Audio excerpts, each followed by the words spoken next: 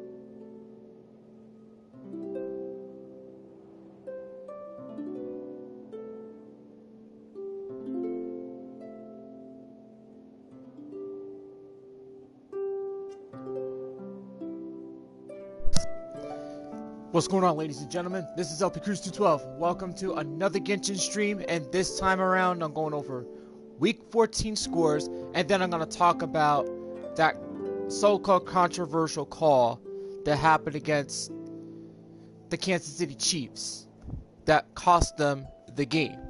Now, however, I'll be talking about that later as I do my commissions. And then there's going to be a little more fun event, and there's going to be that, and there's going to be a little bit of the Archon quest. We're going to try to get as much progress as I can today, and boom.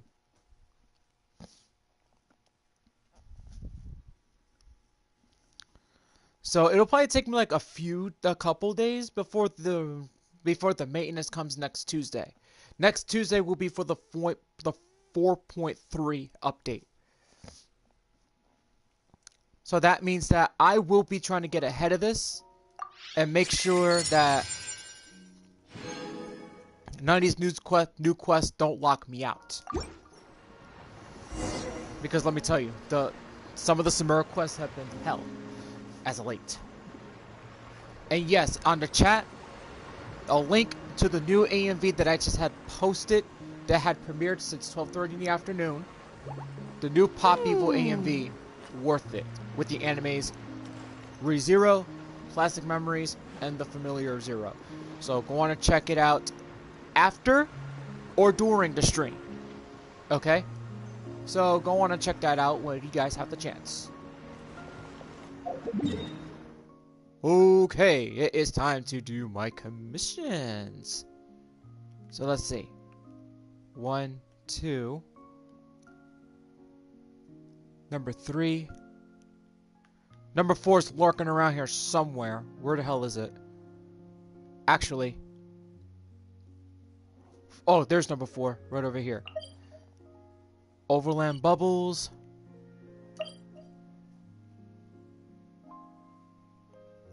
I think that's Art, if I'm not mistaken. Maybe the next time if I get the option to do the Whopper Flower nectar or the paintbrushes. I'll probably give him the paintbrushes next time so he doesn't get attacked. You know, I don't mind seeing him get hurt, but you know, dagger in the water. Okay, so I guess that's everything else. All right, so I think it's the same one. Fishnado. Okay, let's do this one first. And also, another announcement to make. There's only 3 days left. 3 days left until the Among Us stream until the Among Us stream starts. So I posted this on my community post right now. For those who are looking to join the Among Us stream, right? You have to be on the Discord call 30 minutes before the stream begins. Which means you have to be on it 30 minutes before.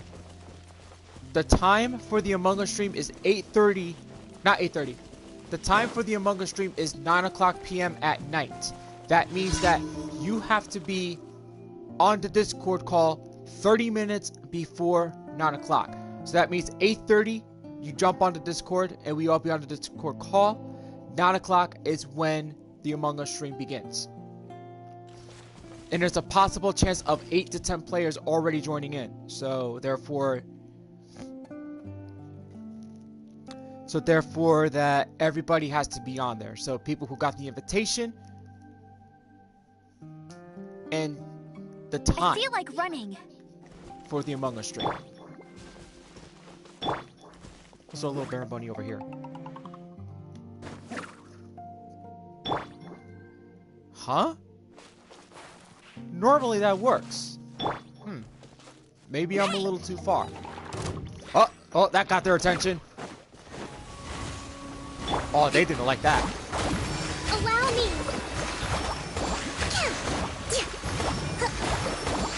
Ouch. Shine down. That's gonna hurt. Covenant of the Deep.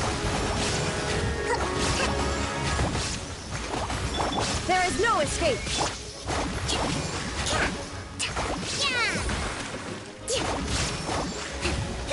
Rest and rebuild. There we go. Yes. Suckers.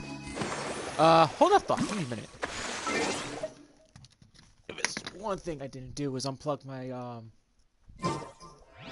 my Amazon Echo. Should be fine now. 2203. Look at that already, guys. Almost up to 2 temples already. Getting ready for Navia, ladies and gentlemen, because I'm so looking forward to this. And plus, even after the maintenance, we get like 600. If I'm not mistaken, I think it's 600. No? Yeah, I think it's 600 Primo Gems. Like after the maintenance, but man. So that'll get me up there at least.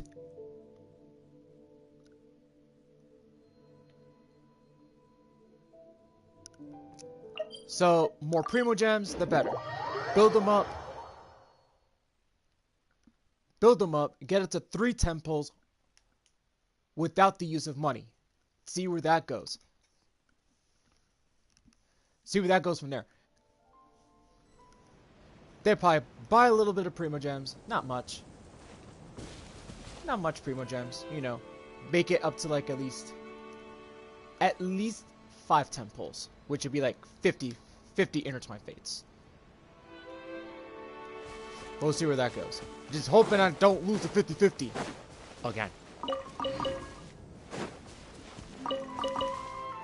But then again, the truth is that I've actually had lost the 50-50 on purpose on Wreathley's banner, which that was a really good idea to actually do, which put me on a guarantee.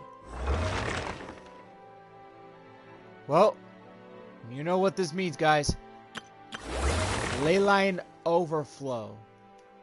Nice. So that means that I get some double drops. Let's see.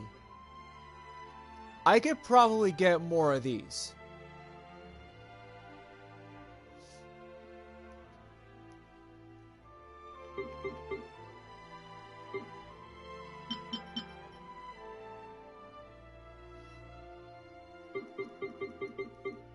I could probably do some in Mondstadt, because Mondstadt's a little more easy. Alright, let's talk to this chump.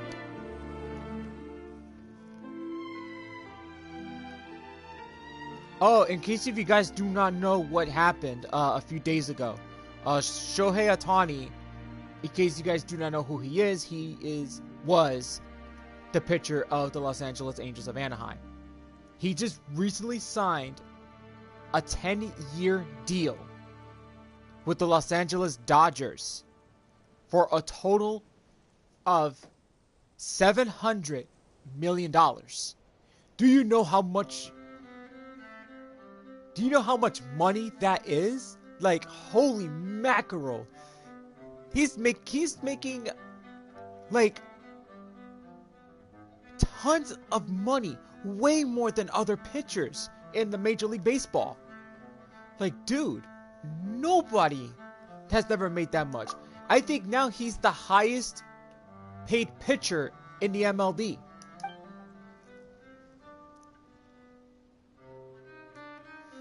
Oh, man.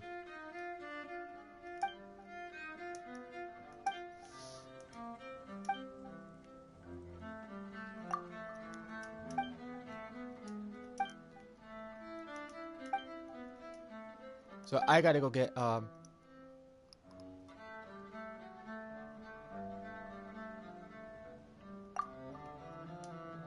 okay. Here we go. We're gonna do this real quick and then boom.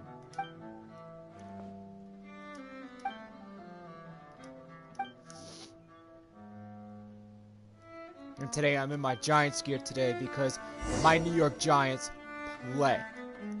They played today against the Green Bay Packers. Ooh, sorry. I put my mic up so that way so you guys don't hear me sneeze. Sorry. So the Giants play the Packers tonight at MetLife Stadium. And it's gonna be electric, I'll tell you that for sure. With Tommy DeVito as the starting quarterback, the New York Giants have made a very, very, very smart move. Instead of Tyrod Taylor. So, that's good. Now, where do I have to go? Oh, so I gotta go over there. Not much of a big deal. We'll just, like, go over there and, like... I thought I had to get the brushes again. But, you know. Whoa, whoa, whoa, whoa, whoa. Almost... Legit almost fell. Bet you can't keep up with me.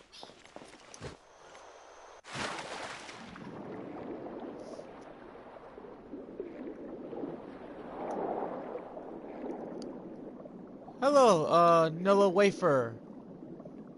How you doing?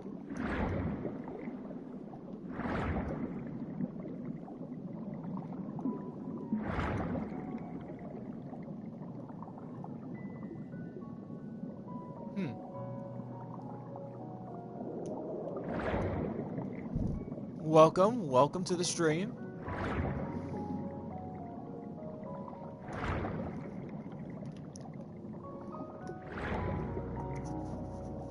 So, are you ready for 4.3 next week? And are you going to be pulling for Navia once she comes out?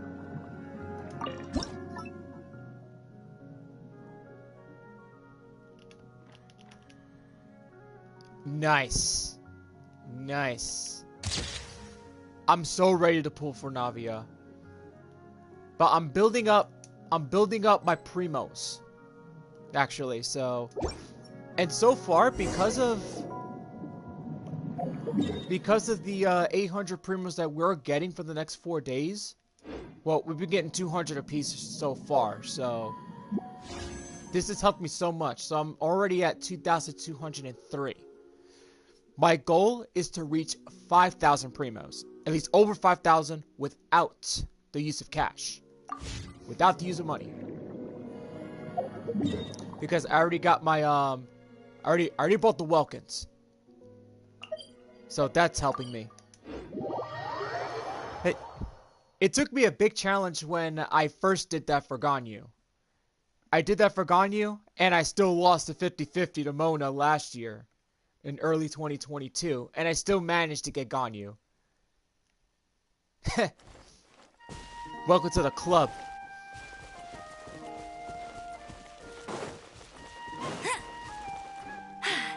Told you I'd win. But here's the thing though, it's like this. The more you do your quests, depending what AR you're in, and also how behind you are, like if you have any more quests that you want to do, you could build more primos. And And some domains that have like 40 primos that you can gain, you could do those too. So the more primos, the better. If you know how to like limit your spending and just build up your primos without the use of cash, you can see it grow a lot more. And because of the way how Fontaine is and stuff like that, and I've been on Fontaine since, and I've grown so much primos. So much. Like that one time, I think I built up like almost 4,000 primos in Fontaine alone. And that's helped me get Linny. Long story short though, I almost got him on my third single pool, I think day 2 or day 3 of Fontaine, and I lost to Jean. So yeah, that's what happened.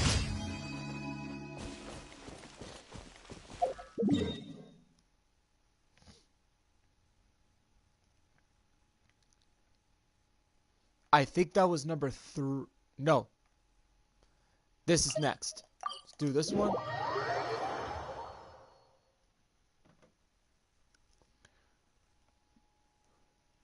Remember, for the people who are about to come onto the stream, I'm going to let everybody know that I have a pinned message in the chat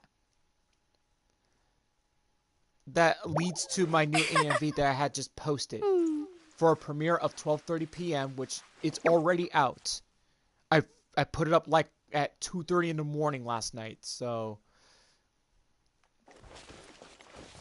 it's a new AMV called Worth It, which is a song by Pop Evil with the animes ReZero, Plastic Memories, and Familiar of Zero. So after the stream or during the stream, go on and check it out and leave a like and comment down below what you think of it. Just remember, it's a ballad, so power ballads are basically one of my weaknesses. Won't let you down. Get ready So basically, for the gliding champion of Mondstadt. So those AMVs, those type of ballads usually leads me to exposing my flaws. But hopefully by next year, like maybe I'll get a chance to work on ballads a little more and try to like turn those weaknesses into my strengths.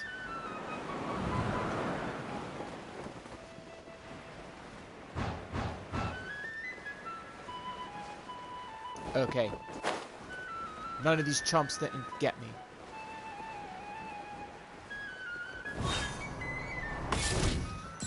Uh-oh. Oh yeah, please don't come near me. Thank you very much. Yeah, I don't need no Ruin Guard trouble right now. I won't get ready for the gliding champion of Mondstadt. That's what I thought.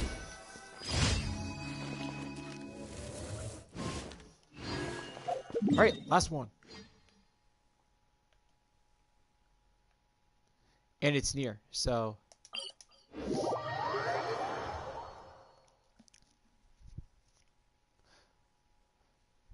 So remember, we got 2 more challenges in the Little Fungi Fun event, and then I'm going to do a little bit of the Archon quest, so that way I can get ahead of it. Please be advised, I have a strict rule for people who try to spoil the Archon quest. Please don't spoil it, because I want to experience it myself, and I want to make sure that I have a full experience of the Archon quest. So please don't spoil it. Thank you. All right.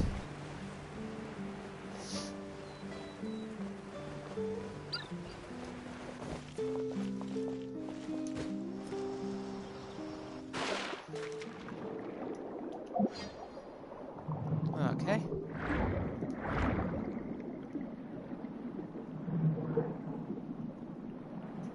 Okay, we go this way.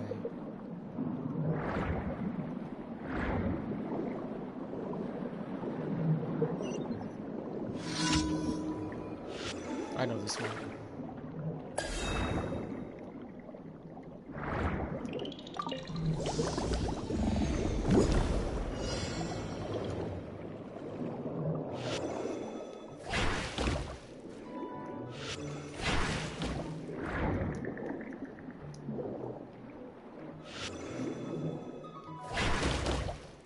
Nice.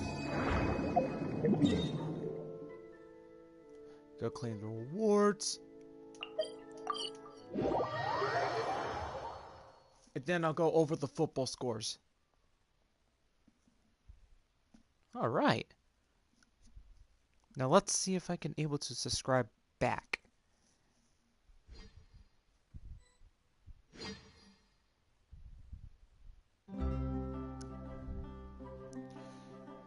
I see you are...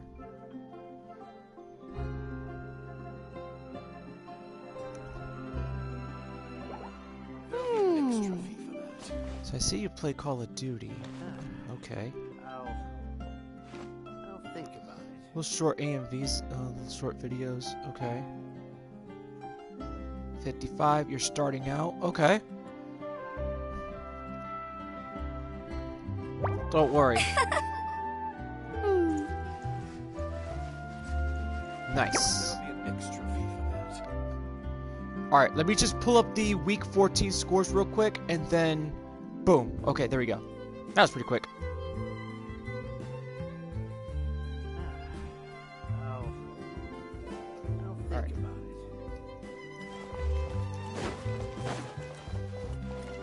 it. Ad Astra Abyssos. Thank you for completing today's commissions. Okay, that's done and out of the way. Now it's time to bring out the football scores. So that means that it is time to actually pause the game and go over these football scores with you guys. Alright? So... stop here real quick. Okay. Thursday night game, the Patriots beat the Steelers 21-18. I saw that game. And I'll say this. Steelers had opportunities to actually get a win on their final drive before the time ran out, but nothing doing. Yeah, it was a bad play, but there was pass interference that the refs didn't call, so clear an understatement, the refs basically, like, you know, helped the Patriots win. Next game up, okay, Jets and Texans. First half was very boring, lackluster. No score in the first half. Up until the third quarter, the Jets put up like 30 points, and the Texans only put up 6. 30-6. You have to say, that's one hell of a game for the freaking Jets, I'll tell you that for sure. But are their playoff hopes alive? My answer is no. Jets had their opportunity several games ago. They blew it. And the one game that gave them the opportunity to put them in second place, that was gone. Because Zach Wilson did not step up in that game. In the final overtime, the Ravens beat the Rams in overtime 37-31. I had to say, these two teams dished it out. I'll tell you that for sure. But you got to give them credit for it, though. The Rams played very hard, though, valiantly. Unfortunately, they came up short in overtime. But, you know, Lamar Jackson came into the clutch. Boom. Got them the touchdown. Saints beat the Panthers 28-6. So it looks like the Panthers may be getting another #1 pick this year. So there's that. Next game up, Bengals and the Colts. Bengals came back with another win after back-to-back losses, 34-14. Now, Colts should have tried to shut them out. Unfortunately, the Bengals were too much for them without Joe Burrow.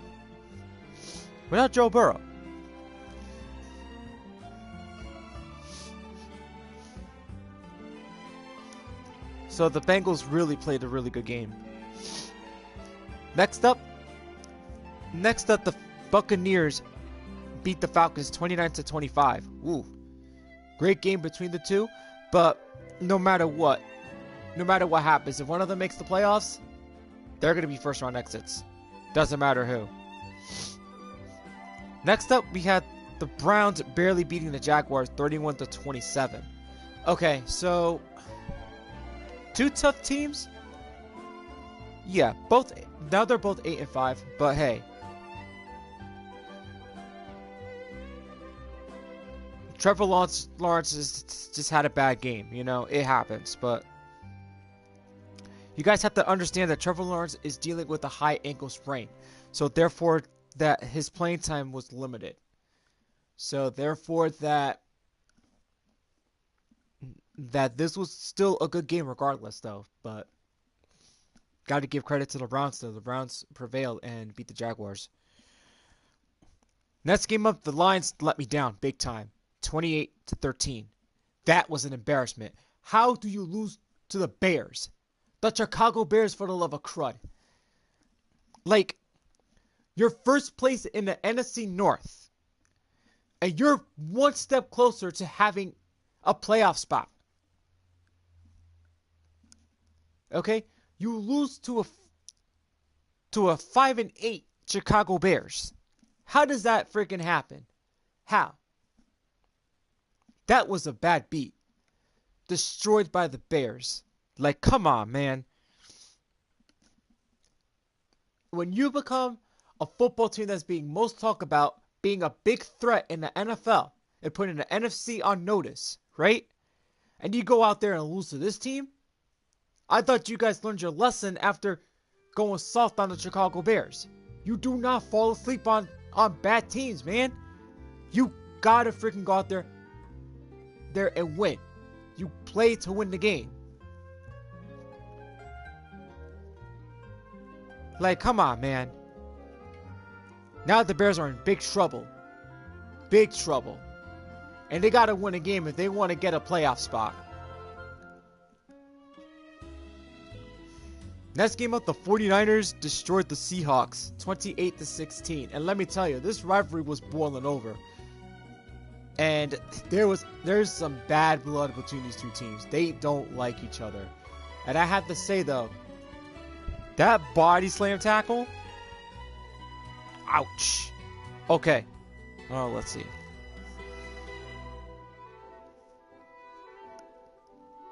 Let's see.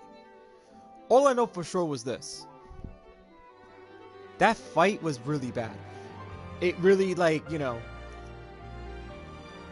caused a really big scuffle and stuff like that, you know? So it was like, okay.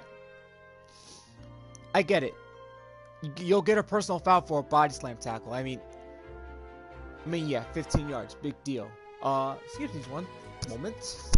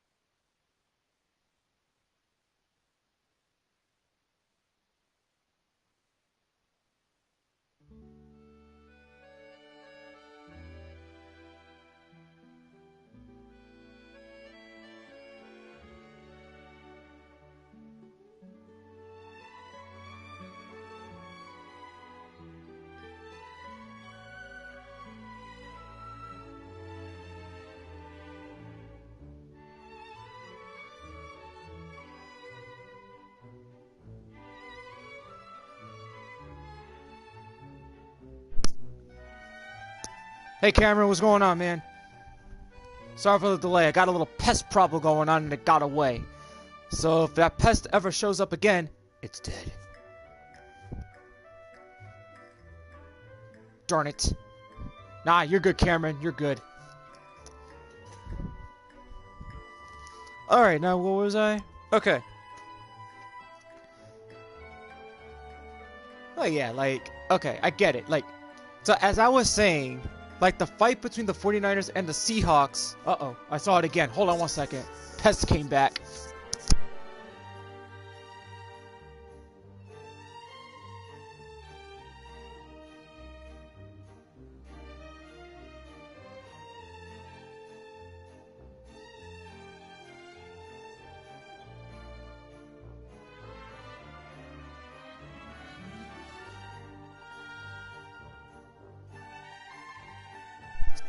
I got the pest. It's dead. Nobody goes near my guitars and gets away with it. And yes, I do own like 3 electric guitars. In case you guys don't know, I have 2 Jacksons and I got 1 Les Paul. So, yep. But I got the pest. The pest is dead. All right. So sorry about that again. So, oh man. Don't you just hate it when you have, like, bugs coming out of nowhere and then you gotta, like, go out of your way to, like, get rid of it?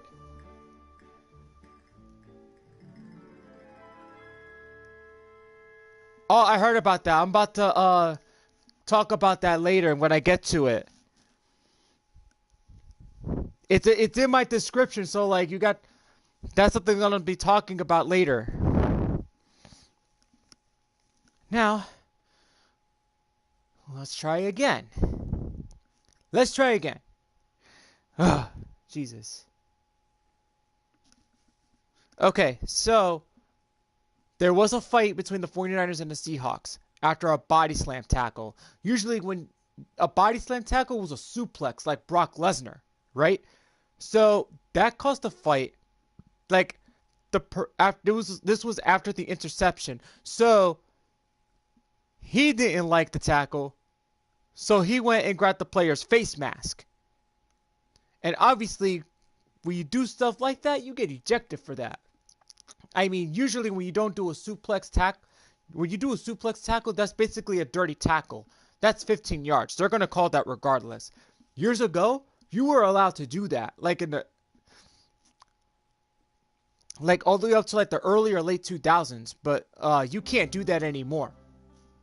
In this day and age of football, regarding how soft the league has gotten. But yeah, that's what happened. Then the next game, this was probably one of the worst. Yeah, something like that. Next game, oh my god, this game was. I can tell you, this game was probably boring as hell. Vikings versus Raiders. 3-0. Come on. Both teams didn't even score points. Like, what the frick? Dude, 3-0 is a baseball score. Are you serious? Like, dude. It may be easy. How is it hard to score a freaking touchdown? To score a touchdown in the NFL? Like, dude. Like, that is really embarrassing by both teams. Okay, Broncos destroyed the Chargers 24-7, and the Broncos are freaking looking good. They're looking good right now, but I think they're in the hunt for a playoff spot, no doubt about it. But I can see them getting a spot. Now, this is the game that I want to talk about. The Bills and the Chiefs. The Bills survived against the Chiefs 20-17. Now, I'm going to go into detail about this between these two teams. In the fourth quarter, like at least under 2 minutes. All right, so, you know, Patrick Mahomes throws the football to Travis Kelce, and then Travis Kelce throws like a backwards pass to Kadarius Toney. Now, may I remind you, Kadarius Toney used to play for the Giants, and let me tell you, none of us never liked him because he always been so careless. He's been very, very careless. Like, probably one of the worst wide receivers out there. Okay, let's see what we have. Let's see. No. Party setup? Okay. So, this is what happened. People have their own opinions on this, but this was clear as day. Now, did the refs cost the Chiefs the game? My answer for that one is no. The person who cost the Chiefs the game is Kadarius Toney. Kadarius Toney was clearly offsides. He was lined up in the neutral zone. It's a rare call for the offense to be called offsides, but that is a big no. Like, on TV, you could actually see the blue line on the TV screen. So, if you're not, like, if you're on the line of scrimmage, like, lined up in the neutral zone, they're going to call that offsides. Normally, Aaron Rodgers has taken advantage of that opportunity back then when he used to play for the Packers. So, there's that. But you have to be really smart with your... You gotta be really smart about it, you know? The refs are not gonna give out a warning and let you know, like, to move back, okay? But that was Kadarius Toney's fault. And then for Patrick Mahomes to call out the referees for deciding games, okay, you should have had something about that last week when you guys got screwed over by the Packers, okay, with that no-call pass interference, okay? I've seen the play, okay? That should have been called pass interference against the Packers, and the Chiefs would have gotten a free play. The question is, will the outcome be different? Maybe. But it all depends on what play you're going to go for offense when you're at the goal line. But I understand, like, I understand wanting the players play and everything like that. You know, I'm all for that, okay? But when your wide receiver is lined up in the neutral zone, that's a no. They're going to call that. That's a 5-yard penalty. That's what that is. So, with that though, that's what cost the Chiefs the game. And then when Patrick Mahomes like threw a fit and threw his helmet on the ground and started going after the refs, oh man, like I'd never seen Patrick Mahomes that animated. Never in my life seen him animated.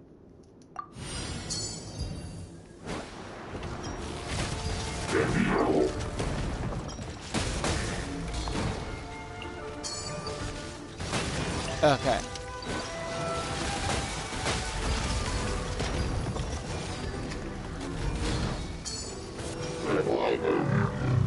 Okay, he's down. Mr. Gon, how you doing?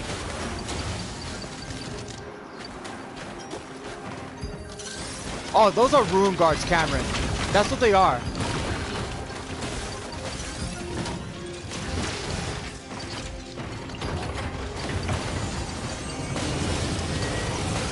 Oh, this isn't good. Strange sound? Oh, those are the Ruin Guards. Oh, the clicking sound. I know what you're talking about. Yeah, those are, I have like a cursor on here. Like, I don't know if you guys can see it, but I'm trying to like go after these enemies.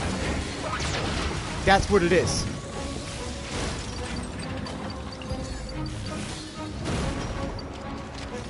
Okay.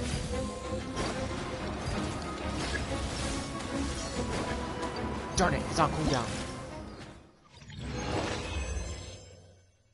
Yeah, rune guards do make weird sounds because they're like robots, basically. That's what they are.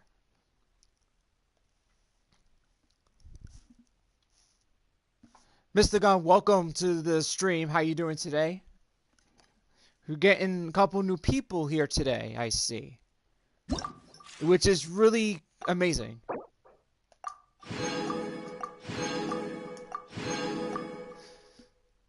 Okay, so here's what I know so far about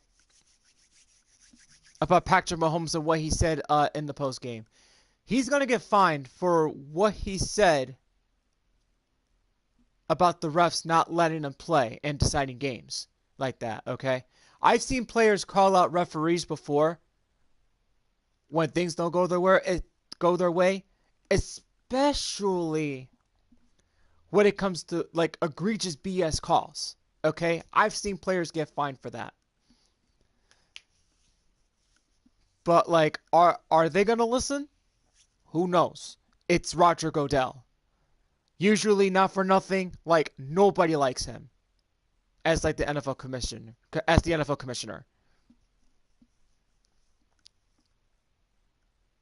So we're gonna have to see how that plays out though. But when Patrick Mahomes like spoke about it and stuff, he is gonna get fined for it, regardless.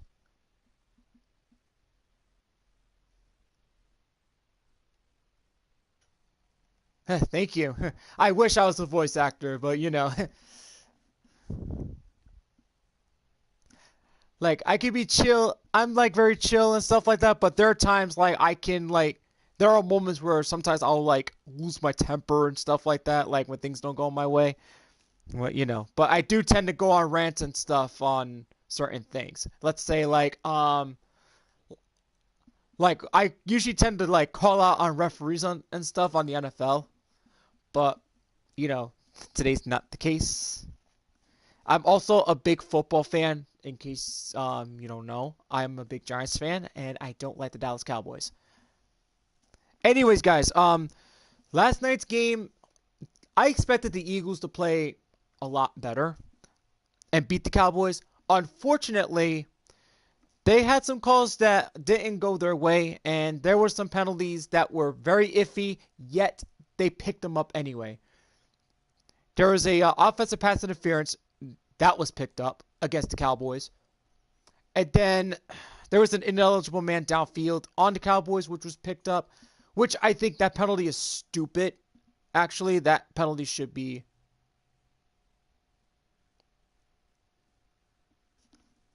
Hey, whoa. Hey, Cameron, you're not,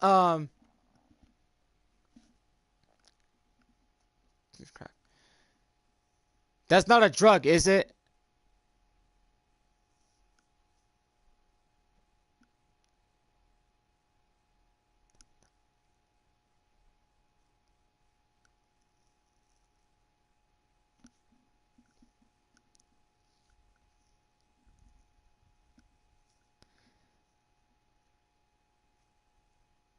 Oh, candy. Okay, I was gonna say.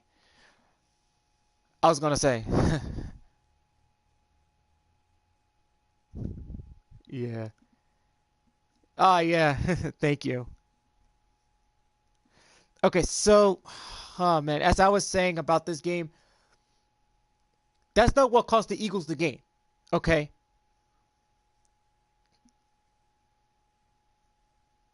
Ah.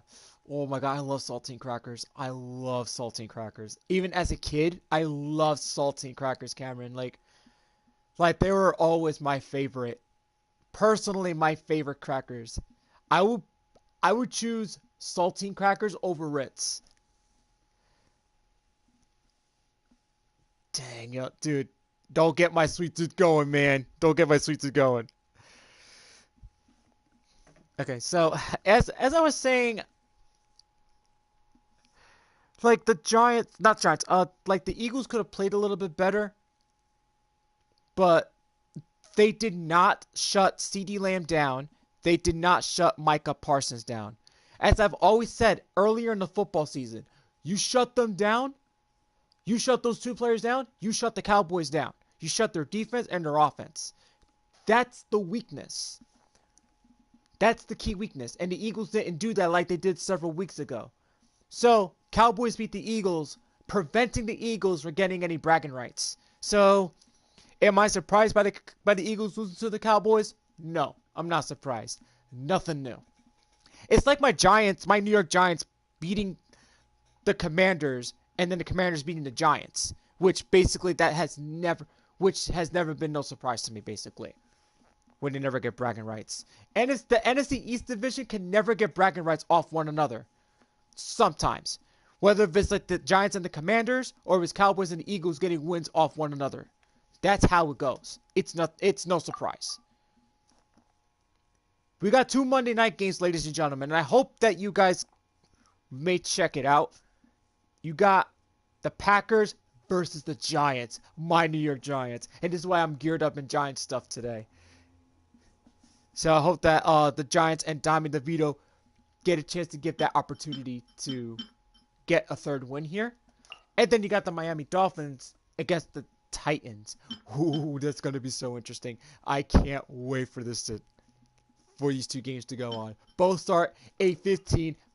One on ESPN, and I believe the next one's going to be on ABC.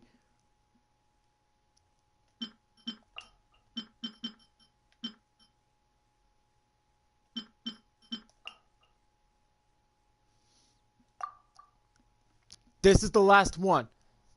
Once that's done, boom. Yeah, I posted up there like 2:30 in the morning last night, and I set it to the 12:30 p.m. I was just like, you know what, I'm gonna freaking set it up. Yeah, there's ReZero, there's Plastic Memories, and Familiar of Zero. This is just one dog.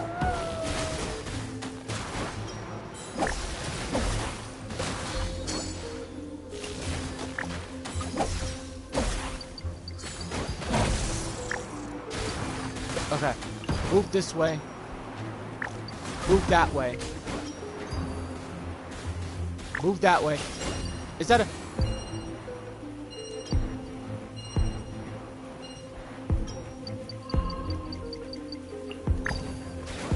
Wait, what's going on here? Oh! Where's that dog?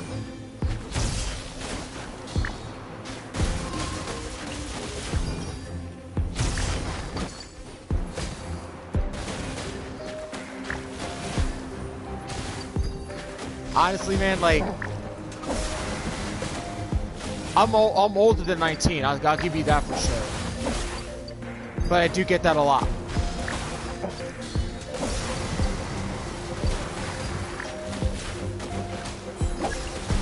Like I said earlier, like I'm a 90s kid, so I was born in the 90s. Hey, where you going, chump?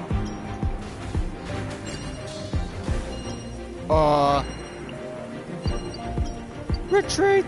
Retreat! Retreat! There he goes! Get him! I don't want to deal with this dog.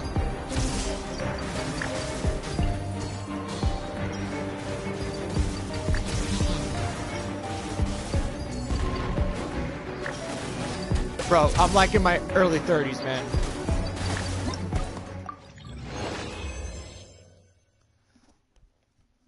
I was like born in early 90s.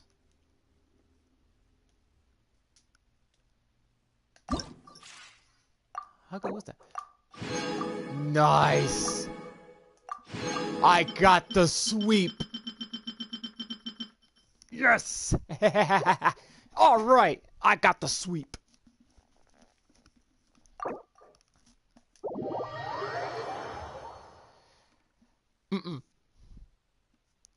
I was born March 1990.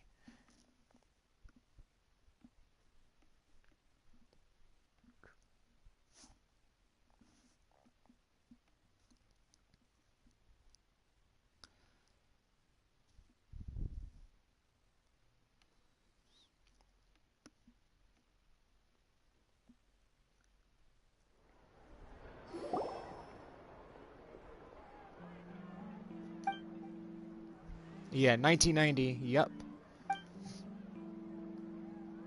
Oh yeah, definitely. Like if you think about it, like the 90s music was freaking good. Like grunge came out, new metal started to emerge, post grunge. That's when you had like bands like Nirvana, Pantera. Well, Pantera was more groove metal. Pantera was getting more popular. Plus, Metallica's Black Album came out like in 1990. If you guys know about Enter Sandman, no, was it? I think Metallica's Black Album came out in 1990. I think no. Yeah, it came out in 1990 because Enter Sandman came out on that year alone. Alice in Chains was, oh man, they're a great band. Man in the Box is a solid song, man. Cause you had Alice in Chains, you had Pantera, you had Nirvana, you had Korn coming out, which Korn started to develop the new metal scene. Yeah, what's a good song?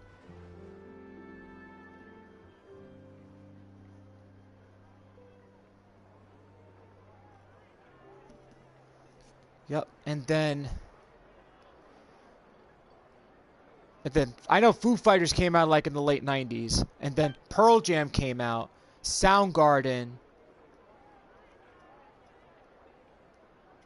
Then I know Limp Bizkit was coming around at the same age, I think around 98. And then Seven Dust made their debut in like in 96 and 97.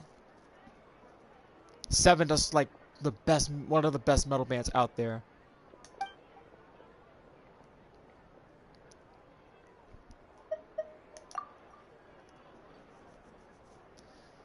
Oh man, because if you listen to Seven Dust's like earlier song Black, ooh, they're so amazing. Daft Punk.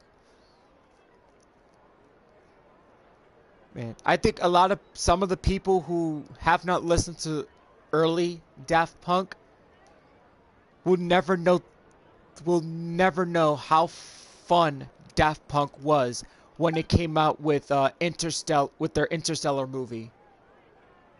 I don't know if you remember that. That musical anime movie was amazing. It's very good. Daft Punk put like their dedication for their album in 2000 for that anime. Even though it was from 2000, but still though, like it's still like a great year for music. From like late 90s transitioning to the year 2000.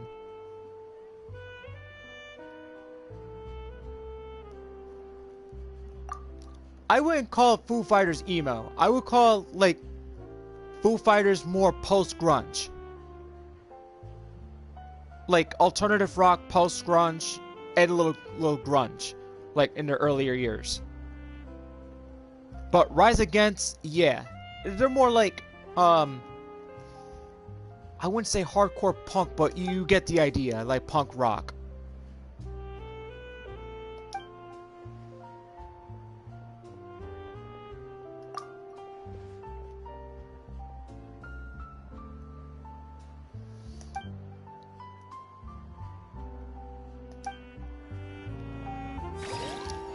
Green Day was, wow. Green Day, I think Green Day started in the early 90s, I believe. They've been around for a long, long time, but they struggled in the 90s to break through, like, the music industry until like early 2000s, I believe. That's when they started getting big. Okay, so let's see how much premiums I got now.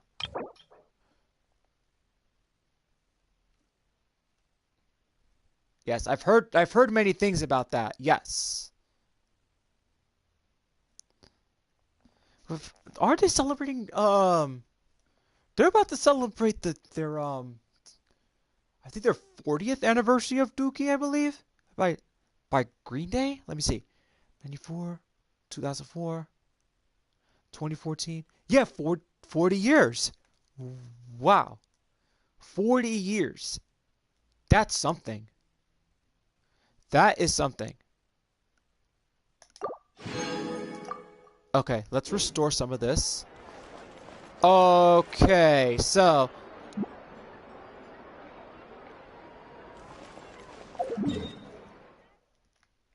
okay. Alrighty then, so... with those last two done, it's time to do some of the Archon quest. So, there's going to be cutscenes where the mic will be muted. Oh yeah, I've listened to a few albums where like they have like silence for a good like 5 to 10 minutes, and then like a hidden song shows up. One of the rock bands, Jean will be upset Stain, if she catches us lazing around like this. their second album, Dysfunction, right? Their last song. I forgot what. There's a hidden track on Stain's last track on Dysfunction, which leads to a song called Excess Baggage. Now let's see what that last song is on Dysfunction. I hope the weather's nice like this tomorrow as well.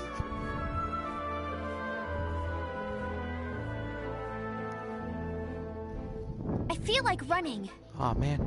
Okay, here it is. So I think okay, so the last song was called Spleen by Stained. And then I think like around 5-10 minutes Excess Baggage comes in. Okay. I think a cutscene is gonna come up here, just so you guys are aware. Because I will be doing some of the Archon quest. So once the mic goes up, that means the mic is muted for cutscenes, okay? Because the cutscene has voices in it. And this is also like one of the main... this is like part of the main storyline. Okay, let me just make sure that I'm going the right way. Yep, I'm going the right way, so I'm going to be going into Nouvelette's office, and Bet you can't keep up boom. with me. Alright, cutscene coming up. You're here, finally. Is something wrong? Monsieur Nouvelette and Lady Farina, they seem to have gotten into a dispute. Please go see for yourself.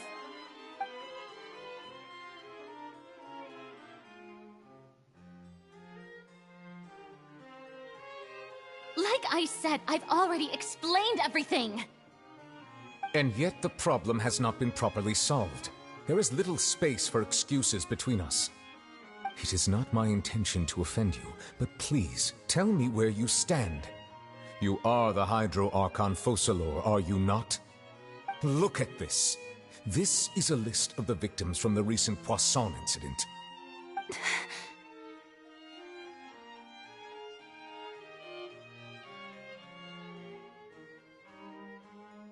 You mean they're all... We did not arrive in time to avert this disaster, and I will not have it happen again.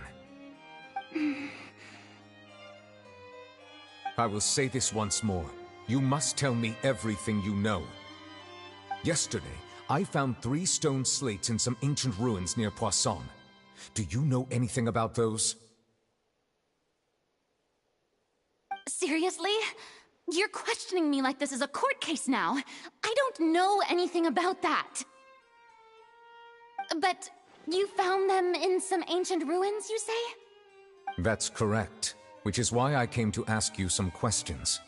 There should have been 4 slates, but one of them was missing. The other 3 feature different images that seem to correlate to the prophecy. The prophecy? The second of these slates depicts the previous Hydro Archon Egeria kneeling before a floating island in the sky, as if confessing something. Do you know nothing of this either? I don't. I've never seen such slates. I'll ask you again. Do you really have no information regarding the previous Archon? My deciphering of the slates indicates that the Hydro Archon Egeria once had to If anyone would know about it, it should be you. All gods don't have the same secrets, you know. She was herself and I'm me. Is it really so strange that I know nothing? I understand your concerns, but I'm sorry. I just don't have anything to tell you. Forgive me for saying this now, Lady Farina, but I have long known of your various secret investigations into certain matters. There are several indications that you have been investigating the prophecy on the sly. This is not strange in itself, considering that you are the Hydro Archon. But it is strange that you should also claim to not know any of Egeria's secrets, as well as do nothing following your inquiries. You have never been as superficial as you have presented yourself to be, nor are you a fool. And yet, your behavior is very inconsistent.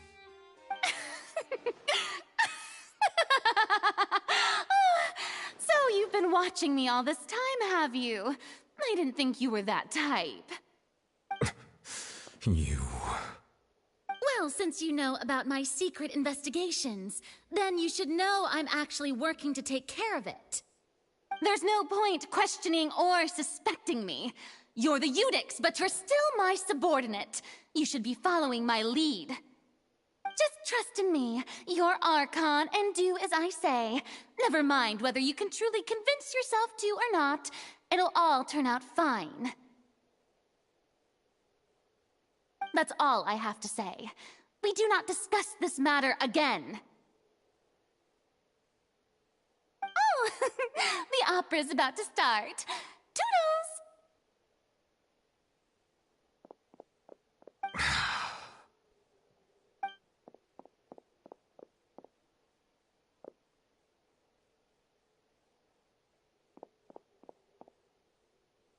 Did Farina not notice us standing by the door?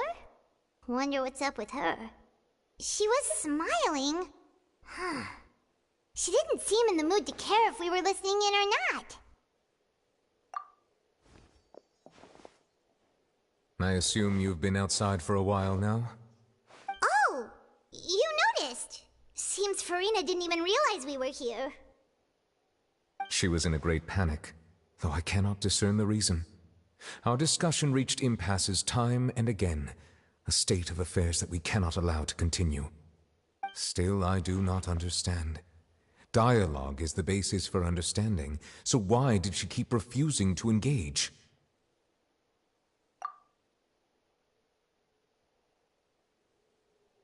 Everyone in her inner circle has noticed that she is hiding some secret. The issue is her attitude. I fear that she will not reveal anything unless absolutely forced to. We may have to create a situation in which she will have no choice but to speak. Oh? Like what? Normally, people will only reveal the truth when standing trial. Perhaps we must have the Hydro Archon experience just such a scenario. But Farina's seen so many trials, and she's really good at dodging questions. How do we make sure that she won't just slip away at the first chance she gets? We will need to consider this thoroughly, join forces with various parties, and then do what we can. If at all possible, I would prefer to recuse myself from this affair, but we must prevent the prophecy from coming to pass. This may be cruel to her, but all Fontaine is in crisis. The information a god possesses is too precious, and so we must take a chance on this. But who will lend us their aid to do such a thing?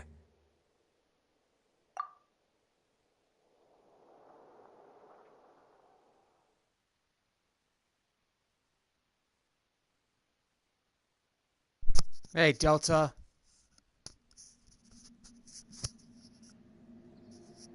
Let's see what's going on over here. So I think we're going to Poisson, I believe. A few days later, on a boat somewhere in quiet Poisson.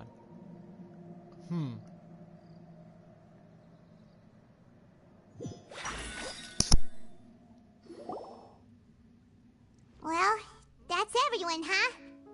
Speaking of which, it was pretty smart of you to think of hiding here. Poisson was just involved in a disaster, so it's presently devoid of people. That naturally makes it the best choice. And here you are drinking tea like it's the most natural thing in the world, huh? That's what family should do. Sit and enjoy a leisurely time together. It's nice to enjoy tea here, you know? Care for a cup? Lend me your ears, everyone. Or perhaps one of you might like to start us off. How about you, friend? Me? No, I don't think I can. Then, how about you, good sir? I fear that I will cause the mood on this boat to become as somber as it is in court. Well then, I guess we're lucky we've got a local like me to organize things. Wonderful, the spotlight at last. I guess I'll be facilitating things from here. That was a little long-winded, don't you think? Oh, you might be right. Anyway, to cut to the chase, our friend here, the Traveler, has brought us together to discuss something. As for what that is, well, let's start by saying that we'll be pooling our efforts together to create a series of traps. Oh, how intriguing.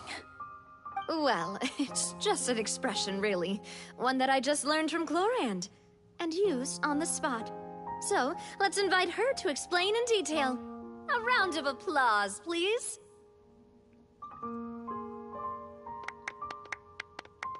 Huh? Didn't you say that you would be facilitating this? Oh, come now. Your work doesn't involve much public speaking, right? This is a good chance to practice. You might even pick up some fancy oratory tricks to impress your boss with in the future. I see. And what does my boss say?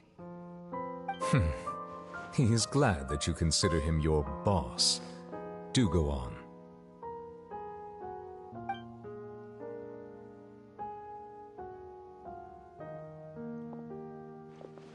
In that case, do any of you have experience hunting?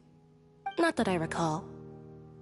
Fremine and I once used a wooden stick in a basket to catch wild rabbits when we were younger.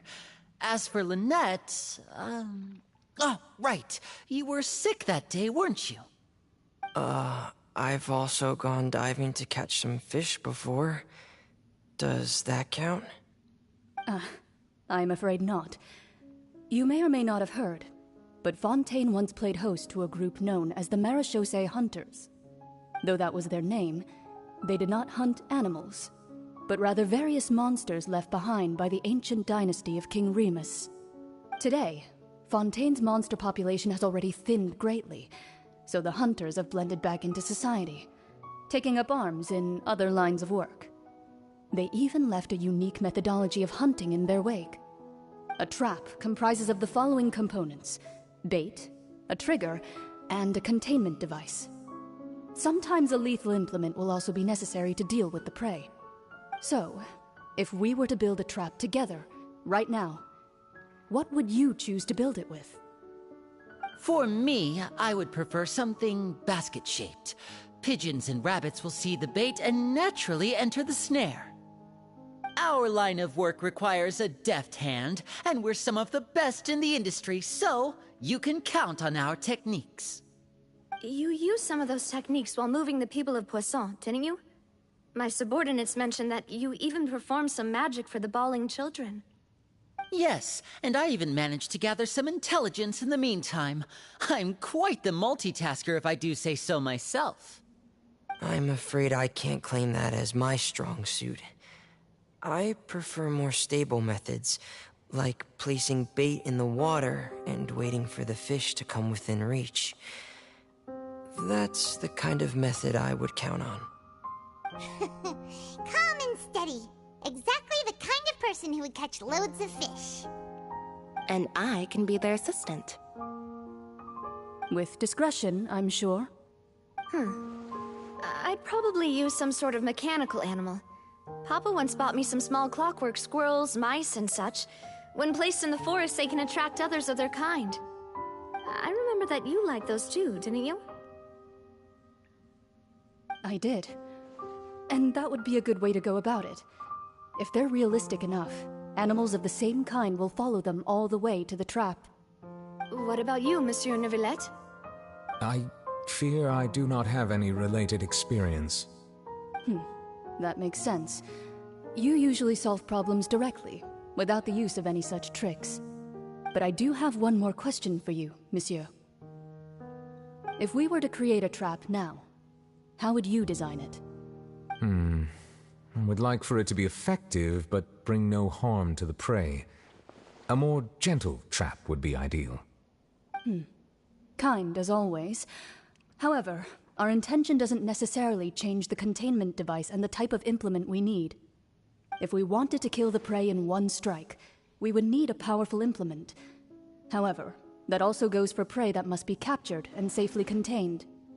Wait, why's that? Only a hunter who's a true expert at subduing their prey can snare it without harming it. The line that divides life and death is often exceedingly thin. So are we going hunting together? Huh. We hadn't thought of seeing ourselves as hunters. It kinda works, but maybe it's still not the best metaphor. If our means of capturing and dealing with our prey is to put them on trial, then the hunting metaphor is actually quite accurate. But we shall require much more courage than any hunter to judge a god, a being whose seat is an exalted throne.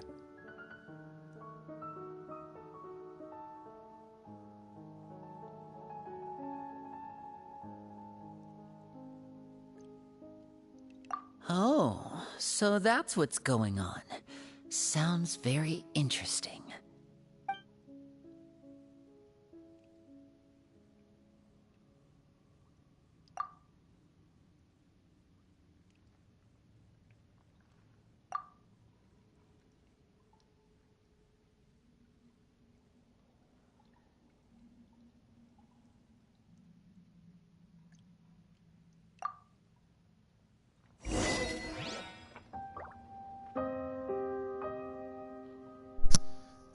Okay, so this is gonna be pretty interesting. Cameron, I know it's a joke, but please no sexual related jokes, please. Like, I'm trying to keep my I'm trying to keep my channel as much appropriate as much as I can. Alright, because that's a rule that that I have placed on for my channel, like, since then, so you know. And that's also going to be in effect for the Among Us stream too, as well, which is going to be happening this Thursday. I do want to give everybody a heads up for those who are in the stream. Strange over there. Let me pause the game real quick. That the Among Us stream, yeah, that's fine. Captain Melvin Seahorse, okay, that's good. But no sexual explicit language, please. Like, we wanna make sure that everybody here's having a good time, making sure we treat each other like a family and not making people feel uncomfortable.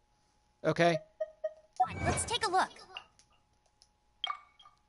So I want to keep a good rep on my channel, and I just don't want to have a bad rep, you know? I mean, I want to make sure that we're good with one another. Understood?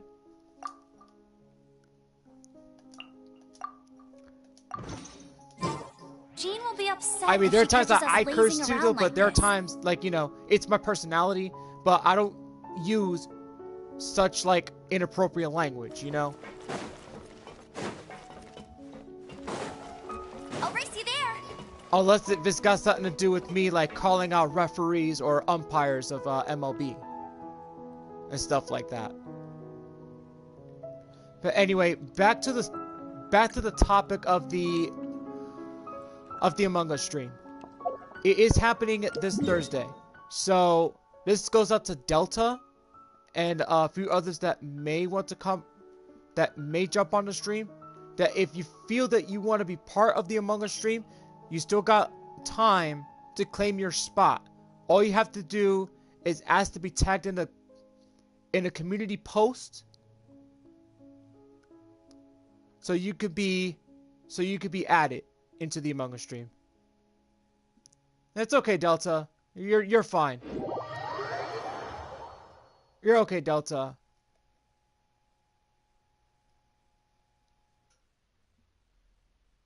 That's good. But here's the thing. I said what time the Among Us stream is gonna happen, so I'm gonna give it to you guys completely straightforward. The Among Us live stream will start at 9:00 p.m. So that means that players who have gotten the invitation, people will have to be on the Discord call by 8:30 p.m. before the Among Us stream happens in a half an hour. I'll race you there. So that way it's fair for everybody. Bet you can't keep up with me. So I just wanted to throw that out there. And the Among Us stream is a special holiday stream, so I want to make that clear to everybody. And I want the stream to be special.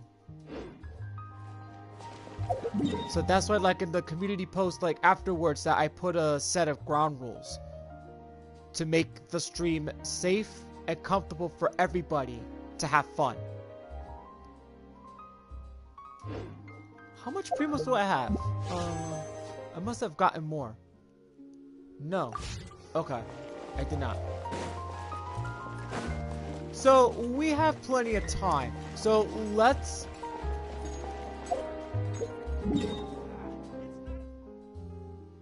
Okay, so we're gonna have to go here. Yep, I'm gonna have to go there.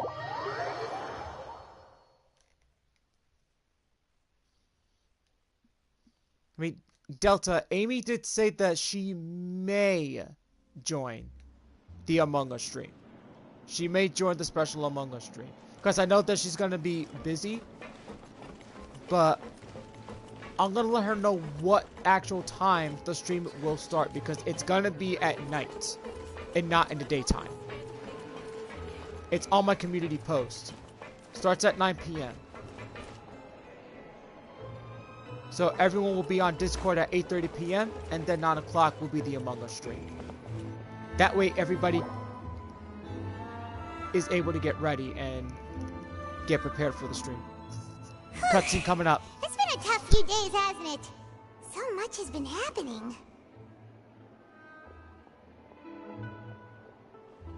Paimon didn't think the meetings would go on for so long, but everyone seemed pretty fired up, huh? Paimon thought they'd be at least a little frightened. Well, Fremine was, now that Paimon thinks about it, but everyone else just looked a little surprised.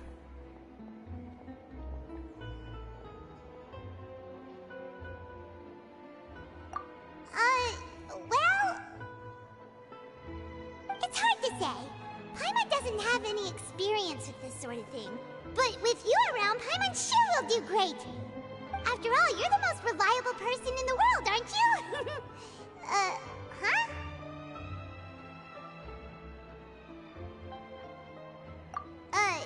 Did you just pour some tea? Paimon didn't notice you doing that at all. Then what's that? Paimon's never seen that cup before. Don't be frightened. I'm just joining you two for tea. I merely refrained from saying anything till now. Who's that voice? But there's no one here. Ah, have you forgotten me already? Wait, you are familiar. You're the voice we heard from the sky in Sumeru. The voice from the sky, I fear that description is wrong. Though, not completely wrong. You're feeling lost now, just as you were feeling previously. I sensed that confusion and thus came to you. Guiding people is an irresistible hobby of mine, after all. Consider me a passerby, just accepting a commission from my friend's disciple, on a whim. The prophecy. Yes, what has been prophesied will be fulfilled. You may view such things as the history of the future. What? Then is there any way we can stop it? I believe you have witnessed a failed attempt with your own eyes. Can everything in Teyvat so easily be changed?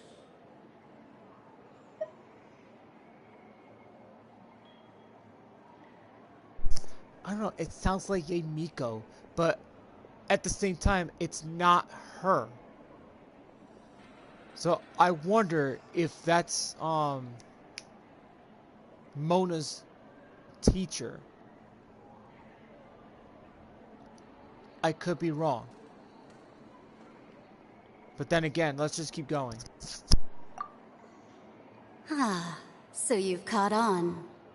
Just as prophecies are usually only the future as seen from the perspectives of the gods, could things be happening in hidden corners where the gods' gaze does not fall? Are the things that you shall see different from the fate that the gods perceive?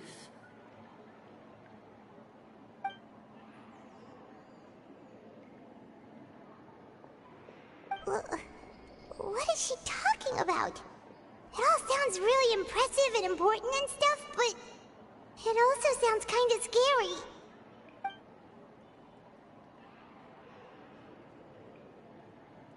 I believe that you understand, right? Some things are insignificant, but others you must reach out to change. Ultimately, fate shall serve as your only guide, no matter what will happen in Teyvat's future. All you need to do is to play your part. This was good tea, by the way. Thank you for your hospitality. Well, that'll be all for today. The voice.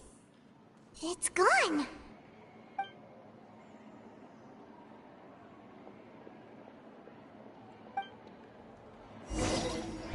Mage N. That sounds kind of an interesting name. I want to hear someone talking. Cameron, we'll talk about that movie later. Hey, it's you who's getting lazy, okay? Well, I see I've walked in on some lively banter. Luna!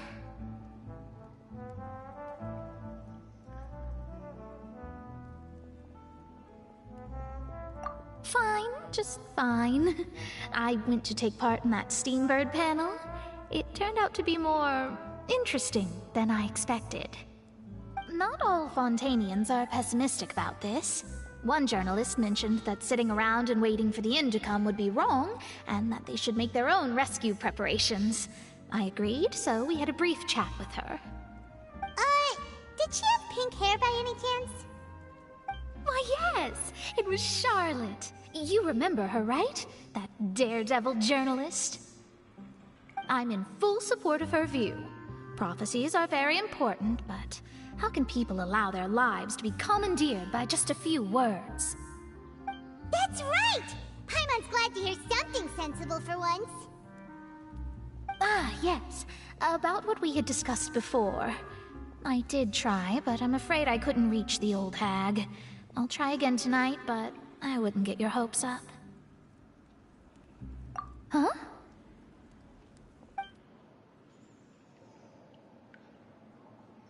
Goodness gracious. Are you serious? She said that even the god's gaze has blind spots. Pretty bold if you ask Paimon. Most people would believe the gods to be all-knowing, right? The Hexen Circle members are certainly anything but ordinary. As for the mage named N, the old hag has mentioned her a few times. She said that N's sense of direction is incredible, and that she loves guiding those who are lost. But I've never met her, and if she were still alive, she'd be... well, suffice it to say that the hag's at least a few hundred now, and N's been around for longer than that. Whoa. The Hexen Circle sounds like a scary group. But they must really stay in shape to live so long. Their abilities alone are pretty terrifying. If she came to see you personally, then the problem you're facing must truly be of great importance.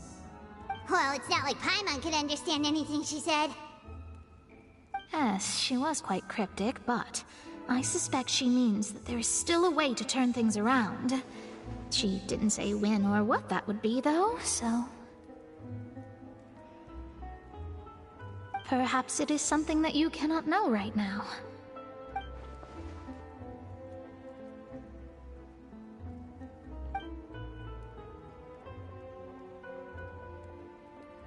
Traveler, Paimon, are you two all right? Oh, we're fine. We're just a little down right now.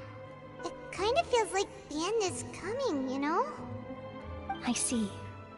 I feel that same sense of desperation, too. I guess you could consider me someone who has often witnessed fate. So far as I have seen, it cannot be swayed. But even so, I still hope for and believe in miracles.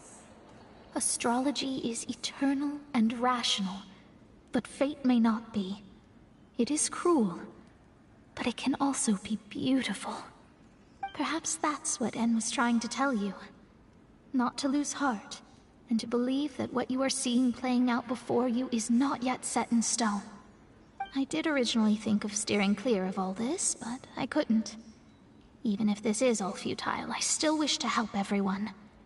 If we don't struggle to the last, then how can we face the end when it comes? Huh. You do have a point. There I go, talking about astrological principles again. Sorry about that. The moment I start talking about work-related stuff... I need to get going.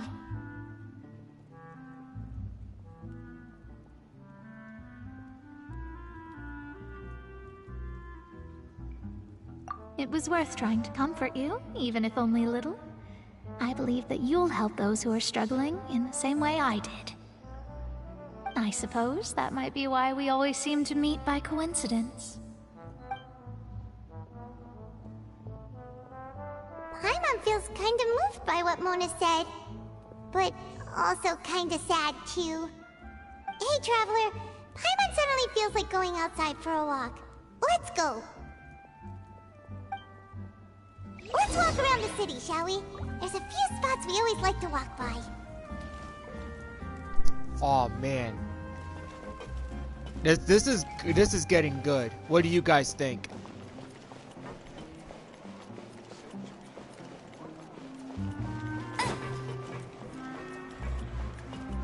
Okay, so I think we gotta go back up.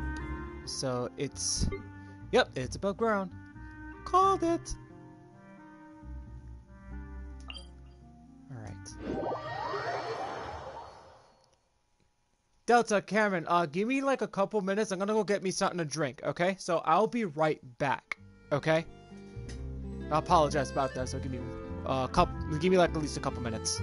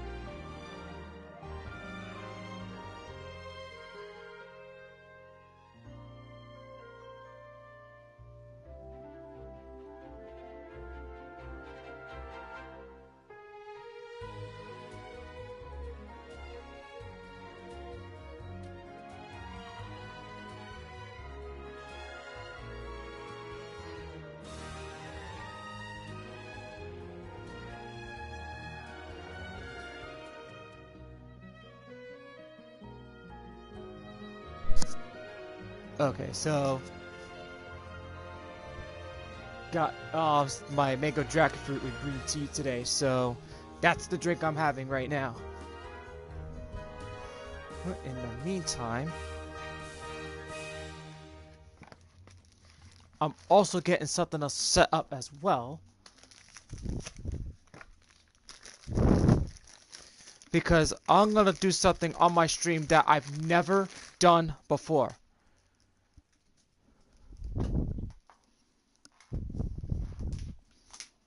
Let's see. Plug this. Oops.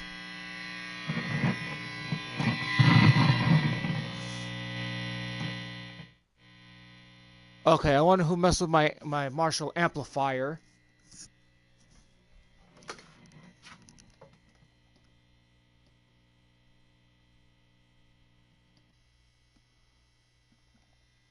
Amp.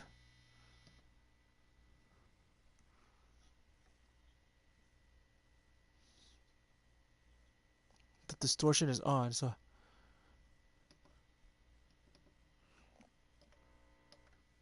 Okay, how do I turn that off?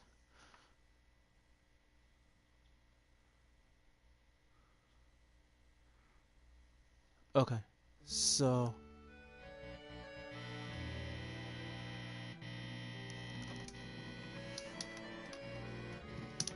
Oh man, sorry guys, I'm just trying to figure out.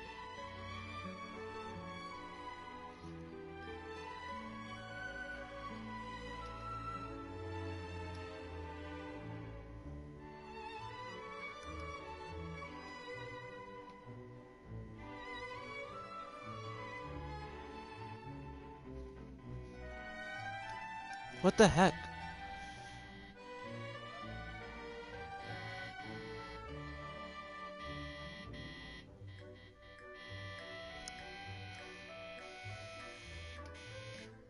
There we go.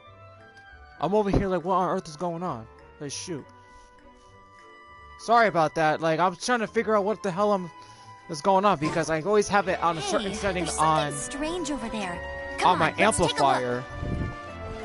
Because one thing I'm about to do later on in the stream is bring in. I'll race you there. Okay, cutscene. Huh? Our names are written in this newspaper. What's going on? Let Paimon see!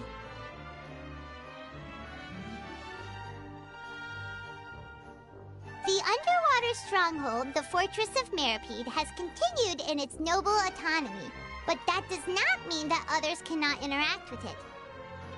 My recent attempts to enter the fortress bore little fruit. Huh. Guess Charlotte still hasn't given up on that.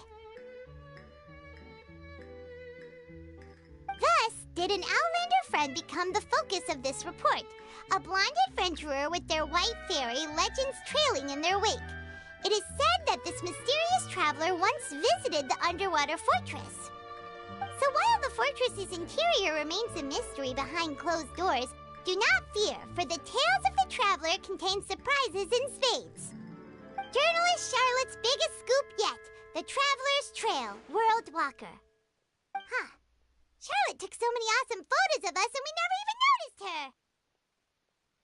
She hasn't been able to get a hold of anything at the fortress, so since we're easier to find, she's using us as the subject matter instead?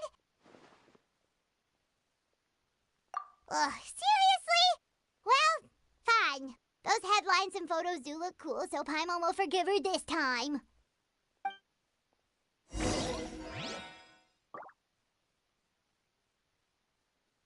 Ooh, okay. Looks like the Traveler Paimon has hit the newspaper, I see. Okay. So let's continue moving forward, shall we? Bet you can't keep up with me.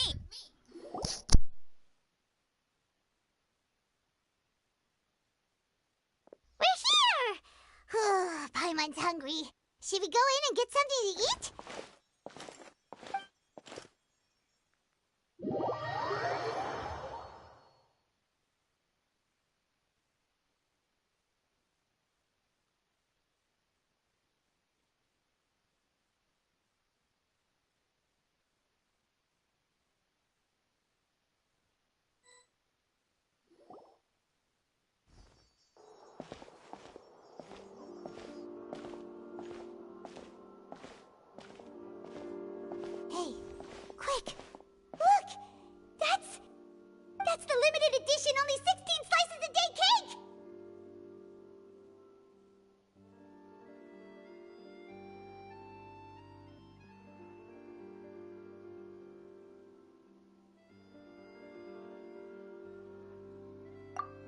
so delicious the last time we tried it.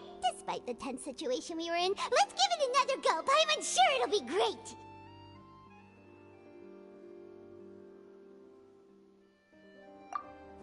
One slice of cake, please. Someone showed up after all. Oh, wait, you're the one from the Palais Mermonia. Oh, are you here to buy cake too? It seems Monsieur Nervalet was right. You really can eat. Wait, did he really say something like that? That's right. Even he has his own preferences when it comes to food. As for me, I love the cake and coffee here. Do you come here often? Usually every day.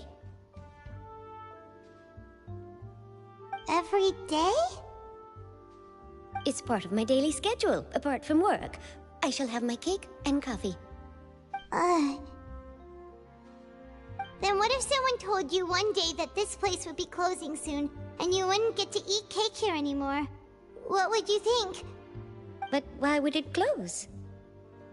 Well, Paimon doesn't know either, but maybe the waters will rise tomorrow. You know, like in the prophecy. Oh, the prophecy. To be honest, I haven't paid much attention to that. No, still, even if there'd be no more cake tomorrow, that wouldn't keep me from having some today. No, it's the same for eating in general. You might not be able to eat tomorrow, but if you can do so today, then you should carry on. That's what people call living, you know. Huh.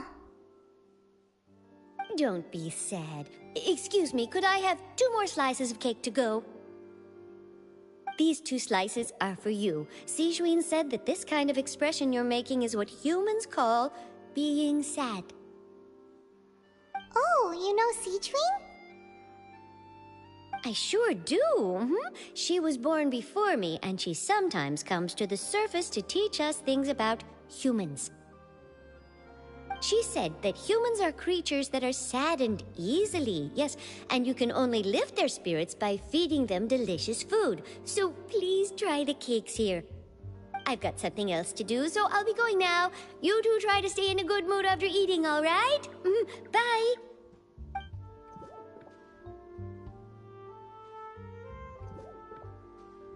And there she goes. All right, let's dig in. I'm sure this cake will be delicious.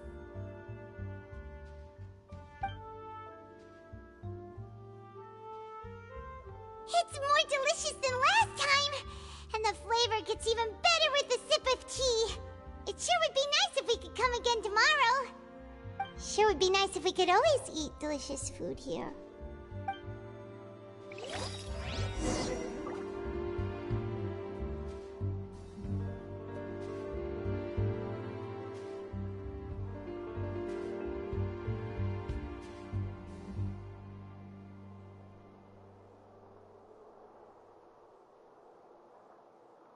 Oh, okay. So, now where do I have to go next? Is the question.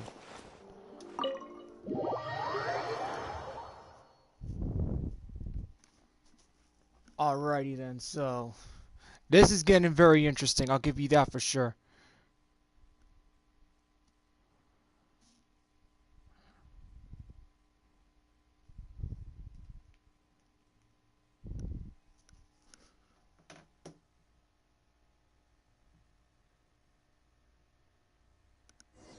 Oh, we're near the Seabird office. Let's go look for Charlotte and have a chat.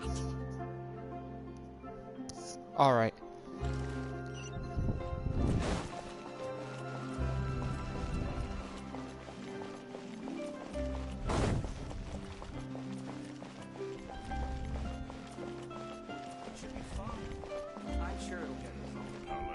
Alright, here it is. Wow!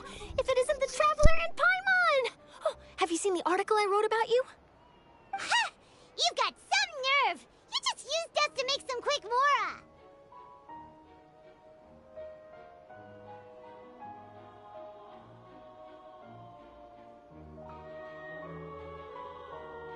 Oh, you needn't worry about that.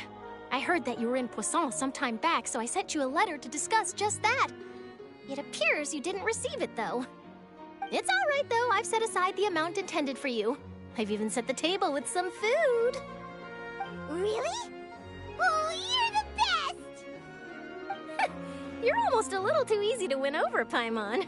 If I were a journalist with ulterior motives, you'd be in trouble now, you know. Oh, Paimon knows you're not like that. Still, what brings you here all of a sudden? Were you looking for me? When Mona mentioned you, we thought of coming to see you at work. I see. It seems you've already bumped into Mona here in Fontaine. So she mentioned me? What did she say? She said that you're a real daredevil of a journalist. Nice. In which case, can this daredevil journalist dare to request an exclusive interview with the legendary traveler and Paimon? Huh? So your article in the paper today doesn't count? Oh, of course it doesn't. That was more like live photography. What I'd like to do is dive deeper and ask you to talk about the things you've seen and experienced. Yeah, are we even qualified enough? Why not? If I say you're worth an interview, then you're worth it. But not right now, of course. I'll need a few days to prepare. Oh, in that case, we'll just chat when you have the time then? Oh, so that's a yes? Ooh, splendid! I'll tell the editor-in-chief immediately. I'll have to apply for lighting, a venue, some props, and... Whew, so much to get done now. Talk to you later. Wait, Charlotte, Paimon's still got a question for you. And what's that? If, just for example, Fontaine were to be flooded tomorrow, what would you do today? Huh, that's the prophecy you're talking about, isn't it? I mean, I do hear about it often, but I've never once thought that the day could be tomorrow. If you're seriously asking, then I might try and think of a way to leave Fontaine. Oh, but I'm still a journalist first and foremost. That means I have a duty to be reporting from the scene. And secondly, I wouldn't forsake my homeland that easily. From what I've seen, most people don't know what they'd do should the worst come to pass. In truth, it might be better just to behave like normal rather than worry over such an end. So in all likelihood, I'd probably still be prepping at the office for that interview of ours. I know what you're thinking. That sounds a bit sad, but I've always believed that it's best to do what you enjoy. Just think about it. If this nation really were to be suddenly destroyed tomorrow, but I still successfully finish an exclusive interview with a truly unique person, then the story I would wind up writing would truly be timeless. And then do you know what I'd do? Well, I'd write that story, send it for printing, and use messenger pigeons to get copies out to the various nations as soon as possible. I'm not a dreamer, nor am I a workaholic, but I do love my job, and I'd be proud of leaving such an article behind. I guess you could say that I was born to be a journalist. But anyway, that's my answer. And on that note, I'll get back to my preparations. That's so nice. All of a sudden, Paimon actually kinda envies her. Anyway, let's go and take a look at the sea, shall we?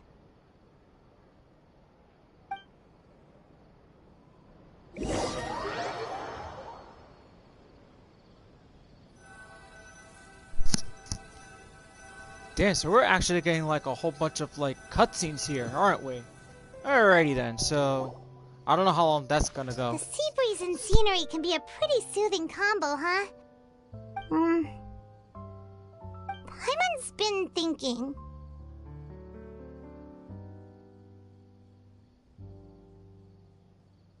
If it wasn't Fontaine, but all of Tevat that would be destroyed tomorrow, where would we go and what would we do?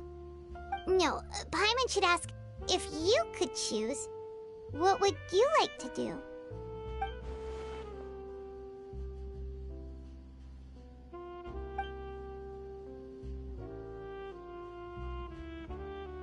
We've always been moving to the next destination, so we haven't spent much time thinking about these kinds of things.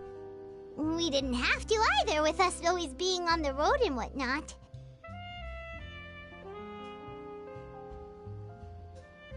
You mean, still traveling?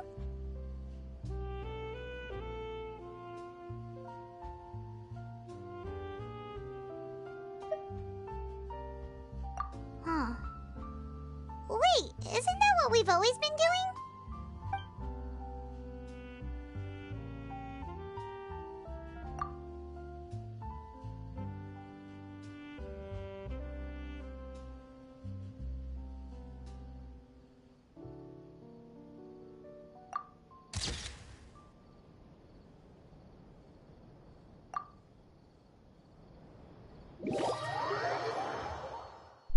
Looks like I don't even have to do a lot of like running around or anything, so everything else has been like, you know, going from like places to places without having to like actually teleport in. Feels like you'll grow mold if you stay here long enough.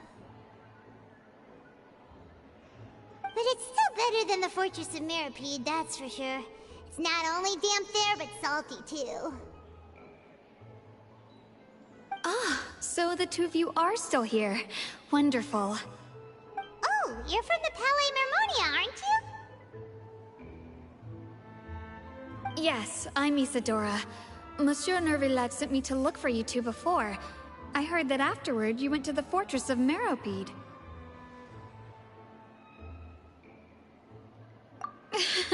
Not at all. I'm well aware that you're friends of his. Actually, I'm here to pass along a message from him.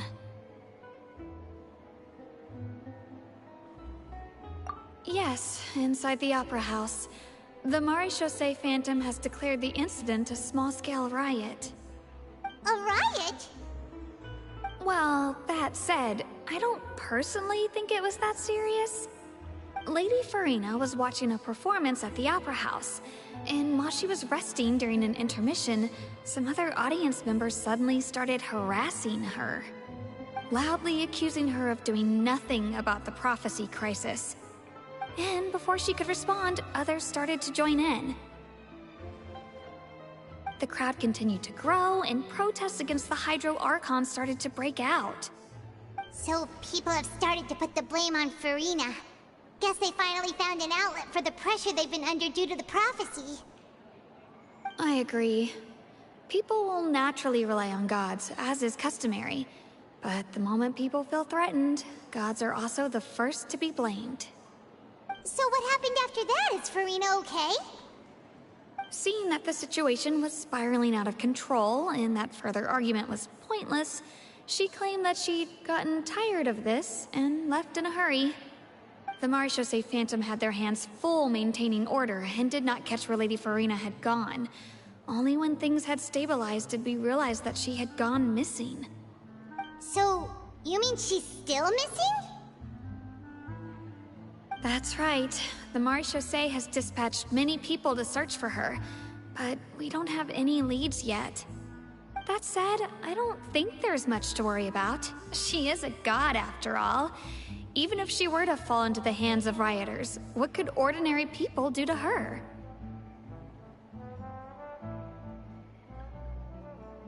Good.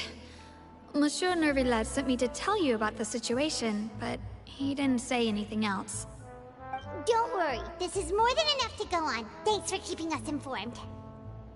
Ah, is that so? Well, all right then. In that case, you two take care. I'll be heading back to the Palais now.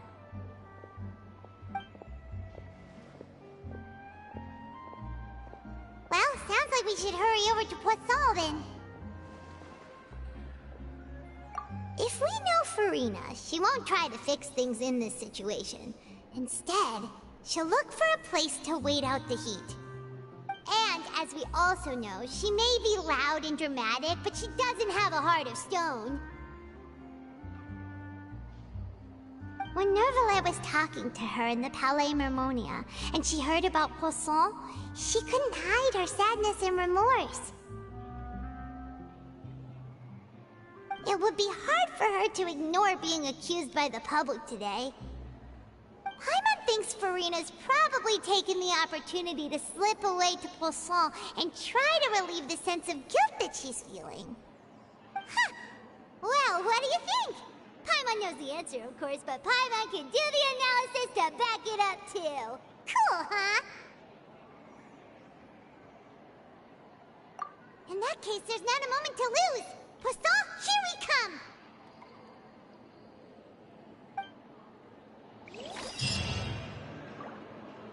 Alright.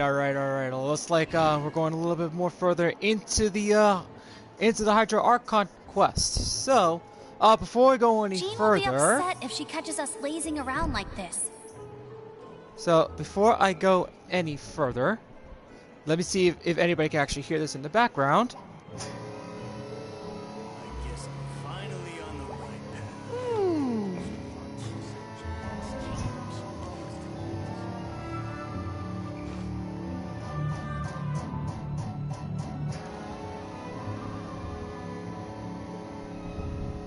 Cameron, you hear that?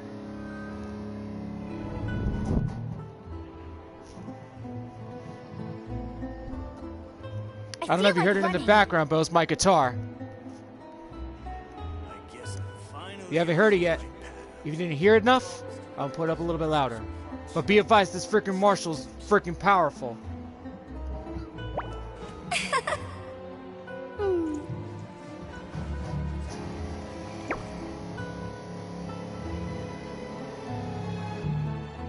I don't think he's not here. You hear it or no?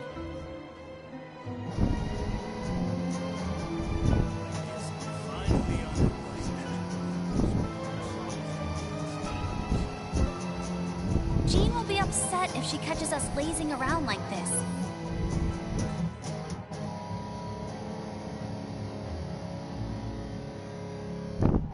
That's my Marshall amplifier. I'll tell you that for sure. Yep, I do own a guitar. In case you guys are wondering, that was my guitar. Playing my upper from Les Paul. Nope, not even close. I got an effect pedal called the MT2 Metal Zone, and I just played like a riff.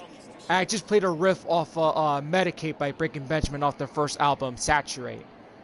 Probably like one of the easy songs to learn to play guitar. Probably one of them. One of the songs to easily learn by Breaking Benjamin. Alright, give me 1 second. Let me just get this guitar off, because I got the strap on me.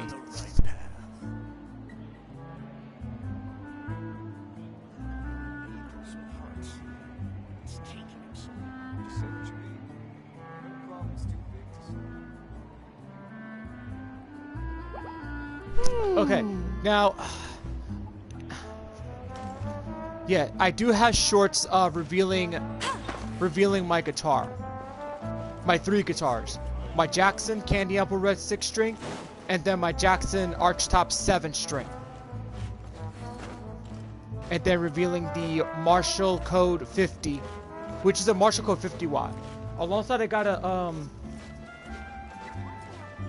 I actually do have a Switchfoot, which I have not tested yet. I haven't tested it yet. So I still have to like, you know, try it out.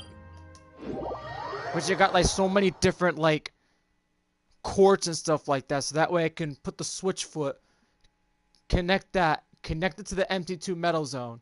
Actually no, connect that with the Switchfoot, from the Switchfoot to the MT2 Metal Zone, and then from the MT2 Metal Zone to my guitar. We'll see how it goes. Because I haven't tried it yet.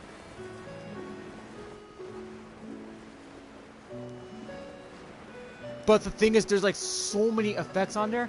Like if I put it any louder, forget it. It's so loud that like it'll probably like shake the whole apartment. Oh, that sucks.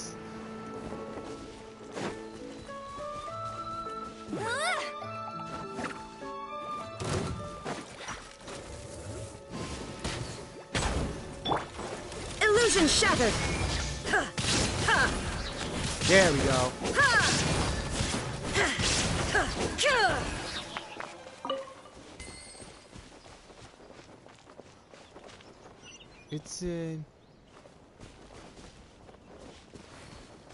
It's a Poisson. So, oh, I passed it. Oops.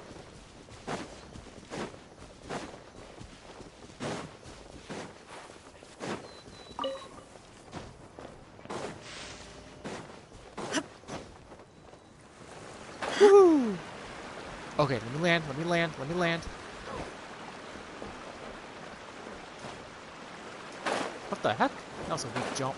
This place looks deserted. Guess all the survivors must have evacuated already. All that's left here are signs of death at station. Could Farina really be here? Let's try to find her as soon as possible. Okay. This is the last thing I'm gonna do, and then it depends how long it is, and then we're gonna wrap it up. Because this week, I'm gonna be doing the Archon quest. And then next week, there will be one Genshin stream next Monday. And then the rest of the week is the Legend of Dragoon with my brother Savage. There is going to be a Legend of Dragoon stream this Wednesday. Hold on. That's Farina, right over there. She really is here all on her own.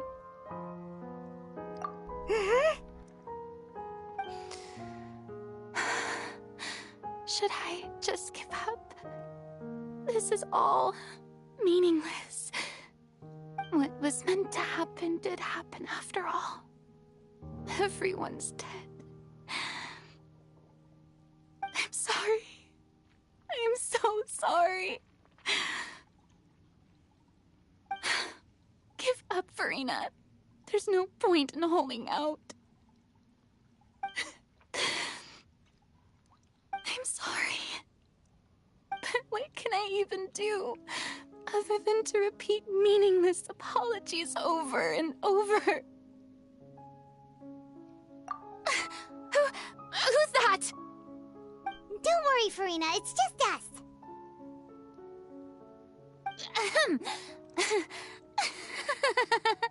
So it is you, blonde traveler from another land. Why, I almost thought you were someone from that mob of my ignorant subjects, come to kneel and beg for my forgiveness. Farina, you were crying just now, weren't you? The tear stains on your face are obvious. What do you mean, tear stains? Oh, I remember. The show at the Opera House earlier this morning was so moving. I'm still trying to process it. She's a terrible liar. Who did that uncivilized rabble think they were, disturbing my enjoyment of the arts? They even dare to tout their Archon. I must teach them a lesson. I can just imagine their twisted and frustrated faces once they realize that I'm nowhere to be found. Oh, and I'm sure Nouvellette and those people from the Marche Chaussee Phantom are freaking out right next to them, too. Of course not. Hey, there she is! The Hydro Archon's over there! Quick, after her!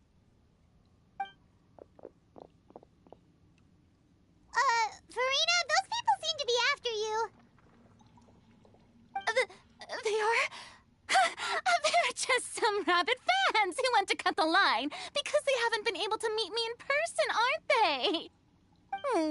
That's against the rules. I can't let them get their way. Farina just ran off! Quick, we have to catch up with her!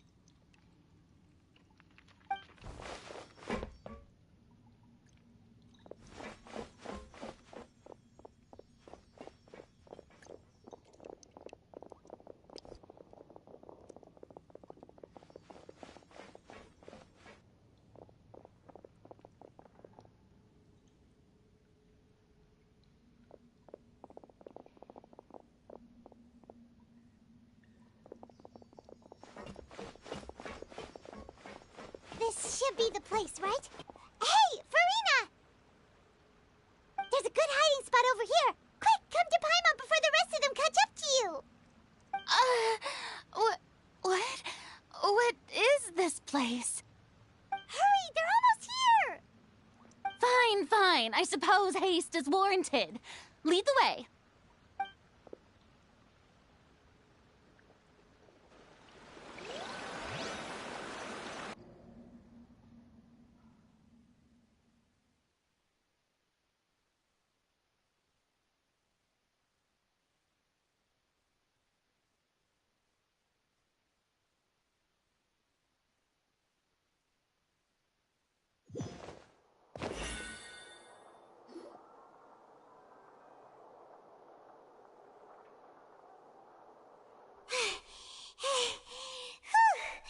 Paimon's exhausted.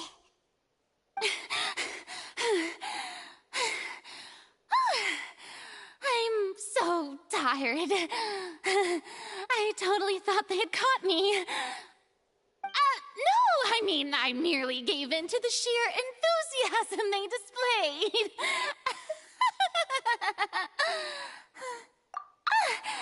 You're right. Yep, that's a good girl.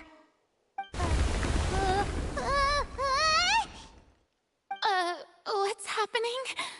The ground's shaking. Is it an earthquake?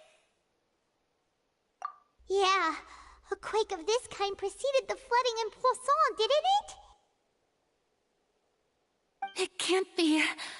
It's happening again. Well, there's no need to worry too much about that. Neverlette's made some emergency plans, so the evacuation should go a lot smoother this time. Yeah, I hope you're right. But the people of Poisson, they've already...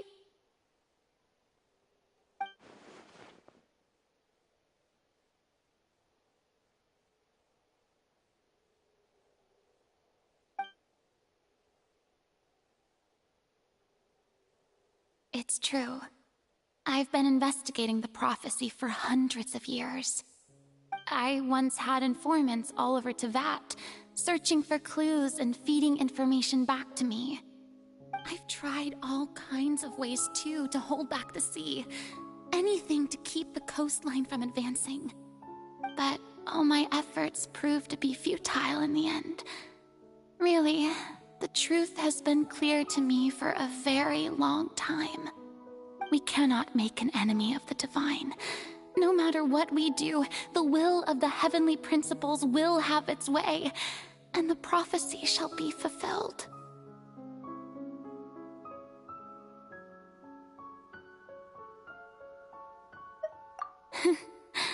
Give up. I do love the sound of that phrase. It would mean finally coming to terms with fate, but also for me to finally be free. Indeed, I've thought about giving up so many times, especially after we almost lost Poisson. Fate is really unreasonable, isn't it? It has no heart and obeys no rules. The prophecy has only just started to come true, and so many people have already lost their lives. But just now, it all became clear to me. I still don't have the right to come to terms with fate on behalf of everyone else. As long as the final moment hasn't come, it's still not too late. Don't worry.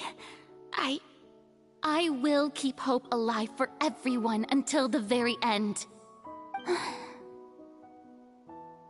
Well, that's enough for now.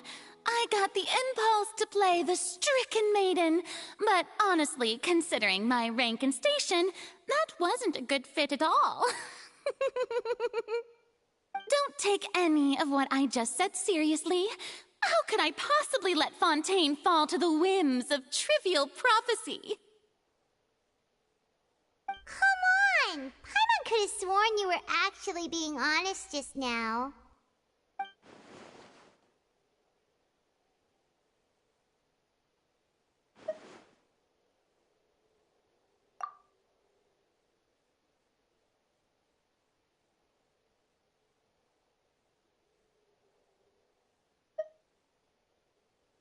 Share my burden. That's impossible. It was fated right from the start that this would be my duty alone.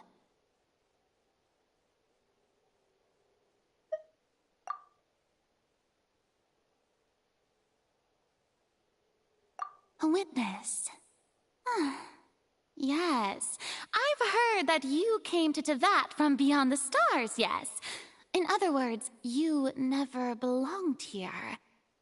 And if Tevat is, in its entirety, a show on a stage, then you're just a spectator, aren't you?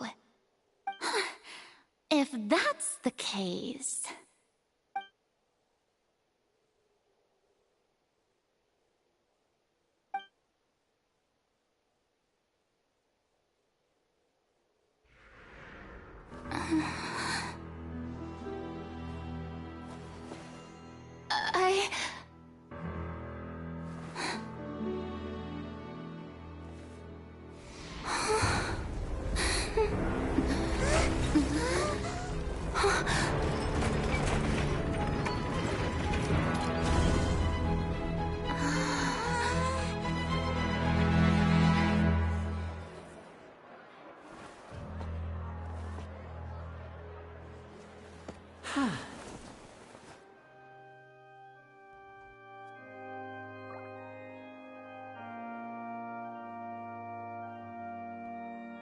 Ladies and This is gonna be an gentlemen, interesting this one. concludes my opening performance. Now, without further ado, we may proceed to the trial of our god. So, this is what it is. Yes, you deserve praise for the effort you took to raise the dramatic stakes. Do not forget, however, that I am Focalor, the god of justice, the embodiment of justice itself. Does it not strike you as even the least bit absurd to bring the very concept of justice to trial? May I interpret these words as your refusal to stand trial? In that case, you will have the opportunity to defend your honor through a duel. You would draw your blade against a god?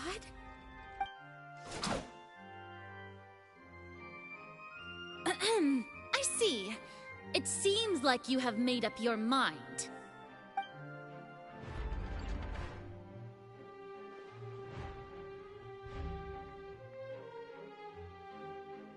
Paimon can't believe it. She just surrendered. What the heck is going on? Did I just see an Archon surrender to a human? Wow, how utterly humiliating. Lady Farina, what is the meaning of this? Shh! It would seem that there has been a misunderstanding. To be clear, the raising of both hands is not always an indication of surrender. Looking for excuses again, huh?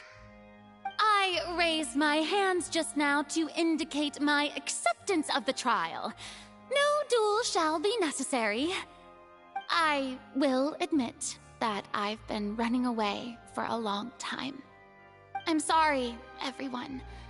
I was unable to protect the people of Poisson. It is my duty to stand trial for my crimes. You are not the only ones to be disappointed in me.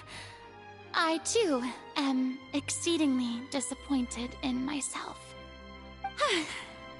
But now, it is time for the Hydro Archon to show you her courage and resolve. I, Farina, will use this trial to show the world the true meaning of justice! This time, I will protect you. Applaud and rejoice. One of the most outrageous and fantastical arcs known to the opera Lpcruz is now unfolding before your eyes. Mark my words, this shall be one of the most exhilarating and brilliant shows ever to grace the stage of Fontaine. The trial of the Hydro Archon, Focalor, will now begin! Woohoo! Oh, now we're making history! Why does it feel like Farina just took over the whole thing? Like, come on! Didn't she just get forced to stand trial for her crimes? Also, even though she's still acting super dramatic, she is taking this seriously this time, right? All right, then. Who will be my opponent in this trial? The court asks the prosecutor to please take the stand. Is that so? Very well. Then please speak, witness of Tivat, my accuser and fated opponent.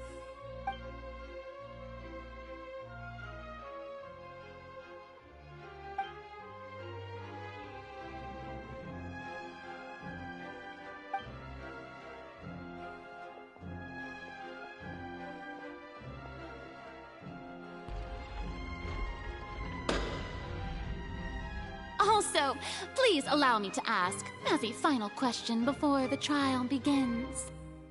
Just how much work did you do to force me onto this stage? Well, we did do a lot of prep after the meeting that day.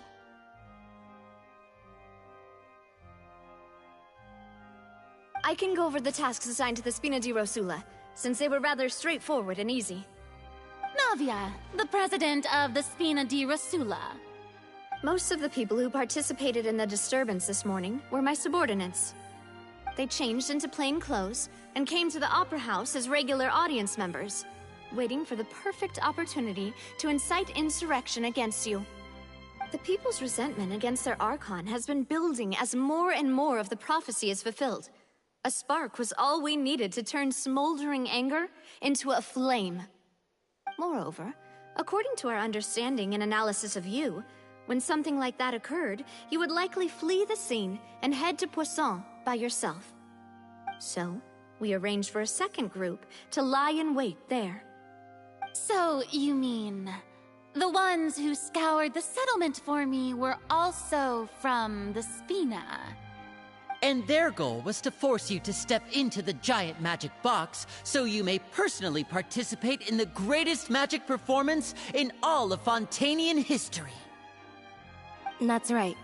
That house was a magic box, rather than someone's residence.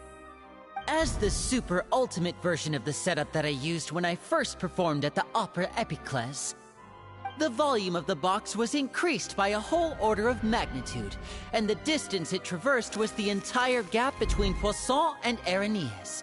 Its cargo, of course, was an Archon instead of a human. My thanks, Farina. Without your help, we could never have pulled off such an extraordinary performance. You're welcome? Of course, this performance was only made possible with Father's support. The House of the Hearth spent a massive amount of labor in Mora to pull this off. We had to select a location, construct the giant magic box, dig a tunnel, and open up a path through the water. It was a lot of work for all of us. So, in other words, the earthquake that we felt within the giant magic box was just a normal tremor from the transportation of the whole house? That's right. It wasn't a sign of another disaster to come. Then, I can guess Nervilette and Cloran's parts.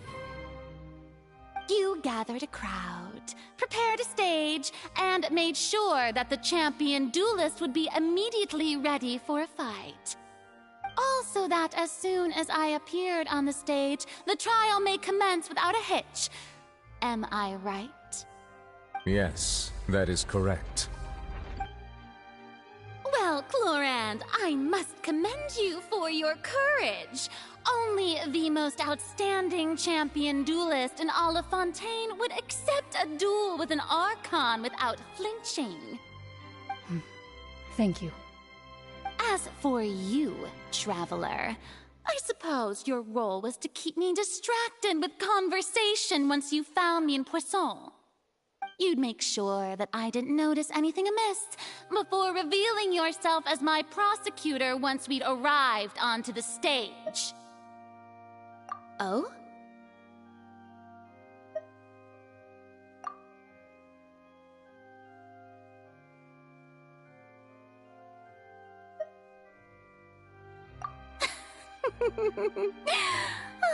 Is that so? Then I suppose I must have missed my final chance. that's fine.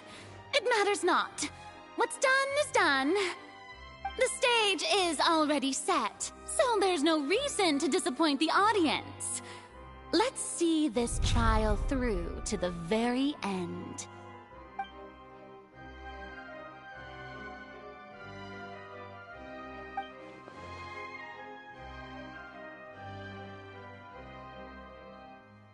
Madam Prosecutor, please allow me to pass this along. This is a document that Miss Charlotte applied for and received permission to share with you during the trial. According to her, it should speed up the proceedings. Huh? Charlotte wanted to give us something? Oh, so she's here too! Hey, Charlotte! Oh, Lpcruz212. Isn't this the exclusive interview that she did with us before? So she's already finished it, huh? Wait, then that means this document is a perfect timeline of everything that's happened ever since we stepped foot in Fontaine! So in other words, we can refer to this anthology of evidence every time we want to use something from our journey as evidence for an argument! Let's quickly confirm the information in it. Just think of it as a refresher, alright? You defeated the Hydro Archon in the very first duel you took part in at the Opera House. That's one for the history books, all right. I didn't think that you'd wind up getting to the bottom of the case I'd been following all this time. I guess you could also see this as a happy coincidence. This is the first time Monsieur Neuvillette had a difference of opinion with the Oratrice. Even the Hydro Archon can't figure it out. A Fatui Harbinger. She's an extraordinary person. Her instinct must mean something. The fortress of Meripede was almost destroyed in a single day. That I didn't witness that scene personally will always be a source of professional regret, I think. According to Monsieur Neuvillette, both Child and that whale should have been in the primordial sea at that time. I nearly lost my awesome friend Navia. To be honest, that still gives me shivers. The words of someone as extraordinary as a witch can probably only be truly understood when something surreal happens to you.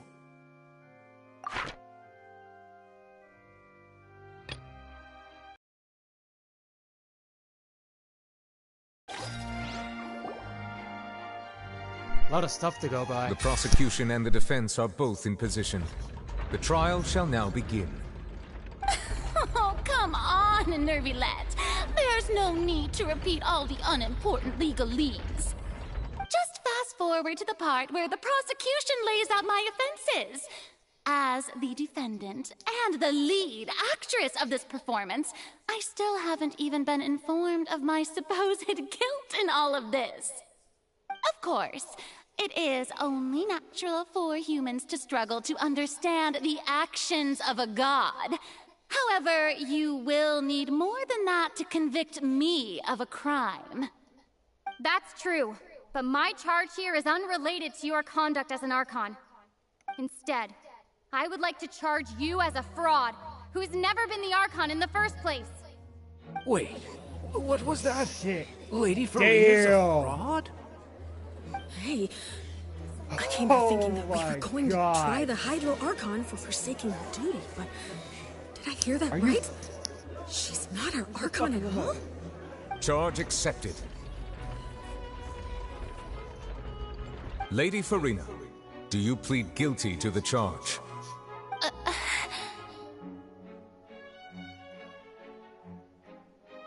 Lady Farina. I plead not guilty. How can I be guilty? There is no way that I, Focalor, otherwise known as Farina de Fontaine, a member of the Seven and the Regina of all waters, kindreds, peoples, and laws of Fontaine, could be anything other than your true Archon.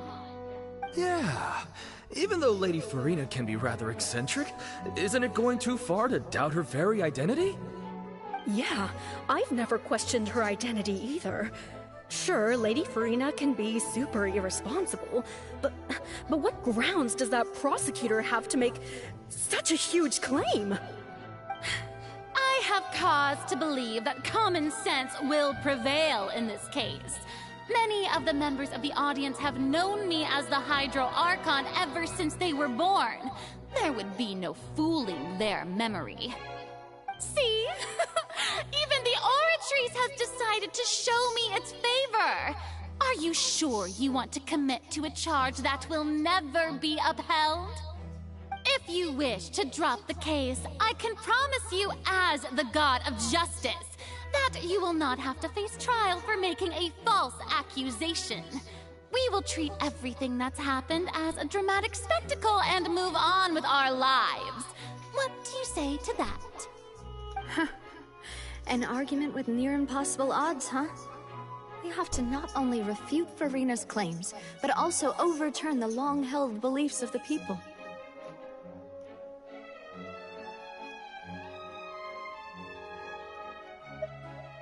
Well, I tried to give you the chance to surrender. If you must persist, then let me ask. If you believe I'm not the Archon, then what manner of being do you think I am?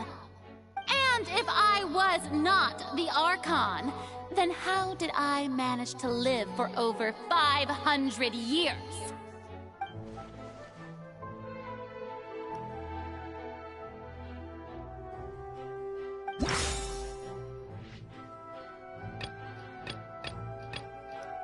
Irrelevant.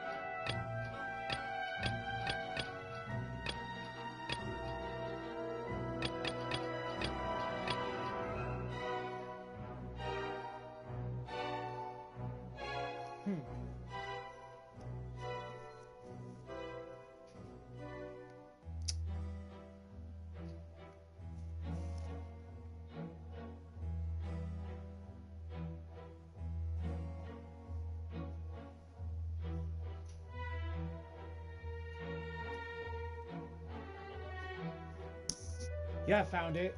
I killed it. It came back to the corner and I killed it. It's dead.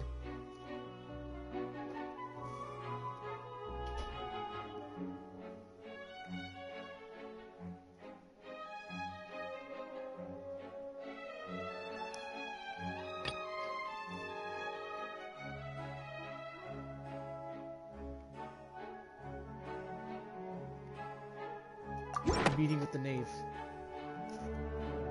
First of all, you may be a member of another long-lived race, which would allow you to naturally possess an extended lifespan. And second of all, even if that wasn't the case, there could be other ways to extend your life.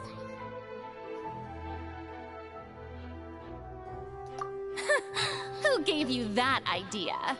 Was it the knave? You'd sink so low as to use a harbinger's words against me. A curse? I once thought it possible that the aura of an Archon might naturally resemble a type of curse. But in light of this claim, perhaps what I sensed was not your divinity, but a curse after all. Nice. So it looks like I got the answers right over here, guys. So this is gonna be a piece of cake. You sensed it too, huh, Neverlet? Lady Furina is actually a human? Well, it is true that it's extremely difficult to tell humans and gods apart just by looking at them. It's not impossible.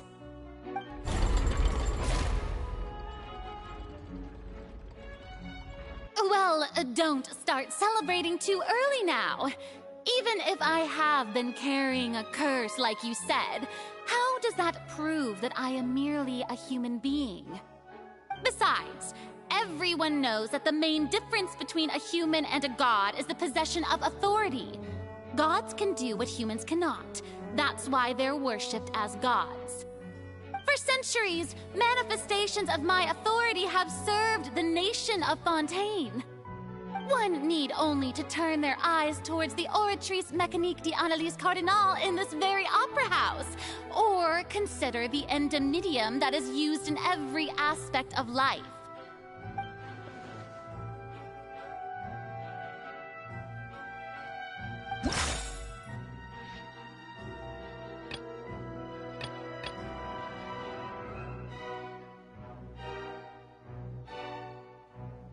Okay, so it says here's what evidence proves that Farina is not the master of the Oratrice. It says right here. Newbie child's conviction. So this is the answer that it's giving me.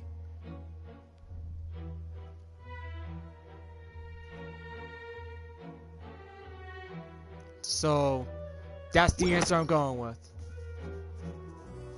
You tried to reference the Oratrice, but weren't you as confused as all the rest of us when the Oratrice declared Child to be guilty without any proof?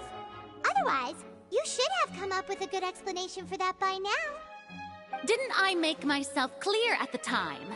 The decisions of the gods are naturally difficult for humans to comprehend. There is no need to provide an explanation.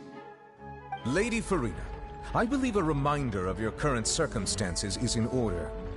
While the court is in session, the principles of justice and the law must come before all else. While you are an Archon, you are also first and foremost the defendant in this trial. You will prove yourself unable to defend against the prosecution's charges if you continue to withhold vital information against the rules of the court. I never thought you'd use that kind of rhetoric against me. That was no trick of rhetoric, Lady Farina. I've merely reiterated the rules of the court. Rules that all should respect and follow. So, you neither knew why Child was declared guilty, nor did you understand the structure and operations of the Oratrice. Instead of having been created by you, the manifestations of authority you mentioned have been made by the real Hydro Archon, haven't they? The real Hydro Archon? Well, now you're really losing me. It is true that I did not know why the Oratrice gave out a guilty verdict that day. But the Oratrice handed out that verdict unilaterally, and it has been operating independently ever since it was first created. You can't argue that just because a divine creation is flawed, that the god behind it must also be no god at all. She's still throwing out all kinds of excuses. Seems like she's confident that we won't be able to produce proof that she has no power over the Oratrice. My power as an Archon.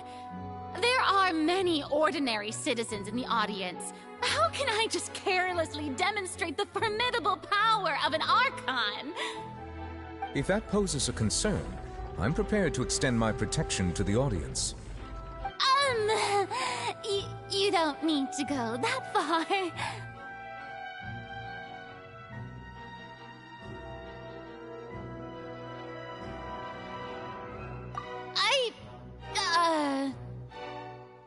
Aren't you the Hydro Archon?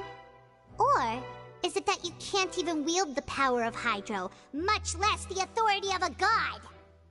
Indemnitium! Yes! It's all because of Indemnitium! All Archons derive their power from the faith of the people, and I've converted the people's faith in justice into Indemnitium! Thus did I give up all of my divine power to provide everyone with energy for their daily lives. Have you ever seen a more magnanimous god? Isn't that a huge stretch? Yeah, no matter how generous an Archon can be, how could they give up all their power? Can a god with no power even still be called a god? It seems like nobody's buying Farina's excuse. Hey, come now, everyone. Please don't stare at me as if I was a liar. I'm still the same Farina you knew, right? The one that you loved. Shouldn't you want to believe in me? Please? You've got to believe me. If what the prosecutor said is true, she really has committed a grave offense. Did she deceive all of us? And all of our parents and grandparents too? And all of our ancestors? Ever since they were born? Enough! That's enough. Tell me then, if I'm not the real Hydro Archon, then who is? If you have no evidence of another Hydro Archon's existence, nor can you find anyone who can back up their claim to be such, then what grounds have you to say that I'm not actually the real deal? Wow, she came up with yet another argument. How can we refute her now? Seems like she really doesn't want to give up.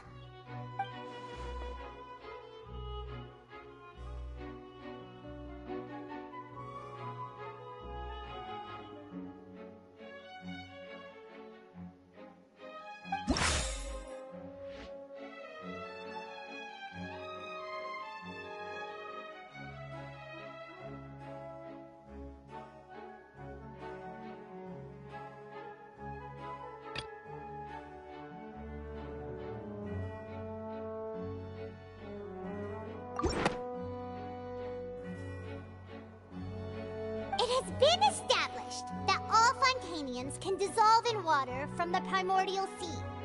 And that means... Since you insist on claiming to be a god and not a human, then there's a method that you can use right here and now to eliminate all suspicions of you being the latter. Miss Navia, please apply to serve as a temporary attorney for the prosecution before addressing the court. Though you act in partnership with the prosecutor, you must still adhere to proper procedure. Super sorry, Monsieur Chief Justice. I swear this really will be the last time that I'll speak out of turn. Now, I've brought some seawater from Poisson. As everyone knows, a massive flood struck the area not long ago, taking many lives, including those of some of my closest friends. So, Miss Farina, would you dare to touch some of this seawater? If we are to believe that you are indeed the real Hydro Archon, touching this seawater would have no effect on you. All it should do is strengthen your case. But if you don't dare to touch it, then we would have basically proved the reverse. Oh, and I must remind you that after the disaster at Poisson, nobody wants to see any more people dissolve. I do hope you'll act prudently and choose the simpler path of admitting guilt. Navia from the Spina di Rasula. The Spina has governed Poisson for many years. I guess her suggestion is valid. If Lady Farina is indeed just a human, she's probably Fontanian like all the rest of us. Would she really dare to try?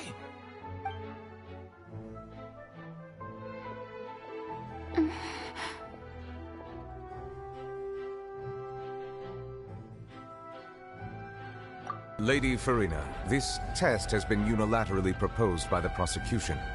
As it falls outside the realm of standard court proceedings, you possess the right to decline participation. Well, of course he had to tell her that. But refusing to participate is basically the same as a confession of guilt. She's just staring at the water without saying a single word. It really does seem like she's quite terrified of it. That could only mean... What's going on? Is she really planning to... that's not what we thought she would... Due to the inherent risk of the test, Lady Farina, you may...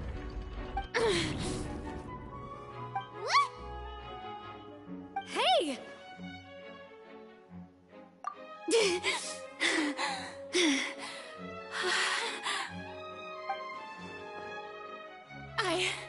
I'm fine!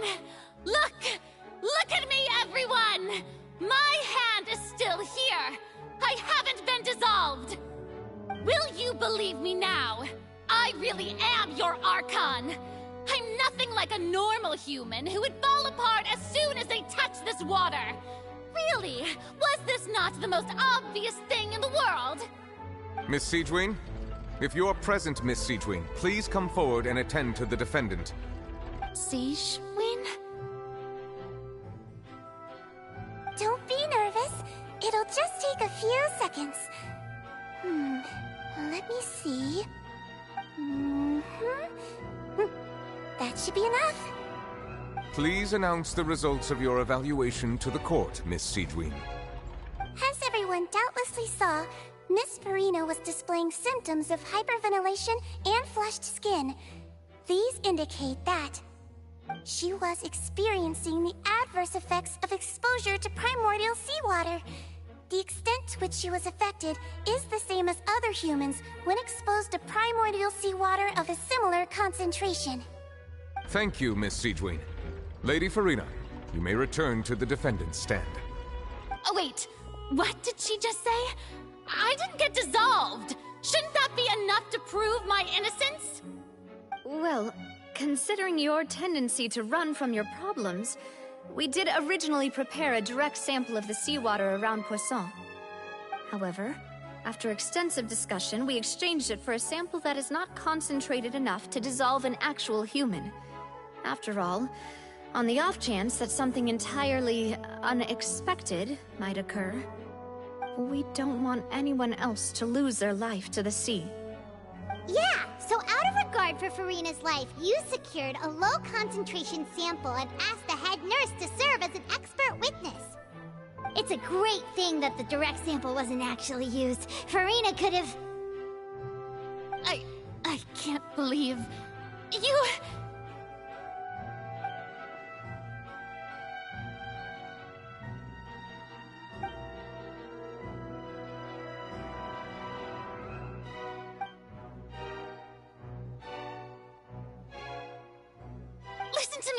Listen to me, everyone! Please don't give me such cold and disdainful looks! What happened just now didn't prove a single thing! Think about it! How can you conclusively prove that an Archon can't also be affected by the primordial seawater? Also, if I was really just a human, why would I dare to just put...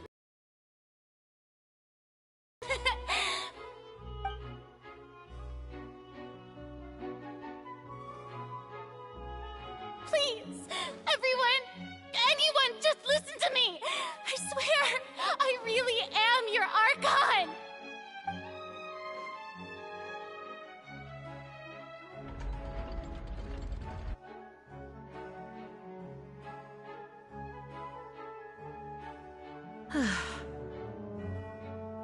I don't think anything she says at this point will sway anyone. The odds are just too stacked against her now. With all the things that have been said, Paimon doesn't think there's any way left for Farina to win. I believe the time for arguments and presentation of evidence has come to an end. If there are no objections, we will move on to the final judgment.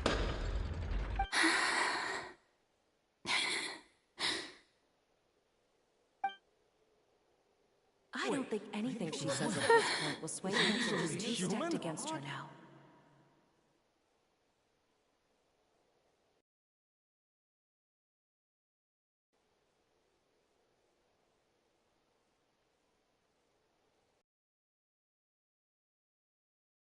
Shall now render judgment on Farina's misrepresentation of herself as the Archon of Fontaine. As a human who knowingly deceived her fellow citizens, Farina is... guilty.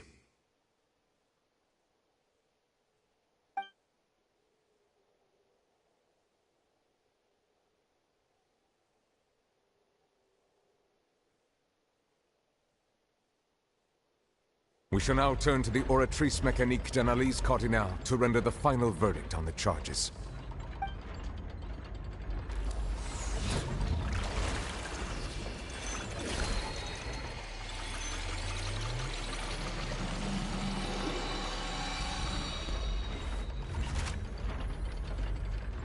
According to the judgment of the Oratrice Mécanique d'Analyse Cardinale, Farina is... Well, what's wrong? What's the Oratrice's verdict? No. The Oratrice also displays a guilty verdict. Isn't that correct, then? However, the exact wording of the verdict is thus. The Hydro Archon, guilty, to be punished via the death sentence. The death sentence? That's actually one of the available sentences? I've always thought that it was just a myth. The one and only time the death sentence has been handed out at the court. And it's been given to the very person we've worshipped as the god of justice? What an unexpected twist. Furina's been sentenced to death by the Oratrice? We just wanted to use the trial to show her the seriousness of things so she'd tell us the truth. How did things escalate this quickly? This outcome is indeed quite strange. According to Fontaine's current definitions of justice, as well as its recommendations for criminal sentences, is this sentence really appropriate for the crimes that have been committed? Yeah! Even Vacher wasn't sentenced to death by the Oratrice. You know, the real evil mastermind behind the serial disappearances case. Indeed. Not only is Furina's sentence overly excessive, the very point of our trial today was also to prove that Furina has never been the Hydro Archon in the first place. But now, the Oratrice seems to have deliberately invoked the title of the Hydro Archon. What does this mean?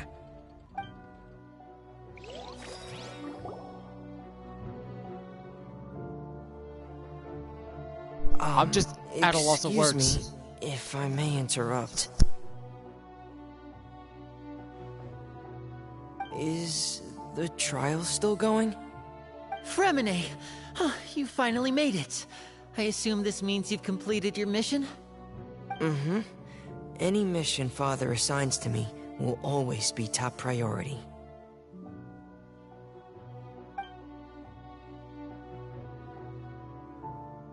Is that the first prophecy slate? Huh. So the knave privately arranged for Fremine to try and find the missing slate. I looked everywhere and finally found it at the bottom of the sea. It took me a long time to get around some dangerous stretches of water. But has the trial already concluded? Then doesn't that mean I've come too late? Oh no. Father will be disappointed in me. Thank you for your hard work, Mr. Fremine. Please allow me to review the record left on the slate. Bro, you missed a lot during, like, this whole trial. Like, man. This was getting interesting, like, the minute, like, I started this freaking cutscene. This is gonna be a 3-hour stream. I might have to, like, extend the title a bit or change the title. I didn't think I was gonna get this far. Traveler, I believe that you have already seen the other existing slates, and would like you to come here and confirm their contents.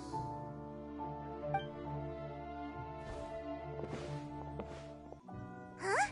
So what do you see? What is it?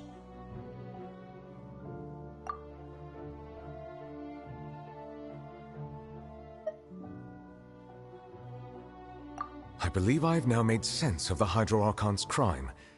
It has to do with Fontaine's lost history. Huh? Isn't the Hydro Archon just guilty of deceiving her people? Oh, wait, no, that's Furina, and we've already proven that she's not the Hydro Archon. So when you say Hydro Archon, do you mean the real Hydro Archon we've been kinda talking about? In truth, everything that you've encountered in Fontaine up until this point can be traced back to the contents of these stone slates. However, I'm uncertain as to how much sense they currently make to you. Okay, let's try to recall the contents of the other 3 stone slates. Paimon will do her best to help you remember.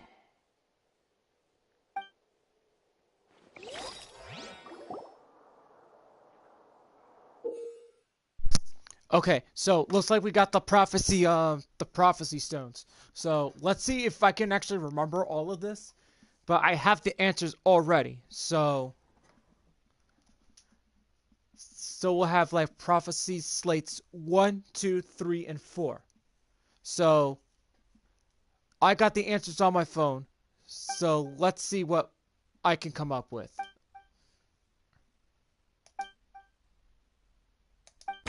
Alright, here we go. The first stone slate describes what you just said. It seems to show the previous Hydra Archon using her divine power, and then the Oceanids turn into humans. I think that's the prophecy slate number 1, I believe, if I'm not mistaken. We'll have to see. Does that mean that Fontanians are transformed Oceanids? Oh, Paimon wasn't expecting that. But if Oceanids can turn into humans, then perhaps this process can be reversed as well. Okay, so that's the first prophecy slate. That's number 1. The second stone slate shows Celestia floating in the sky, and the Hydra Archon and her people worshipping it together. But the heavens still brought judgment down upon them. This must be the point when the Hydra Archon and the Fontanians were branded with their original sin. Does this mean that the original sin and the Hydra Archon sin are the same thing? The third slate shows the Hydra Archon sinking into the sea surrounded by many people. That reminds Paimon, didn't we also watch that happen to someone else?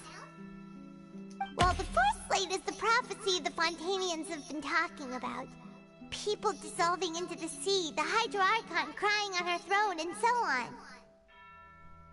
We didn't believe that such a crazy disaster could happen at first, did we? But after that incident, it was just a question of when and not if. Dang. So... okay. How to verify the prophecy slates.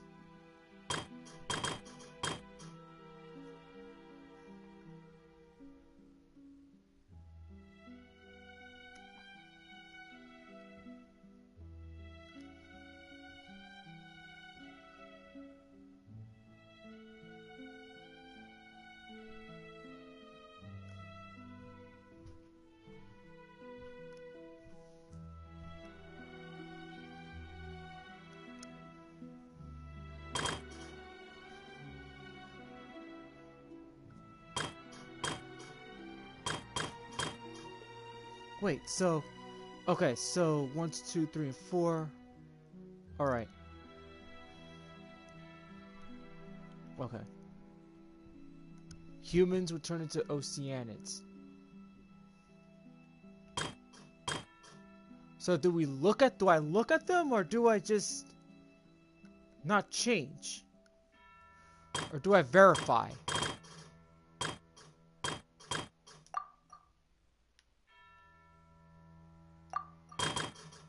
Okay.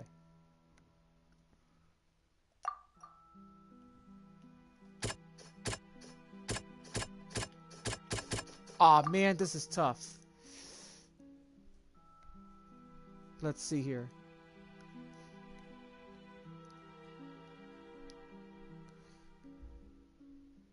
We reveal the truth prophecy. Aw, man. Just what is the true source of the catastrophe? So let's see.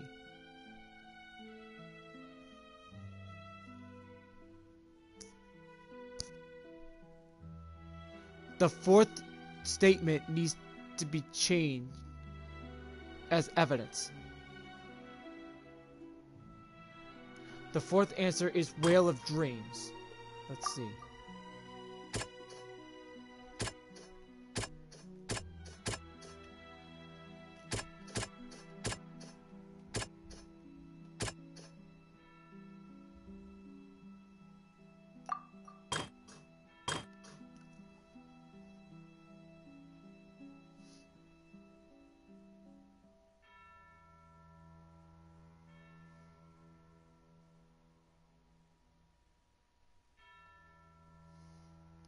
The Whale of Dreams. I don't know. Let me see if I can find some answers to this one. This is tough.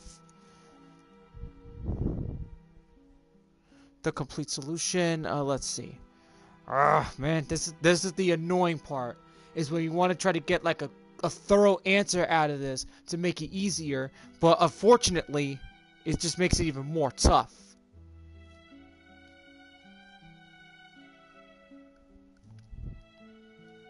Okay. Okay, so I already did most of this part.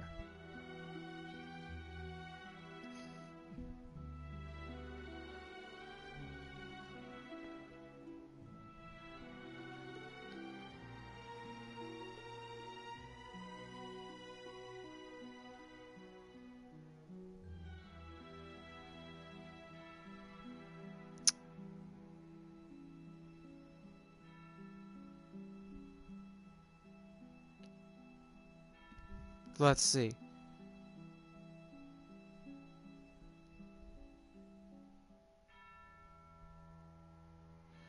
Recode the 4th slate to find out the true source of the catastrophe.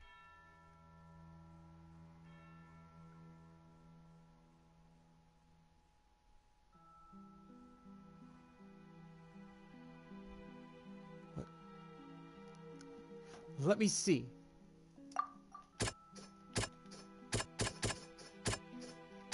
Oh no.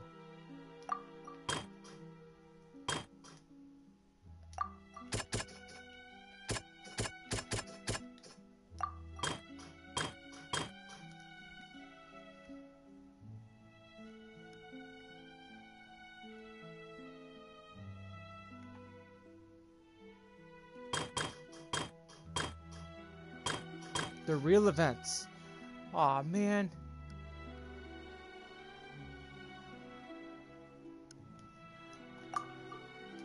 Okay.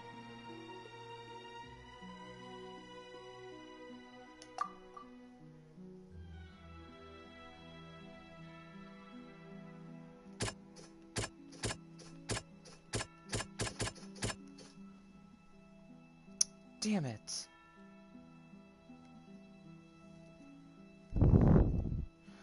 This is not easy. Like, how the hell am I supposed to like figure this one out? They're not giving me the right answers.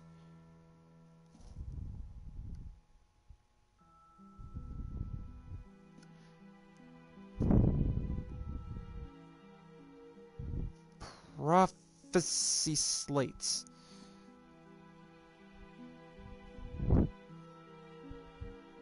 Okay, I think I got it. Dang, man. Okay. We know from the case of the serial disappearances of young women that Fontanians can be dissolved in primordial seawater. And the first stone slate tells us that long ago the Hydro Archon used her power to turn Oceanids into humans. This might be the reason that Fontanians can dissolve. Okay. Now what's number 2?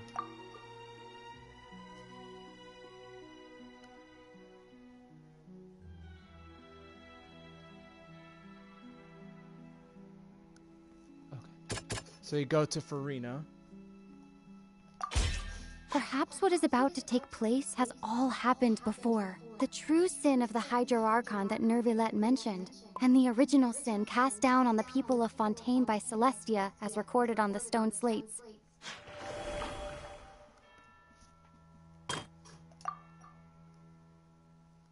The next one is Navia.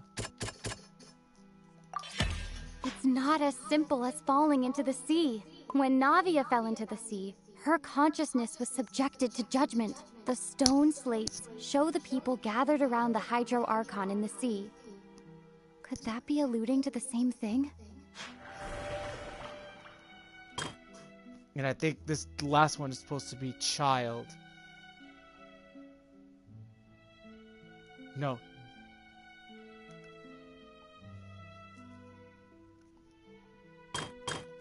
So he picked Nouvellette.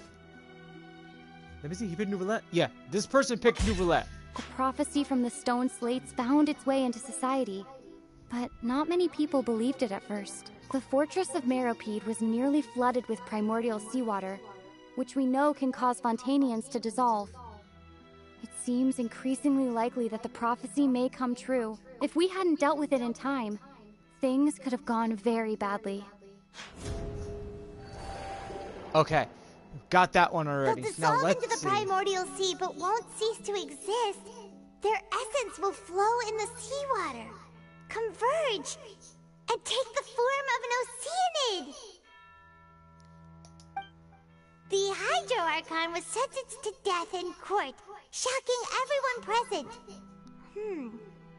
Perhaps this means that her sin was actually Fontaine's original sin. Navia fell into the water inside those ruins, and she nearly dissolved. She was surrounded by the people of Poisson in a court within her consciousness, and was forced to take part in a trial meant to make her stay. Cameron, there's a lot. The eruption of the primordial sea at the fortress of Meripede was the surest sign that the prophecy was about to come to pass no matter what. There's a lot more than you can ever imagine. Like, imagine playing this game by yourself. Like, when you start playing this game, the contents can all be verified by recent events.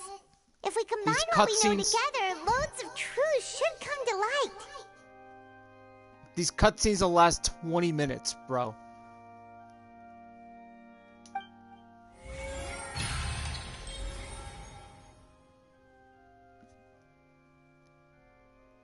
Verification is complete.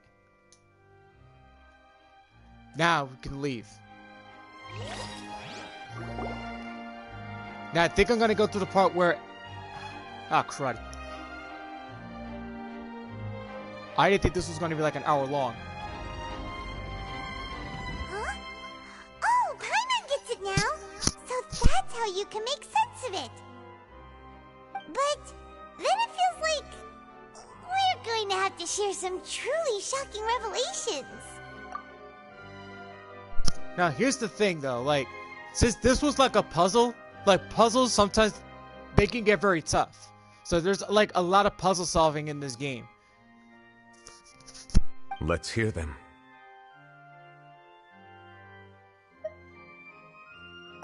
Incredible. Linny, did you hear that? We're not real humans. All Fontanians were originally created by the late previous Hydro Archon, with Oceanids as their basis. The evidence for that can be found in how only Fontanians could dissolve in primordial seawater, and how all the girls Vacher dissolved were also turned into Oceanids. Oh, and according to Navia, when she was about to get dissolved, she also saw everyone gathered around for a trial, all of them in the shape of Oceanids. Indeed. Yeah, and it follows from the content of the first slate that she probably angered Celestia by creating humans without prior permission. That could also explain why the Oratrice judged the Hydro Archon to be guilty. It's to account for that ancient sin. The Hydro Archon's true sin was creating us? And yet, after many hundreds of years, the Hydro Archon's creations have turned around to try to judge the Archon within the opera Lpcruz212. The twists of history are often the most unexpected of all. Yeah, isn't the image here just like when Navia fell into the sea? So wouldn't it be trying to show the image of the Hydro Archon also falling into the sea once the prophecy has been fulfilled in the fourth slate? In the end, the people will all be dissolved into the waters, and only the Hydro Archon will remain weeping on her throne. Only then will the sins of the people of Fontaine be washed away. Did Paimon get all that right? You've made some keen deductions. I must say, given how much you still don't know, it is impressive that you've already managed to connect so many pieces of the truth. However, while you were able to decode all the information on the slates, they've also been etched with an additional layer of hidden information using a different power source. When we were at the ruins, I tried to decipher the hidden information recorded in the slates. But since we only had 3 slates at the time, I was unable to come to a full conclusion. Now that the slate collection is complete, I shall make another attempt to decipher the narrative recorded within. If everything goes well, we should finally be informed of the unadulterated truth.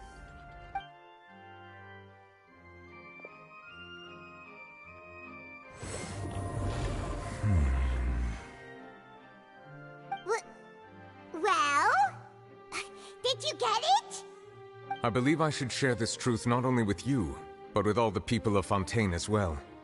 I will try to briefly summarize it for you.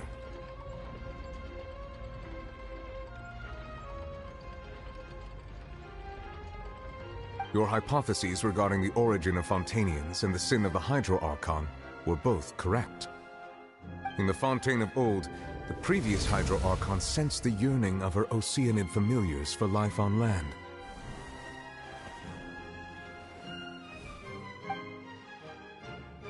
The Oceanids were enamored with the beauty and romanticism of human beings, and wishing to have those experiences for themselves, expressed to the Hydro Archon their desire to become of a similar kind. However, even though water as an element is intricately linked with the power of life, the Hydro Archon, as one of the seven, did not possess the authority to create a new form of human life. Not one to give in, she eventually found a way to create permanent humanoid bodies for her familiars by appropriating the power of this planet's primordial sea. She poured primordial seawater into the Oceanid's blood vessels, creating humanoid mimics in the process. But if Fontainians were to ever come into direct contact with water from the primordial sea, the power within their bodies would escape these artificial restraints and return to the sea. As a result, their forms would collapse, and they would be reverted to their original forms as Oceanids. Of course, the Hydro Archon never received permission from the heavenly principles to create a new human race. And thus, the Hydro Archon and all of her creations came to shoulder the original sin of appropriating the power of the primordial sea. That is the true history of how the people of Fontaine first came into being.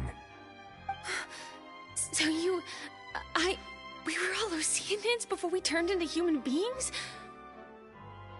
That's way too much information for me. I think I'm just going to pretend that I never heard a single thing. Wait, but if that's the truth, we can't let the Hydro Archon be sentenced to death. After all, her only sin was creating us. This really might be too much information for your regular Fontainian, but it does answer a lot of our questions. Alas, your hypothesis regarding the third and fourth stone slates was inaccurate. The slates' respective positions are, in fact, correct.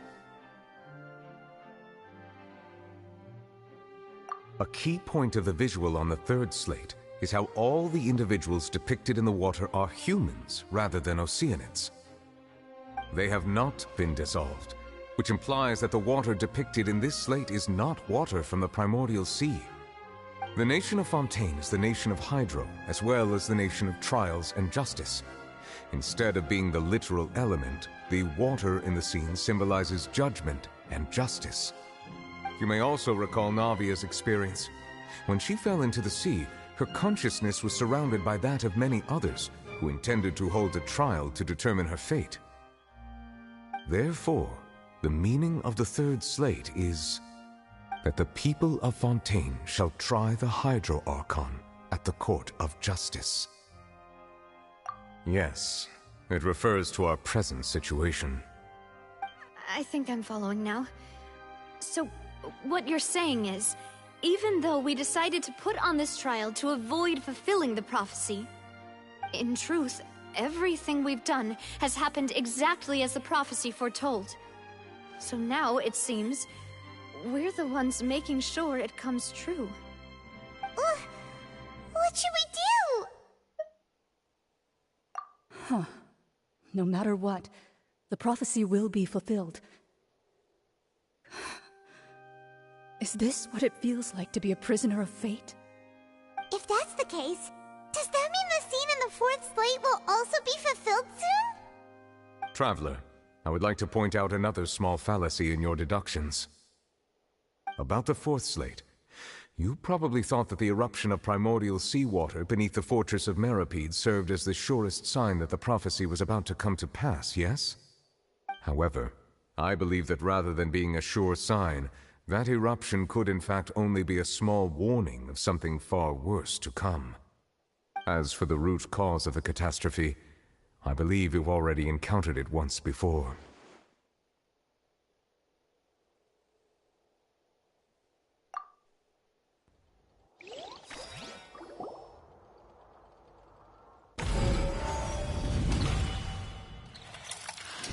This eruption was just a small warning of the things to come. We must find the root cause of the disaster.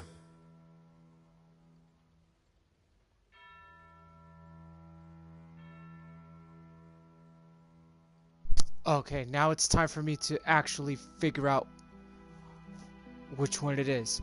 So, what I know for sure is that it was telling me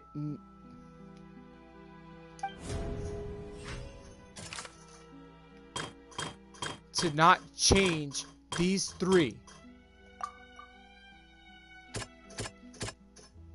To change number 4. So, if memory serves me right, that's the one. The whale in the dream. That's the one I am going to pick, and that's what it's telling me, and that's what I'm going with. It was both dream and reality.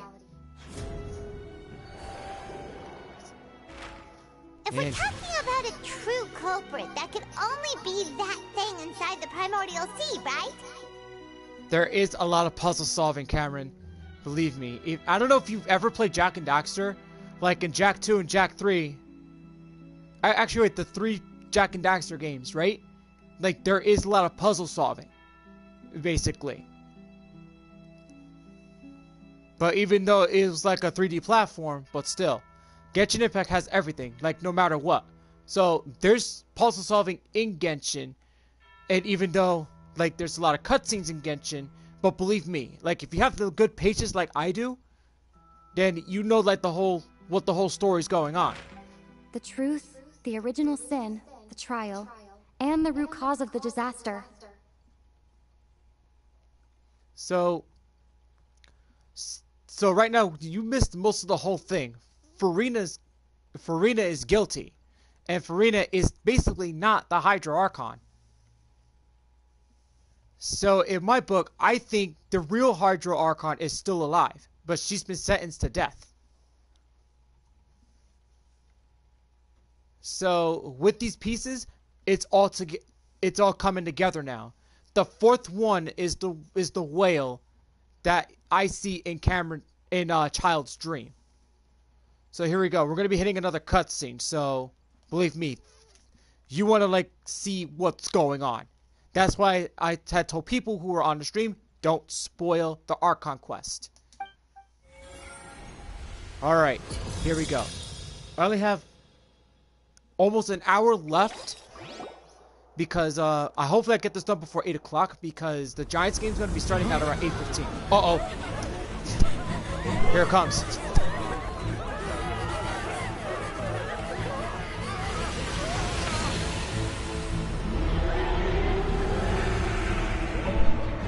No way!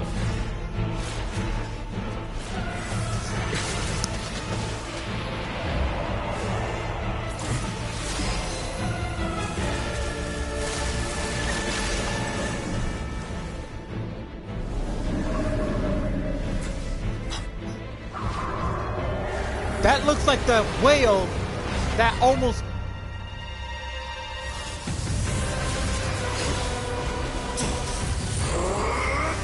Aw, there he is.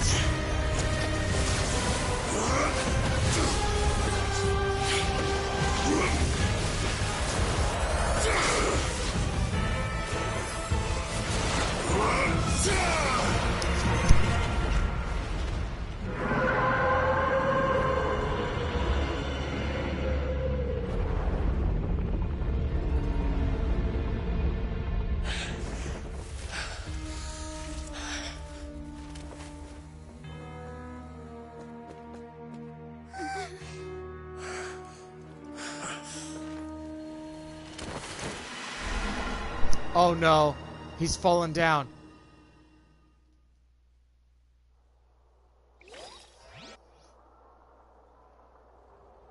Holy mackerel.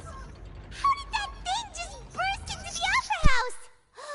Wait, was that the huge whale you saw in your dream? That looked like the whale from 3 years ago. Actually, no. 2 years ago, actually. Almost 3 years. That reminds me of that whale that took me out 3 times. 3 times when I first faced Child, like, during the early years of Genshin Impact. I think it's about time I got my revenge on that chump. So we've met it at last. I understand very well why it has chosen to make an appearance here. That whale does not belong to Teyvat. It is a monster that has traversed the stars, weeping all the while. It has been greedily consuming the energy from the planet's primordial sea, using it to grow. That is the main cause for the rising sea levels. And once it has finished consuming all of the energy contained within the sea, its next step will be... You said that when the Hydro Archon first created Fontanians out of Oceanids, she filled their blood vessels with primordial seawater. Precisely. That whale finds the blood of Fontanians nigh impossible to resist. Therefore, when it left the primordial sea, it decided to make its next stop a packed opera house full of food. Food in the form of Fontanians. We just barely managed to push it back, right? In that case, won't it come back to target the people again once it's managed to recover its strength? That is correct. Indeed, it is more accurate to say that we should thank that Harbinger for buying us some time. Without him, the whale would have likely come onto land far sooner. From the way he looked, he must have been fighting the creature for quite a long time. That battle maniac. We've always known that he had a special connection with that whale, but we definitely didn't expect it to help us out like this. Anyway, now that we know that this whale is the actual cause of the disaster recorded in the prophecy, all we need to do to stop the prophecy would be to find a way to beat it up, right? It is too late. It had already absorbed too much of the primordial sea's energy before we could notice it. At this point, it has become practically integrated with the sea itself. Even if the entirety of Teyvat were to be destroyed, it could still survive and swim off towards some other world. That's not something I will accept. We've already done everything we can, and we even found the true... We've come so far. You can't just tell me that the last hurdle is some impossible foe. My finger hit the X button by accident. Fair. Indeed, that's not how a grand performance should end. I'll fight it to the end, no matter what. So the prophecy will be fulfilled no matter what, huh?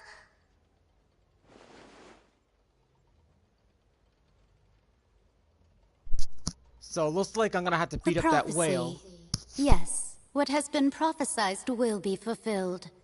You may view such things as the history of the future.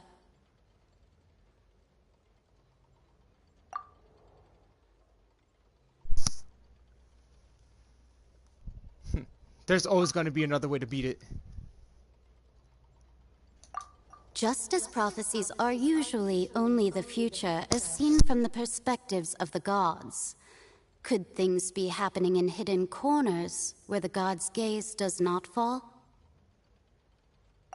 Ultimately, fate shall serve as your only guide, no matter what will happen in Teyvat's future. All you need to do is to play your part.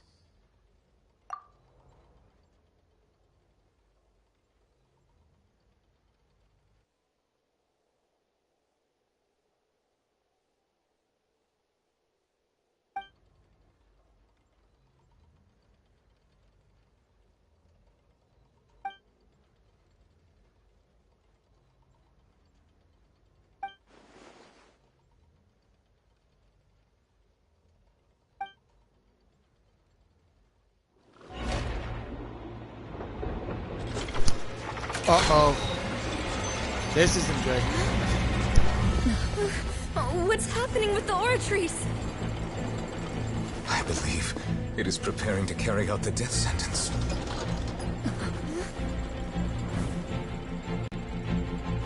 Farina!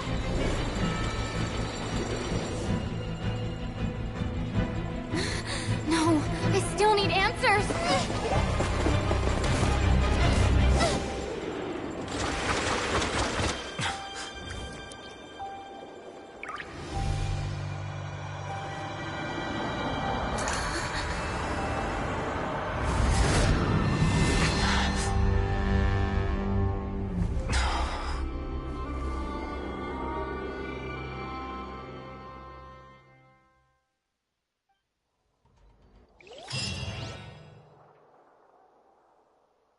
Wait, there's two of them.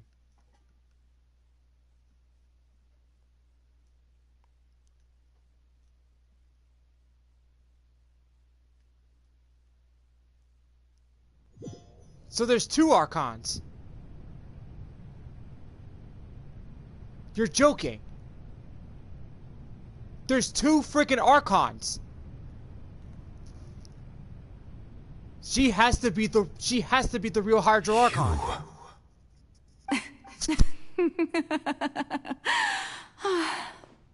Sorry.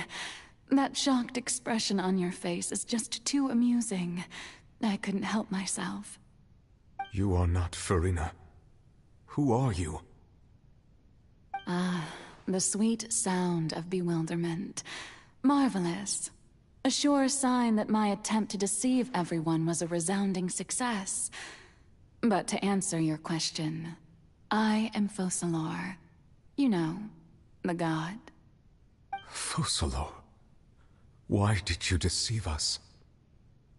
Oh, that wasn't my goal, of course. Goodness, no. But I had to fool everyone else too, if I was to stand any chance of deceiving the heavenly principles. Deceiving the heavenly principles? It's all because of that pernicious prophecy. Dreadful, wasn't it? Everyone doomed to dissolve. Fontaine condemned to be flooded. One was not amused. In fact, one was positively bemused when that problem was thrust upon me by my dearest predecessor. That's the former Hydro Archon Egeria, for the uninitiated. It hardly gets more disastrous than a preordained national catastrophe, now does it? She knew full well that the prophecy would surely come to pass. And as one of the seven, she also knew full well that one defies the heavenly principles at one's peril. So yes, as you have no doubt surmised, it was a rather impossible situation that I found myself in. I spent a terribly long time mulling it over, alone on the ocean floor.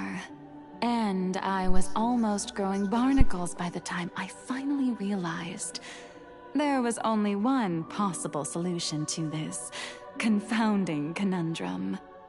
I had to outwit the heavenly principles, allow the prophecy to be fulfilled, ostensibly at least, while saving everyone at the same time.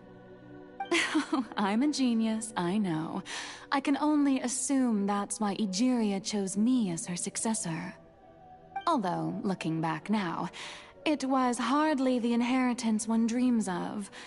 Between the task of saving the nation, the quotidian duties of the Hydro Archon, and not to mention the original sin of creating a new race of humans, I dare say she left me quite a colossal mess to clean up.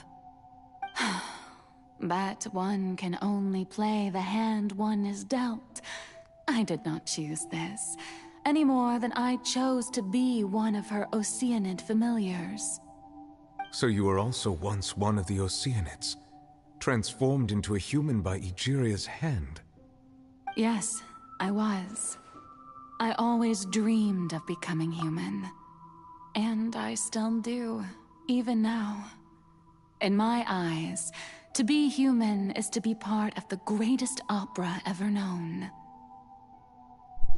I am legitimately going to change this title because after the stream, this is getting really intense. Like, which is why everyone's just like pay attention to this to like see what's going on, because I'm freaking shocked right now at what's going on. After becoming a god, I separated my divinity from my body and spirit, leaving behind only a self that was as naive and bewildered as my past self on her first day as a human being. The me you see before you now is that divinity, and the human counterpart I left behind, I named Farina. She could feel joy, sorrow, and everything in between. She could be as vain and conceited, or as meek and vulnerable as she wished.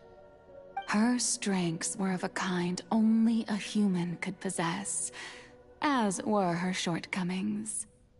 But in my eyes, Furina's humanity was what made her perfect. She was perfectly human in every way. The person I always wanted to be. Anyway, so then I cursed her. All part of the plan, of course. The plan to deceive the heavenly principles. Do you still remember the final scene of the prophecy? The Hydra Archon, alone, weeping on her throne. In order that the prophecy might appear fulfilled, I invited Furina to be an actress, to play the part of the Hydro Archon in the prophecy. Under the curse I placed on her, so long as I, Focalor's divinity, continued to exist, she could not die. But nor was she free to live her life in the pursuit of happiness. Instead, she was forced to take the stage in the opera house, to embrace the role of leading lady, to forever play the part of the god from the prophecy, all to create a deceitful appearance of that prophecy coming to pass. I suppose now you probably understand why your court is called the Opera Lpcruz. But Furina is only human, isn't she? Even though she has had a long life, her mind is no stronger than that of any other ordinary human being. What's going on, Humberto? Dude, you missed a lot. I cannot begin to fathom what she has had to endure. It must have been torture for her. It has indeed. And although she is, in a sense, me in human form, I most definitely owe her an apology for it. It's been 500 years, and all along, she's been playing her part in the most unimaginably long, unbearably lonely, and agonizingly painful opera of all time.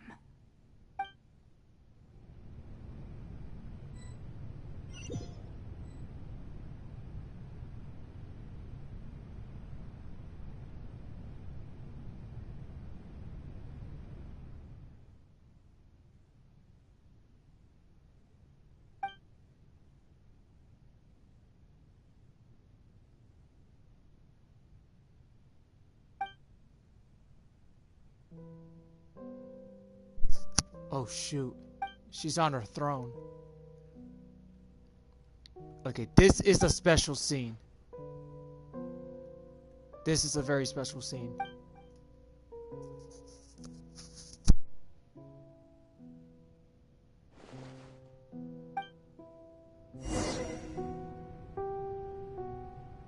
Those are her thoughts. Just so you're aware. Hold on 1 second. I'll be right back. Give me like 2 minutes.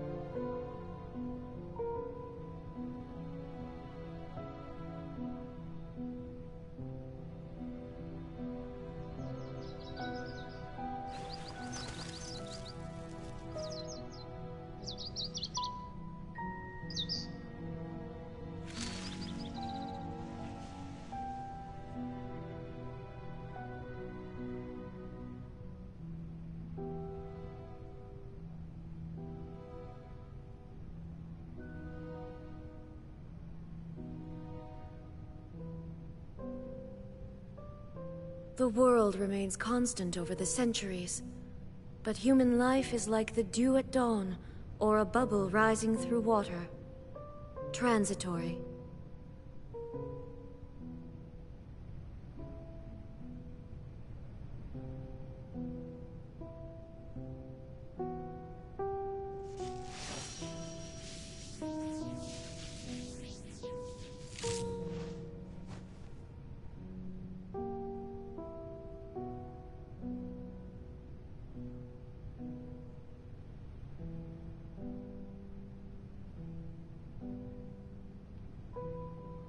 Oh, crud. Sorry about that. Ooh, I needed a little bathroom break there for a few seconds. Inactivity I serves apologize no about purpose that. whatsoever. Okay.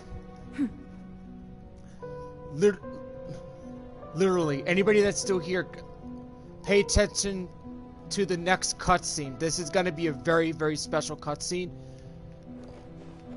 So, this is it right here. This is going to be interesting. You guys are going to freaking love it. I promise you that. I haven't seen it myself, but this cutscene's coming up, so here we go. Oh, crud. What's the deal? How do you get up there? Oh, here it is. Gotta go near Farina. Alright. The mic is gonna go off for this, okay? So, I'm completely gonna unplug my mic, alright?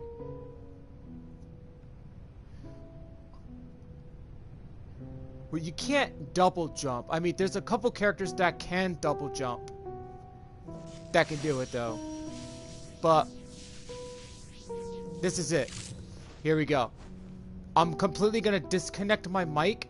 So, here we go.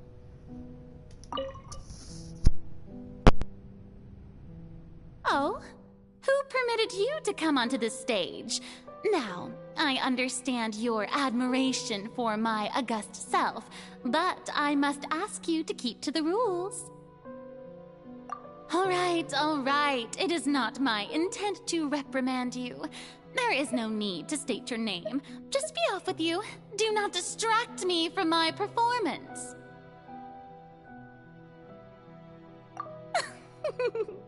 Oh, do not jest. Can you not feel it? I am Focalor. The eyes of countless Fontanians are upon me. I must, at all times, display the utmost elegance and nobility.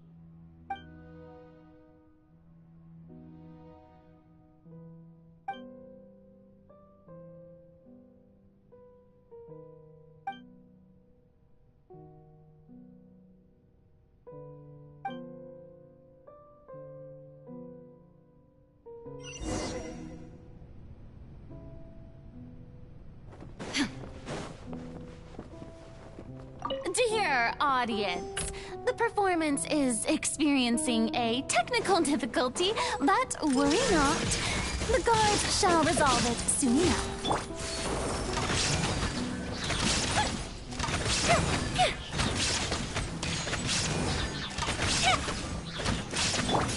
There is no escape! No escape!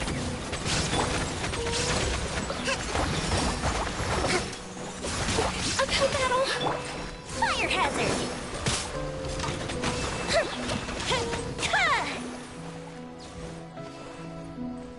Hey, what gives? The audience is still watching me, you know. Guards? Wait, where are the guards? Guards! Torn to oblivion! Illusion shattered!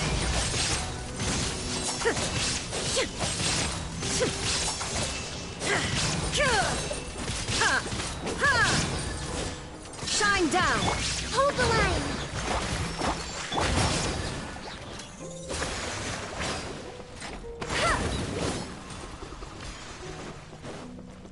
Get him!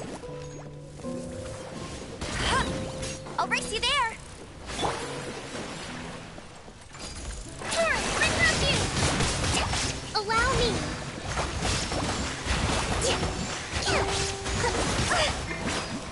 Time for a light show! There is no escape!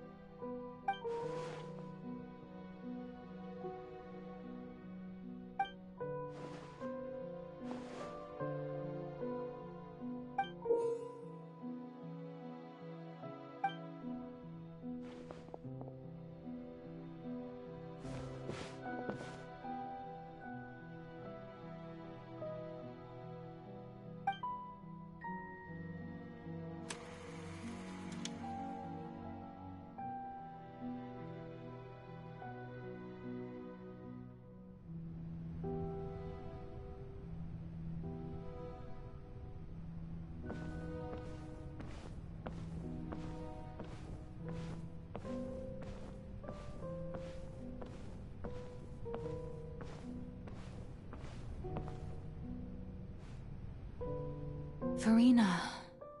Farina. Huh? Who's that? Who's calling me? Where are you? Be not nervous. Be not afraid. I am before you. Wait a moment. You're near me? How can this be?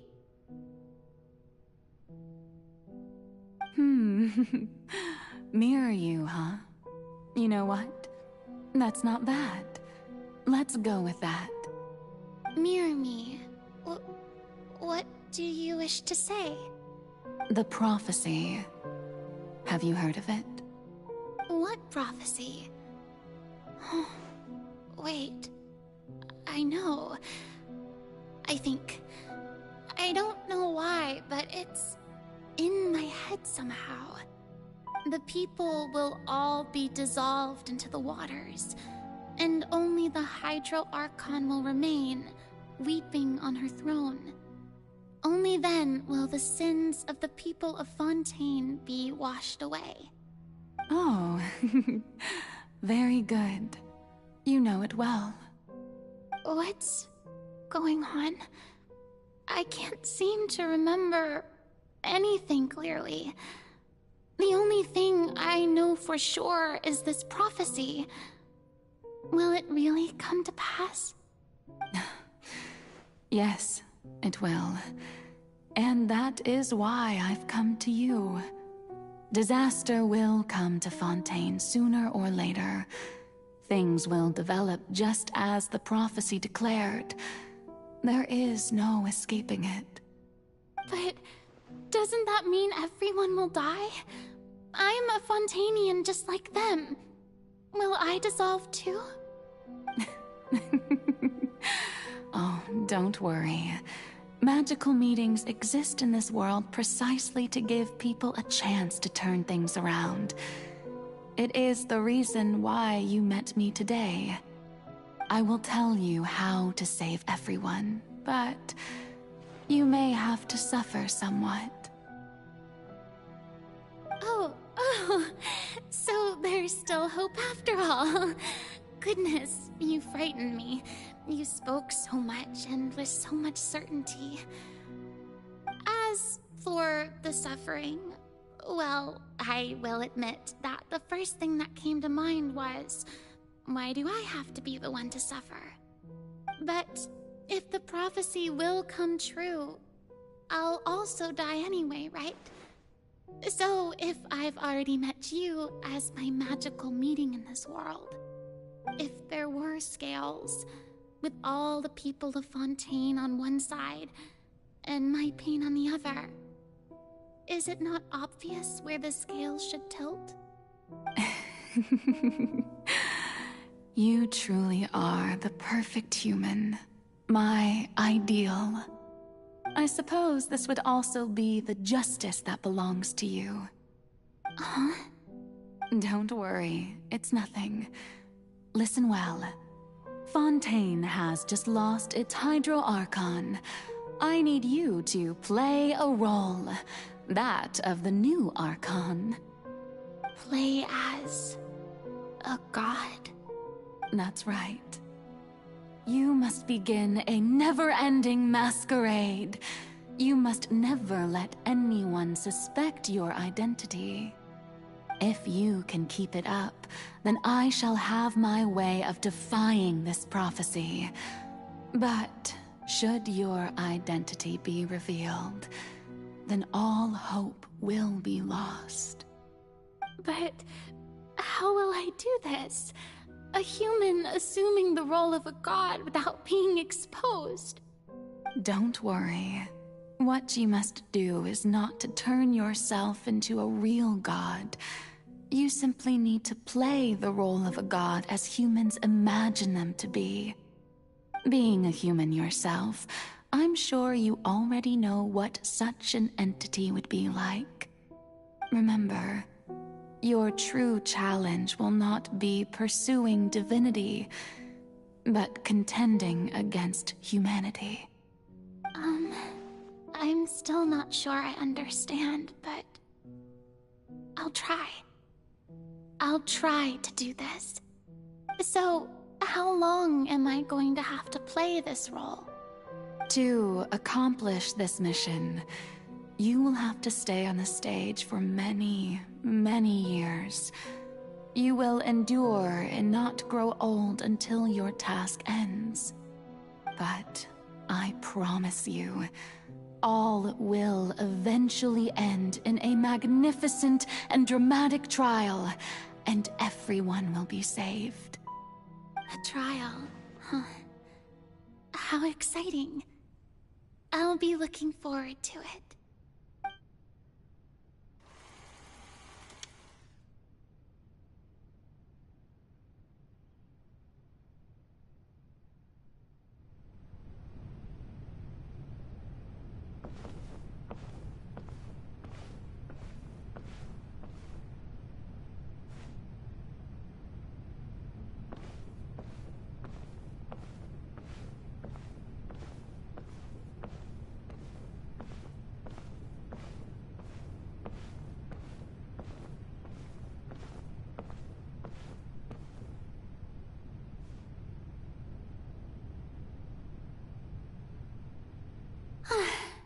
The Maison Cardinalise has announced my accession, but this is my first time facing the people. What should I say to most appear like a god? To be honest, I still don't know. Perhaps I should first try to act natural. Ladies and gentlemen, good evening, and welcome to the Opera Lpcruz212. I'm sure you've all heard about how I have taken on the role of Hydro Archon. Indeed, I am Verena de Fontaine, your new Archon.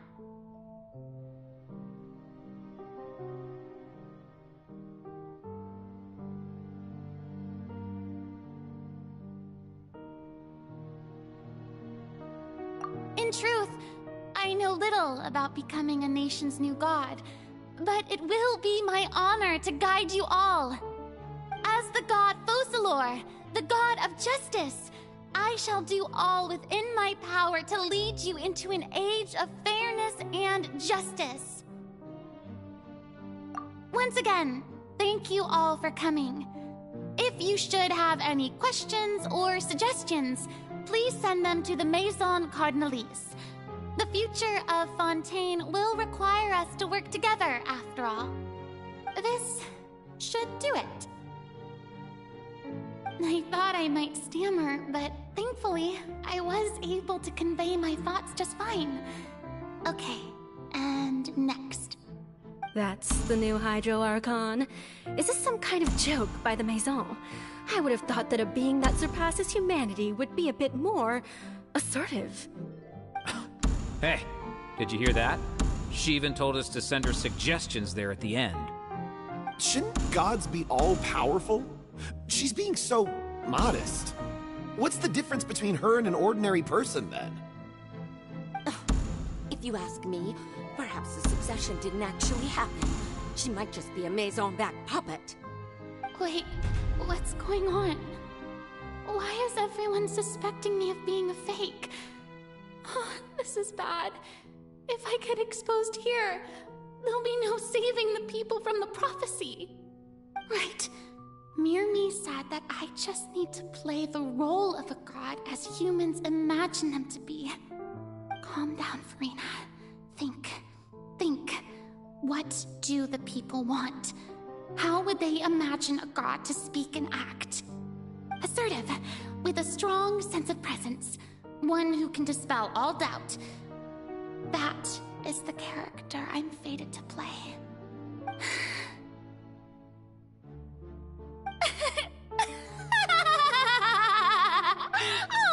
Oh, very good, my people. Only ones such as you are deserving of my rule. Now, I was wondering, if some weak puppet were to one day come onto the stage and claim ownership of this opera house, would the children of Fontaine follow them? Well, It seems that you would all see right through them. Having passed my test, you are qualified to witness wondrous trials alongside my august self, here in this opera house. You may consider my previous act a door gift of sorts. I thought it was a debut that suited the atmosphere. Now then, let us be reintroduced. Ah, so that was just a performance. How could I have forgotten that we were inside an opera house? Her personality. It's quite shocking, to be honest, but I suppose it's a better look than before. Such a fascinating and bold deity. How wonderful! Our future may yet be bright after all. It seems I've turned them around. Best follow this flow and restart my accession speech.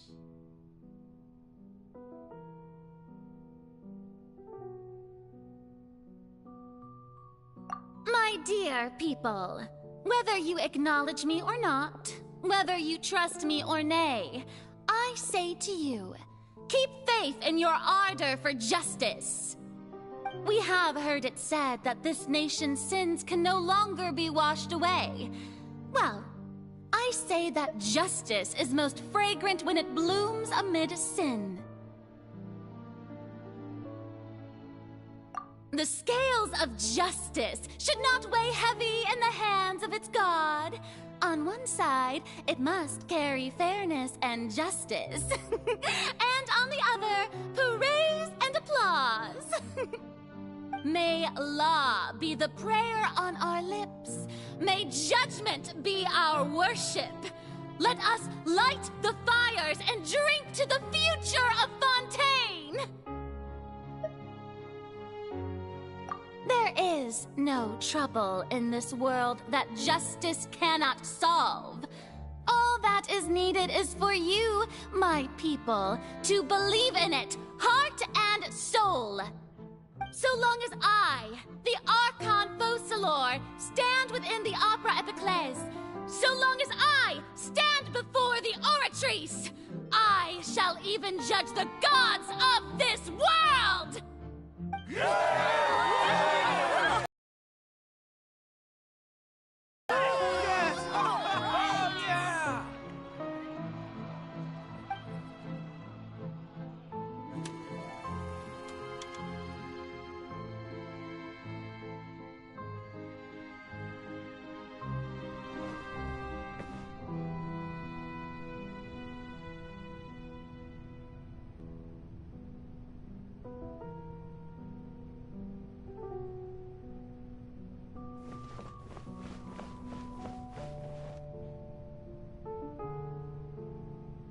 Lady Farina, here are today's case reports, as well as a summary of the follow-up for your perusal. Come now, was I not just at the Opera House in person? Leave these kinds of things to Neuvillette. Besides, none of these trials were the one that I'm looking forward to the most. If I may be so impertinent, what kind of trial are you truly looking forward to? A magnificent, dramatic, and wondrous trial. A trial to end all things.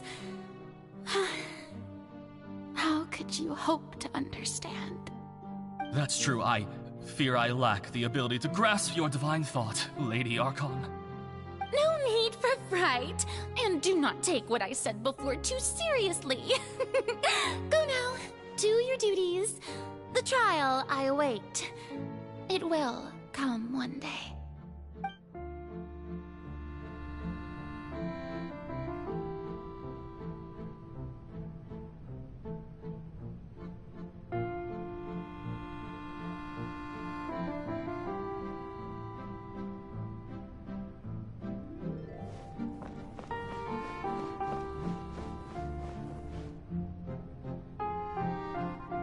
Lady Farina, I don't know what to say. Thank you for agreeing to see me. No need to thank me. Or rather, thank your own sense of perseverance instead. Long have you stood in line to meet me, have you not? Oh, I'm afraid that's just an inevitable consequence of my divine charm. All right, Deuteria, is it? How is your son's illness? You remembered me, and you knew of my family, too. He is doing much better now. In fact, he is far more of an ardent believer than I. He was the one who forced me to seek an audience with you, and to bring your words back to him. Oh, good. Very good. If this should happen again in the future, please do not hesitate to come and tell me. Going down to citizens' homes every so often, while not usual practice, should serve as a fine change of pace. You're such a gentle and wise god. Thank you once again, on behalf of my son.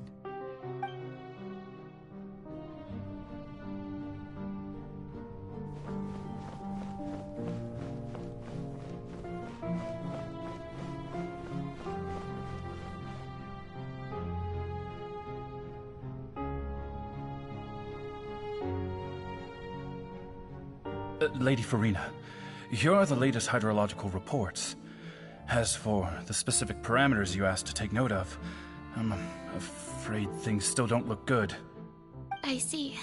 It's as I thought, then. As your god, I did already expect this, but I wanted to see how far your human wisdom would allow you to analyze it. All manner of signs indicate that the prophecy will still come to pass. Forget it. That's not something you need to worry about right now. Well, as I understand it, the Fontaine Research Institute is also trying to find a way to counter the rising water levels. Really? Have they found anything? I'm afraid that they haven't found any effective solution thus far. Oh, is that so? Well, no wonder. This issue has reached the realm of the gods, after all. Still, their spirit is praiseworthy.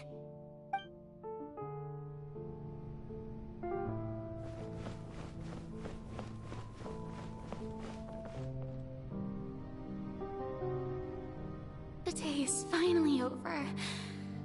I haven't had a moment to breathe this whole time. But it's good to see that everything's getting on track. There are no longer any voices of suspicion. Maybe this is fine. I just need to keep going, and everyone will be saved. Alright, Farina, don't think too hard about this. You need rest. Tomorrow's a new day.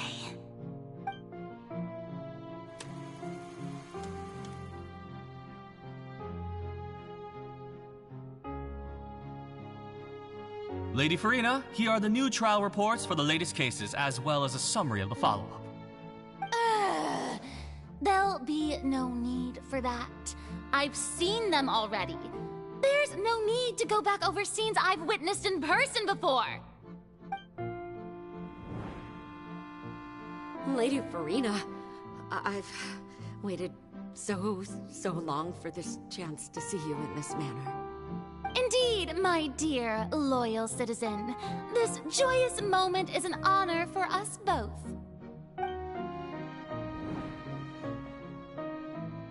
Lady Farina, we're detecting significant hydrological anomalies near Poisson. Understood. Keep monitoring. Keep me informed should anything come up at the Institute.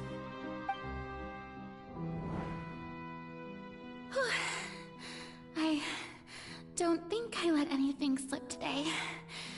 I must show the people that there is nothing to worry about. I just don't know when these days will end. I feel utterly exhausted. Best to rest early today, too.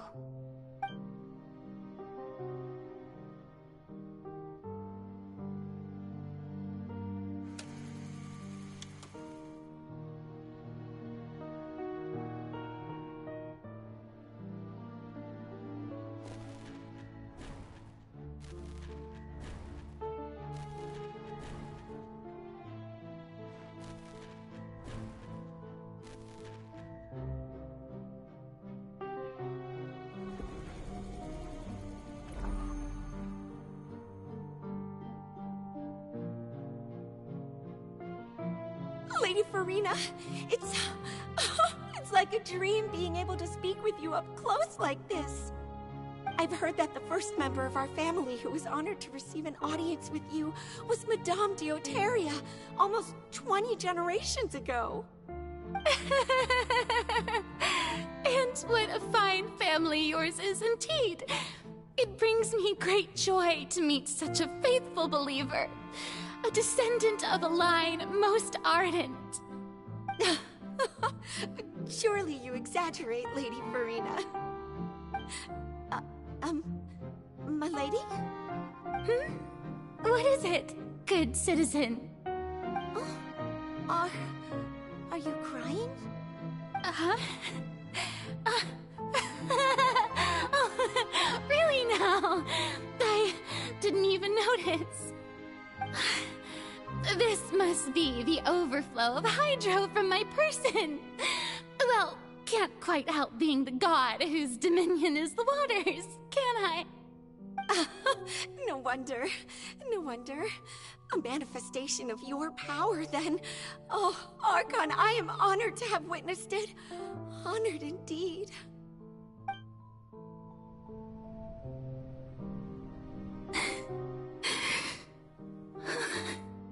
So interminable. So lonely. Just how much longer? Hundreds of years must have passed by now. Perhaps the show must go on for hundreds more. I never imagined that it would hurt so much. Have I reached my limit? No. Perhaps I reached it long ago. Today I didn't even notice my own tears. I want to tell someone, anyone, about this. But would that not destroy all I've done so far? I've conducted so many investigations across the centuries, but there's not even a sliver of hope that we might break the prophecy. All I can do is keep heart. I must maintain this act. It is the only way to save Fontaine. Please, mirror me. You have to succeed.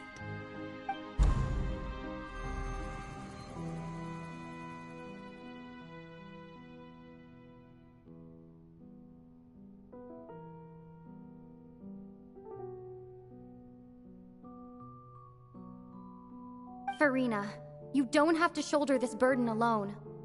Although I don't know what you might be keeping from everyone, your people are more than willing to share your burden with you.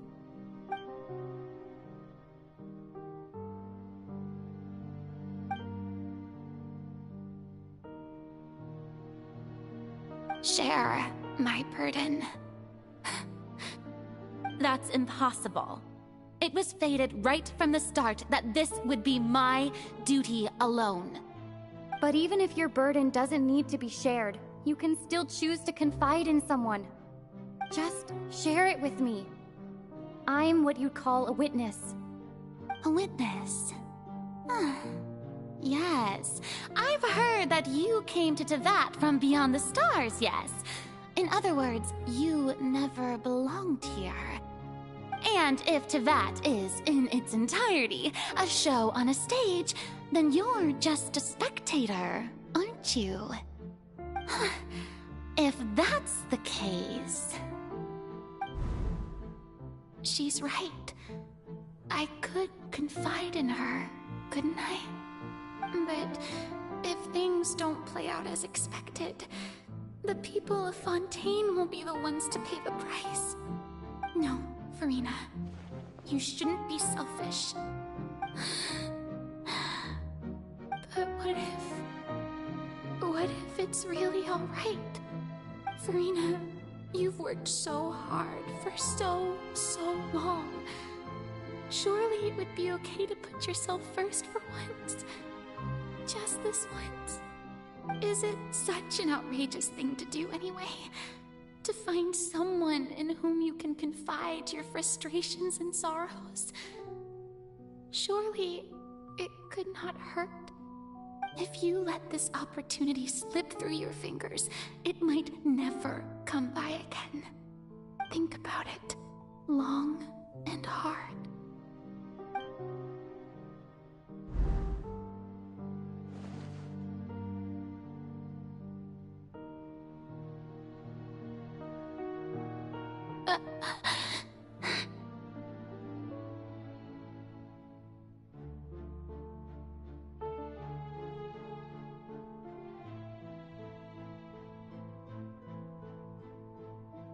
No, I have nothing to say.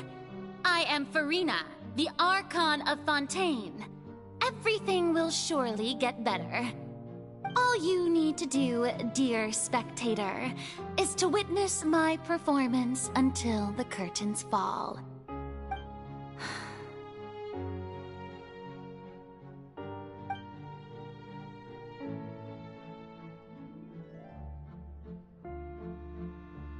Fine.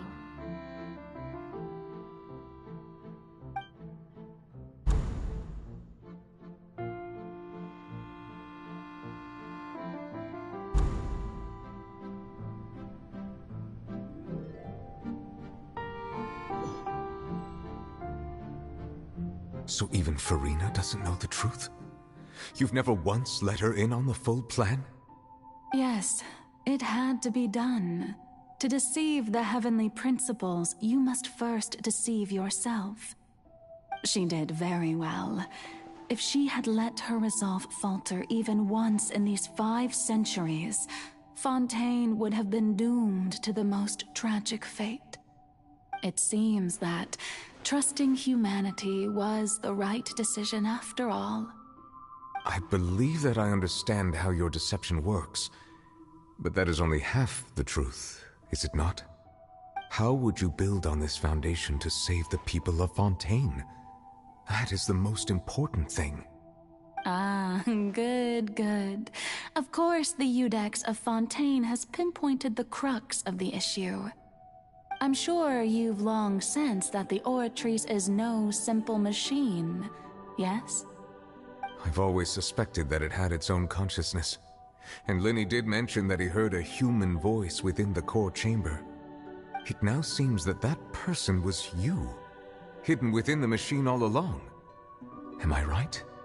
And then I became one with the Oratrice, taking Fontaine's gnosis with me. Yes, it would seem so, wouldn't it? Alas, your understanding of this device still lacks sufficient depth. In truth, it is no enactor of justice. It is, in fact, a device created to kill the god of justice. I beg your pardon? Oh, you have it.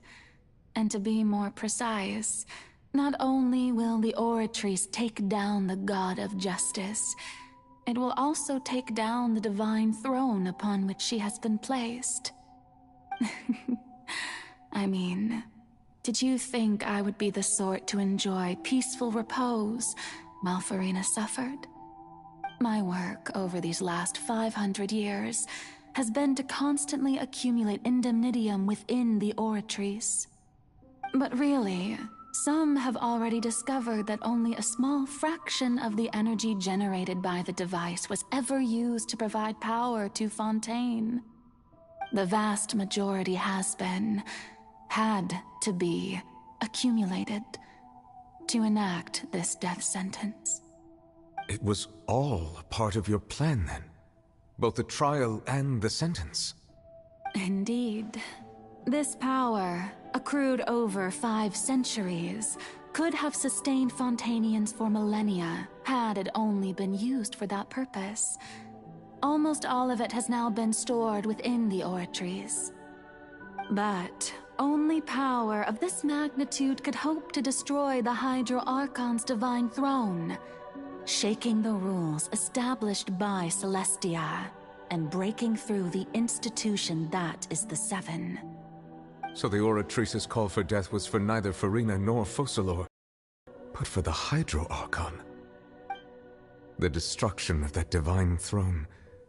If I do not misunderstand your intent, you must be... Returning what's rightfully yours to you, of course. In other words, this was all done to return the authority of the Hydro Archon to the Hydro Dragon of this planet. But...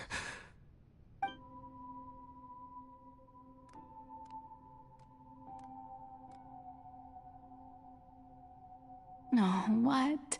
Getting sad again, are we? The authority of the ancient dragons shall soon be yours once more, O Hydro Dragon Sovereign. And this is the face you make. All you've done throughout the years is just so you can sacrifice yourself at the very end. I've never quite seen it that way, you know. Even now, I'm quite pleased at how well my deception worked.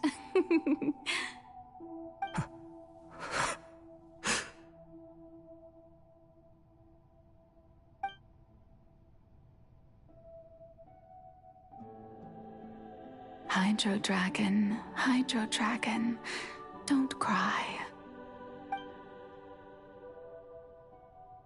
I must say, had it been within my rights, I would have loved to judge the heavenly principles themselves.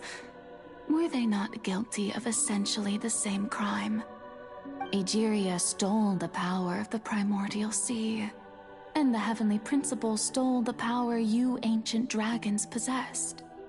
I, for my part, am the god of justice. And is it not just that your original powers should be returned to you? Speaking of justice, I have always believed that justice lies in the process of pursuing human existence itself.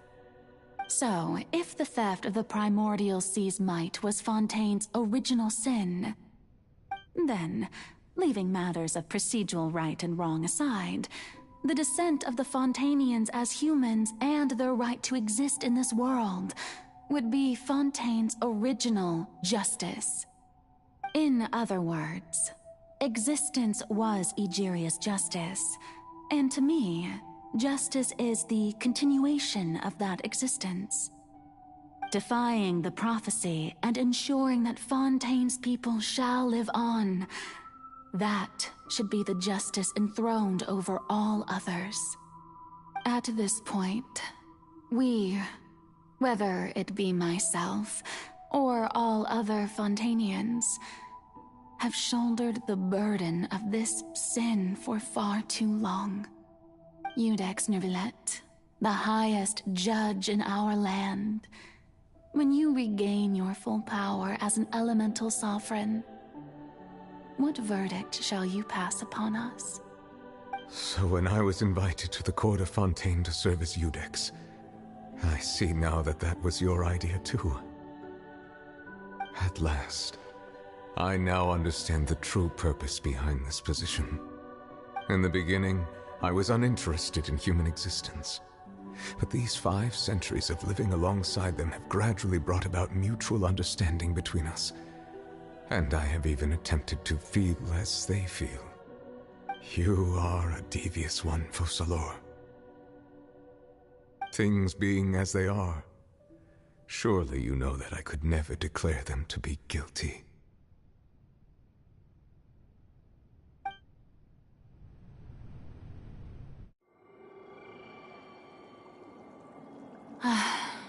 The hour of my execution is almost here. For the sinner, the curtain call has come. I know I may not sound it, but faced with death, I find myself a little afraid. Perhaps this is one thing both gods and humans have in common.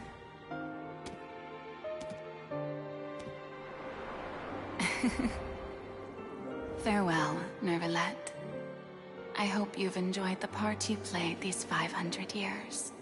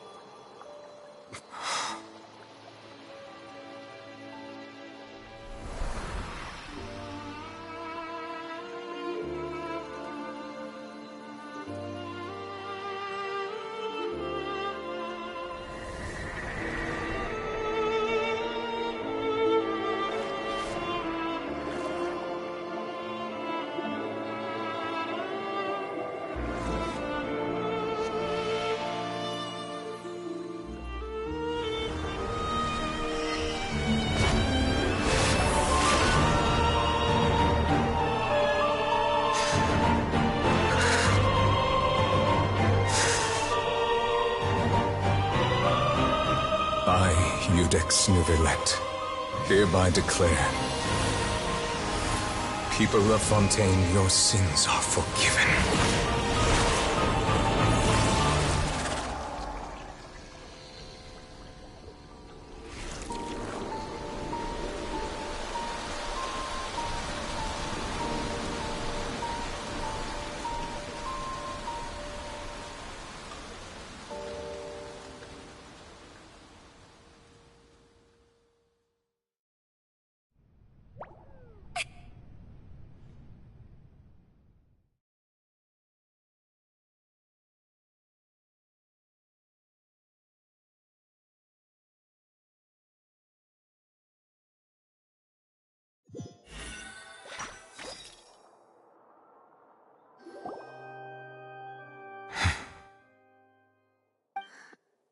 What just happened?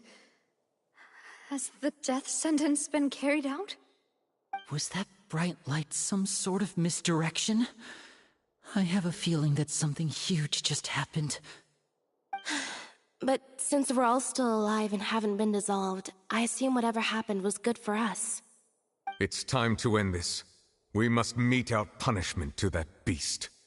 Didn't you say just a moment ago that it can't be defeated? I have gained the strength sufficient to deal with it. Through certain means, I now have the ability to separate the power of the Primordial Sea from that creature. We should seize the opportunity to pursue our quarry.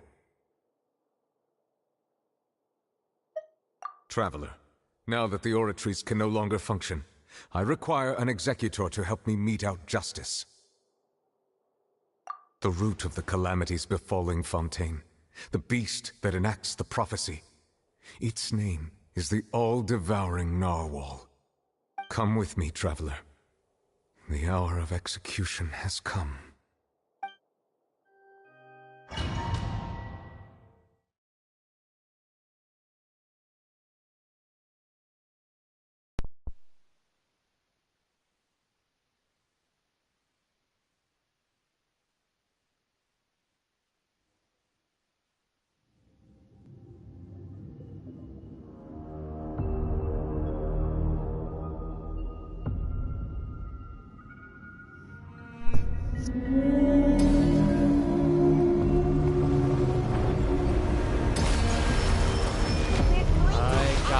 Personal vendetta against that whale.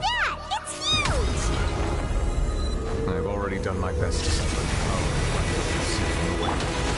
Considering the size of the beast, I cannot reach the power source. Alright, I'm gonna have to focus. Unless we can find a way to attack it from within. We shall share the part of the ancient dragon's power with you. We shall look for an opening together.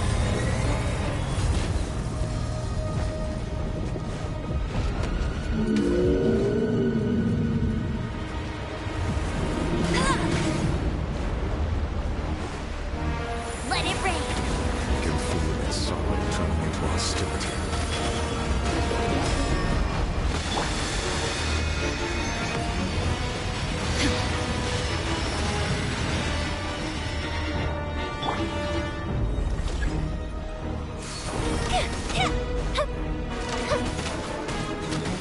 The all-devouring narwhal cannot resist its instinct to devour.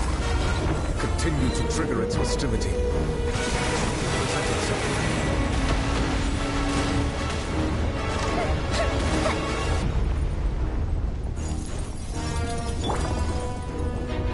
Illusion shattered! Fire hazard!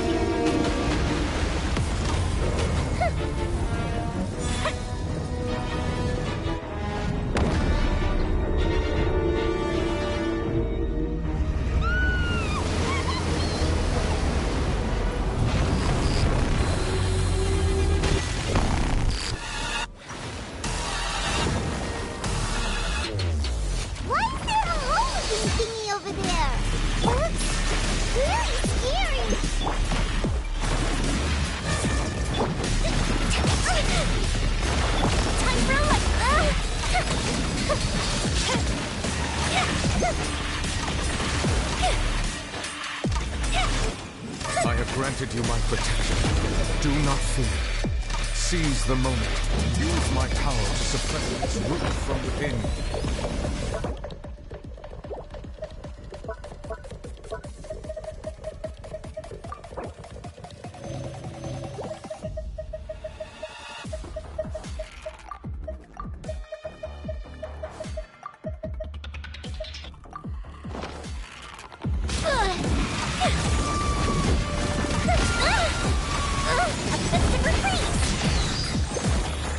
Hold the line!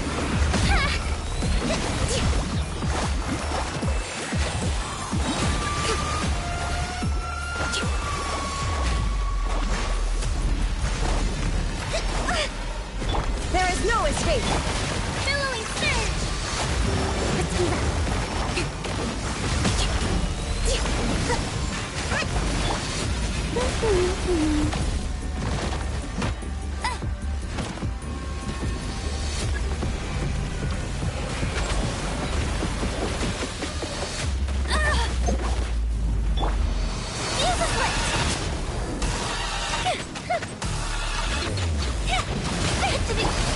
Illusion shattered! Uphill battle! Hold the line! Inazuma shines eternal! Shine down! Go, Baron Ball! No escape!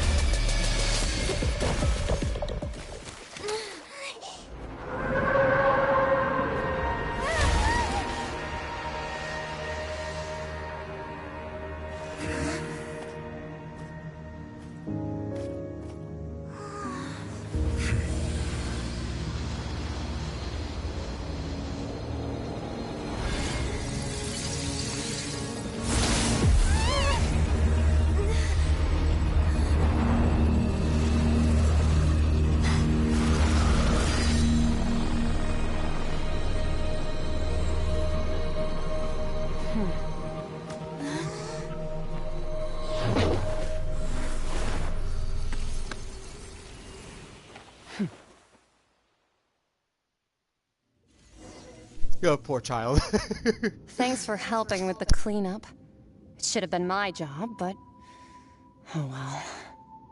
It was just supposed to be a short private training session for me. I didn't think that my disciple and my master's pet would start brawling in the meantime. Well, actually, I had a feeling that it would happen at some point, but they bumped into one another earlier than I thought. What a blunder. I suppose I'll have to swing my sword 3 million times as penance. Damn, yo, Humberto, tell me she looks legit like a character from Honkai Impact 3rd or Honkai Star Rail.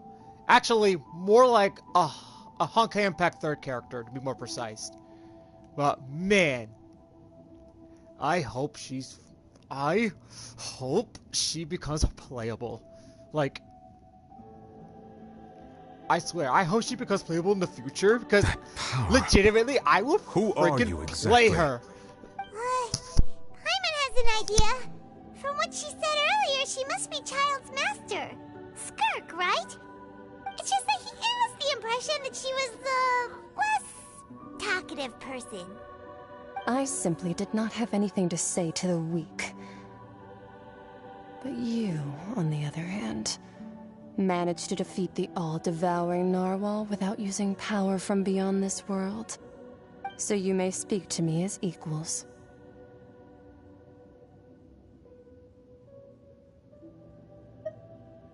I have to agree.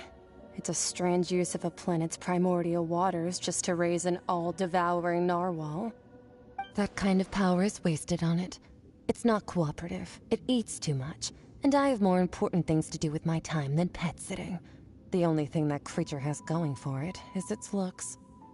All in all, it fails as a pet. Miss Skirk? I think you might have missed the point. The point being? Well, being that this pet almost destroyed destroyed an entire nation. So what sort of person is your master? Well, child's master's master. Wait, is that right? Oh, right. So you don't know him. Sorry, I assumed you did. His name is Sir Tologi. Okay.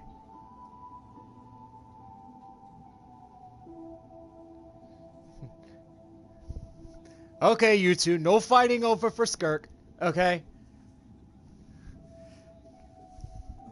Cameron, if I were you, I would have gotten on the Genshin Impact bandwagon like a long time ago.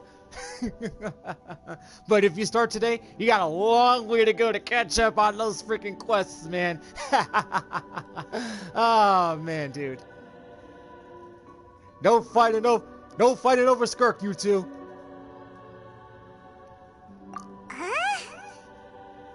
I am unfamiliar with that name. Huh. So Master isn't sufficiently famous. How should I describe him then? Have you heard of the name The Fowl? The Fowl? Still nothing?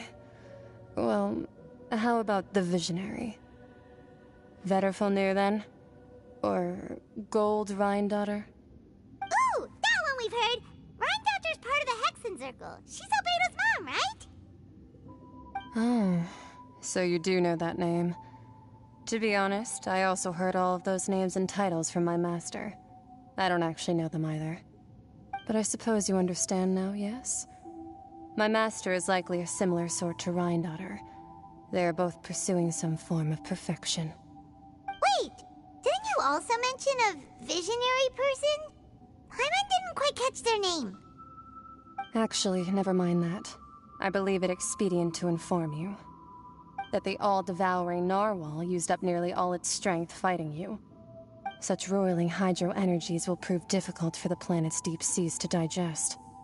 As such, the Fontaine back on the surface has most likely been thrown into chaos. In other words, the prophecy that you've been fretting over should now be in full swing. What?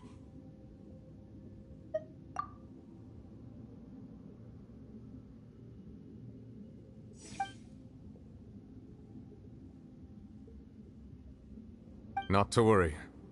Focalor has already managed to deceive the heavenly principles.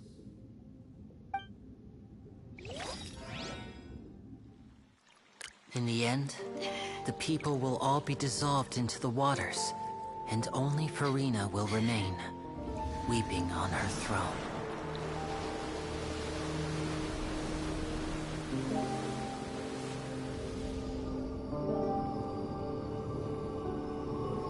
Only then will the sins of the people of Fontaine be washed away.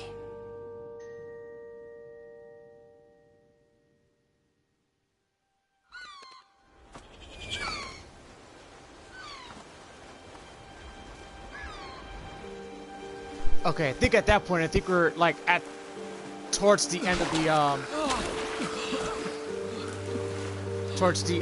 the Archon quest. Hey! Help! Over here!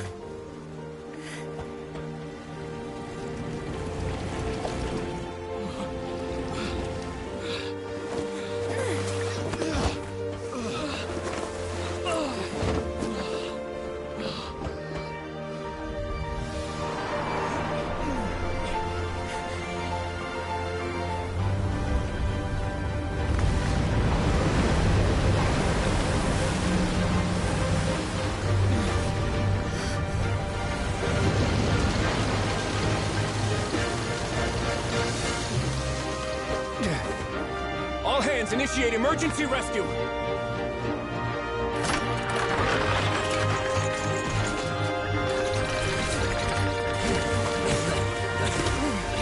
Hurry!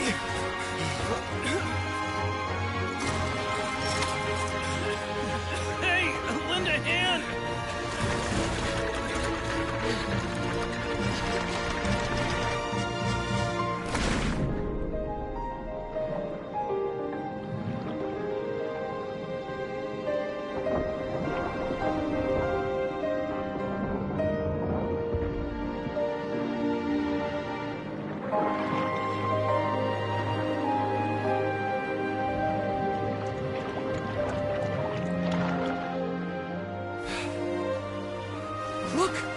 water's receding!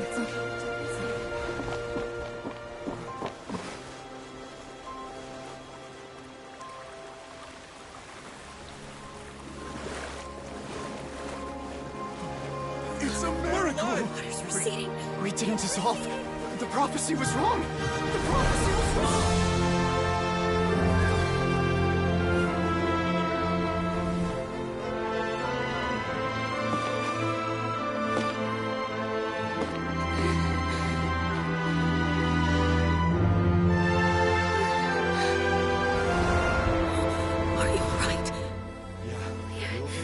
We're saved. The prophecy was wrong.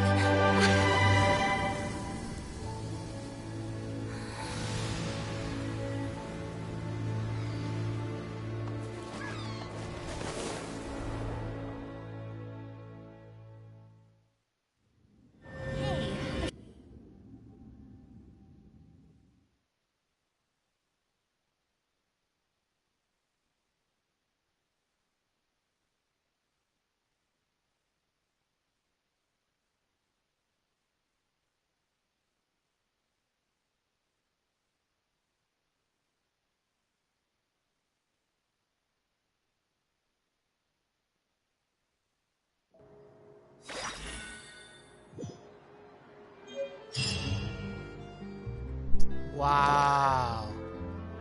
The soil renewed. The Spirit Rasula talks post-disaster rebuilding. I recently visited Poisson to meet with Miss Navia, spokesperson of the Spirit Rasula, and we spoke about Poisson's present and future. Old soil can still give birth to new bloom, Miss Navia stated. Hope is like seeing a small cookie when you're starving late at night. You just need a little of it.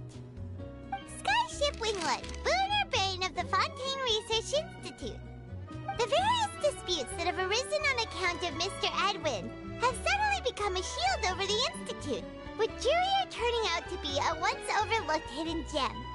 People always call the first researcher mad, but few know what to call the second.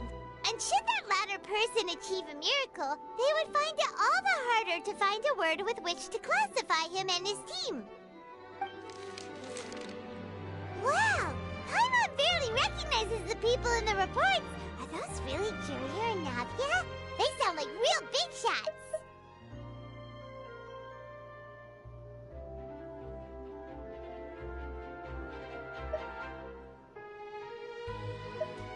What do you think? Pretty enthralling, huh? The Steambird's idea was pretty simple. With the disaster just having passed, we would print a free edition packed to the margins with good news to calm people down. The value for these big scoops lies in their inevitable follow-ups. We'll publish further reports and go into the stories behind those people. Edwin's assistant, Jurier, created a true flying ship, while Navia is leading people in the reconstruction of their home. I'm sure that these stories could draw even your well-traveled eye. Paimon's curious too! Wait a minute. Didn't we watch everything happen from start to finish? What's there to be curious about? And that's exactly why I'd like you to come conduct interviews with me. You're the best incubators of news, if you haven't noticed. And also, with you around, I'm sure I'll get to see that Duke. Are you sure? Hasn't he turned you down several times already? Oh, this time will be different. Come on, let's head to Poisson first, and then make a trip to the fortress. There are some things you'll only know when you get there.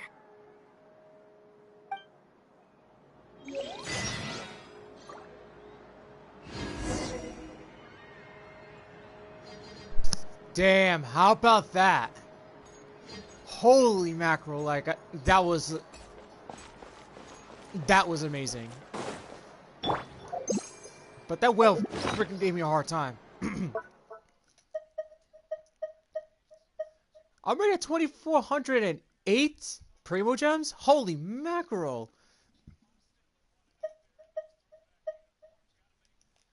Okay, seems like I got some... Oh, sorry. Just a little hiccup there. I'm about to go talk to Nouvellette right now. Oh man, we got a lot of new stuff here. Okay. So, right now, it's not finished yet. The quest is not done yet. As for right now, we're gonna finish up I'm gonna finish the quest. I'm gonna finish the quest, and that's how we're gonna wrap up the stream. Right now, the Giants are playing against the Packers. It's about to start, but I got the game on my phone right now at the moment for now. So if you guys hear me, like, yell or scream or anything, I'm watching a football game. Just so you guys are aware. The whole point was to do, like, NFL scores and then do some of the Archon quests. I didn't think I was going to do a lot today because of how long the scenes are. You know what? It was worth the 4 hours. Screw it. Cutscene coming up, guys.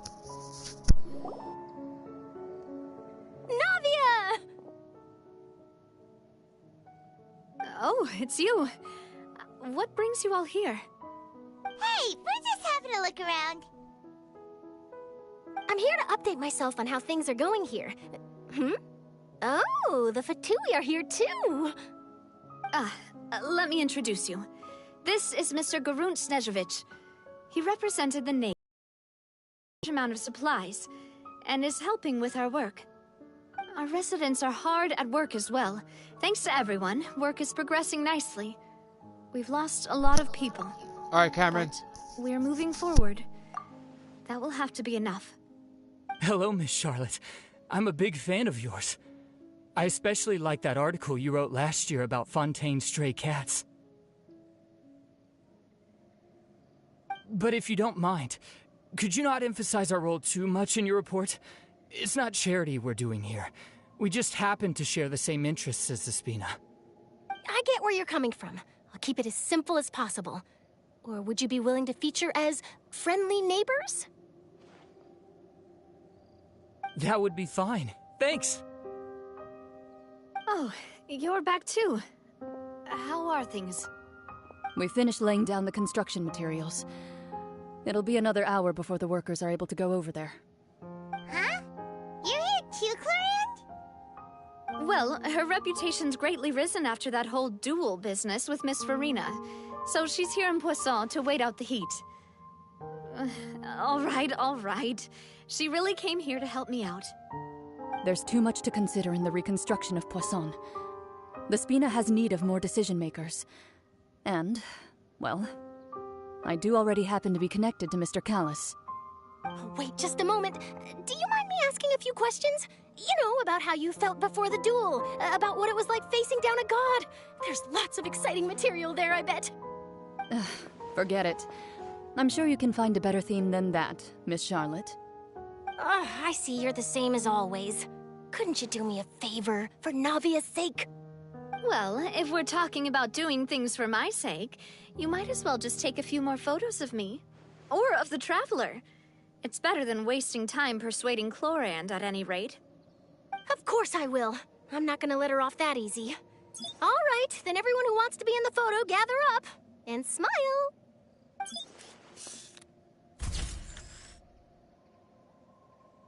How did it go? Was it a good shot? Did Paimon look cute in it?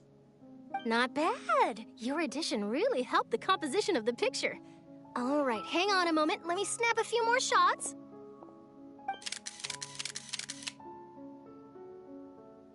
All right, that should do it. I'll be back here later anyway, so let's call it a day.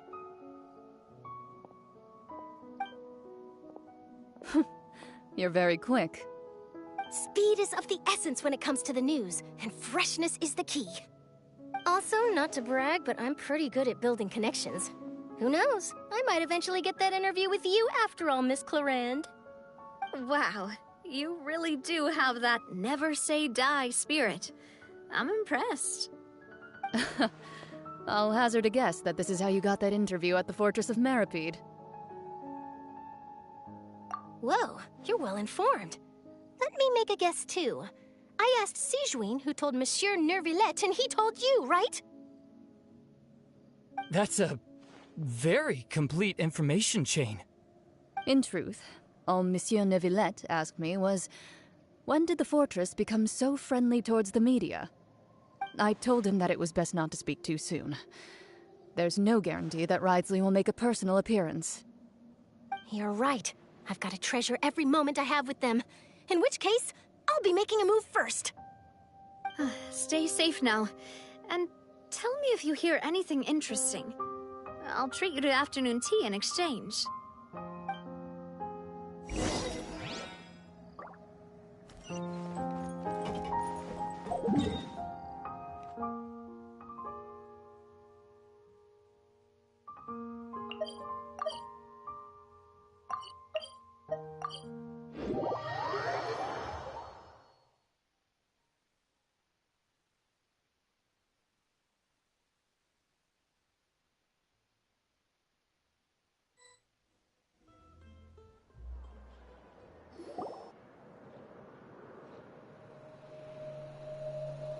Wow, guess we're here again, huh? There's a real nostalgic feeling to this place. Looks like you've been missing us. Duke! Did you come all the way to the entrance to greet us? Of course.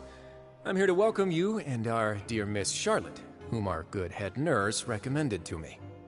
It's an honor to finally meet the much-rumored Duke. Thank you for consenting to my visit to the fortress, sir. No need to thank me. But that said, I shouldn't be the focus of your interview. I trust you recall our agreement? Of course, of course. All right then, this way.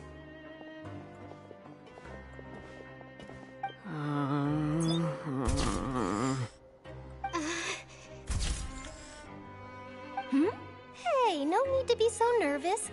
I've already taken all the photos we need. Miss Charlotte, do these pictures really need to be published on the cover of the Steambird? It would seem that Miss Lorvine doesn't want her face to appear beside that of Mr. Jurier, Sir, please don't say things like that. But it looks like dear Mr. Jurier denies it. Might this interview be very important to you, then? No, I just... This is my first time being interviewed, and I'm very thankful to the Steambird for... Now, I might not look it, but I actually did meet Mr. Edwin once. And I'll be honest, I enjoyed chatting with you more. You've definitely got more of that genius vibe going on.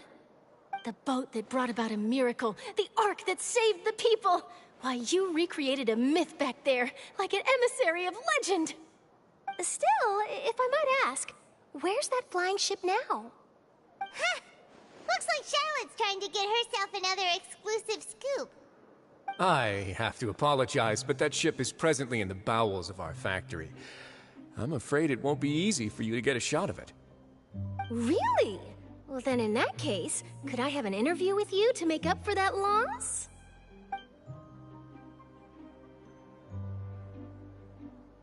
You already know my answer, I'm afraid. Best you interview our head nurse instead. Or perhaps you'd like to take another photo of this couple of researchers? Did you really have to use the word couple? Well, then, 2 solo photos will do. Is my hair messed up? Please, someone help me have a look. Things sure are getting pretty lively here. We've seen this kind of thing before.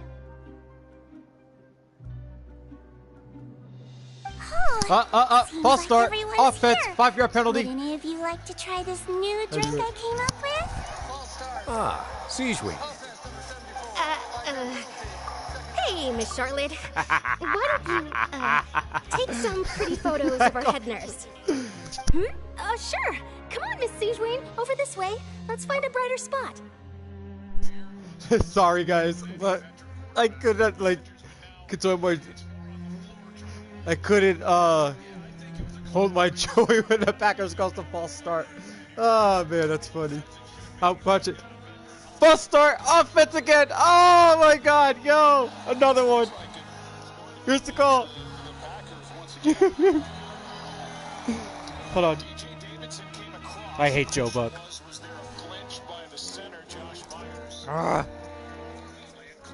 You go false start.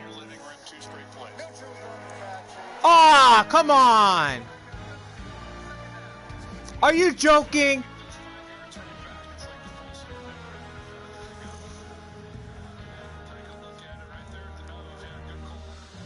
Oh, he caught that. Damn it. Encroachment. Sure. Do I have to smile? So, how have things been at the fortress?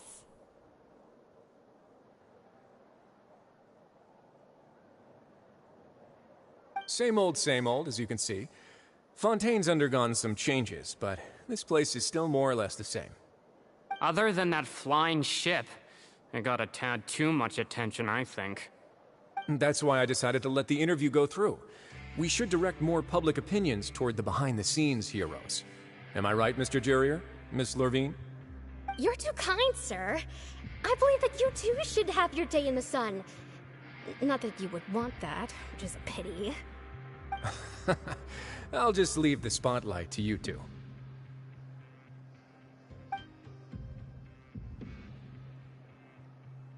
I see. Lots of things happened that day, huh? Anyway, regarding that Harbinger, I'm not sure you remember, but his 3 young followers are still waiting for his return.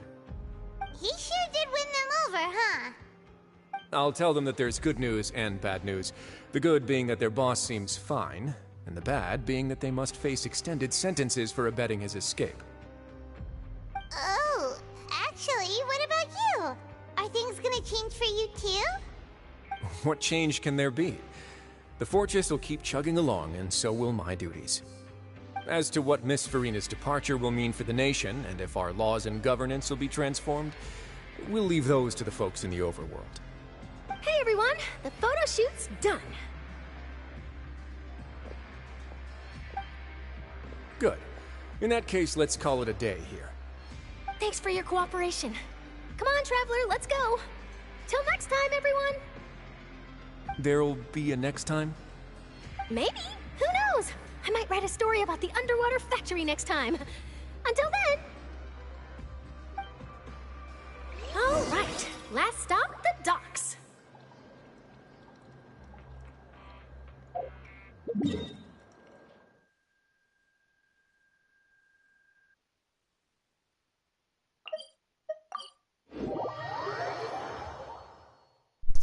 Let's see how much we got to go for this one, and then once that's done, then I'll just wrap it up. Because it's safe to say it's better to finish up this Archon quest now, so that way I don't have to do it tomorrow when I do football picks with my good buddy H. Joshi. So that's safe to say.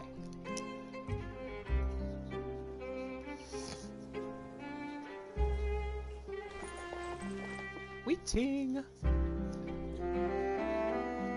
I'll probably plug my guitar in and play for a little bit while I'm waiting for the lift.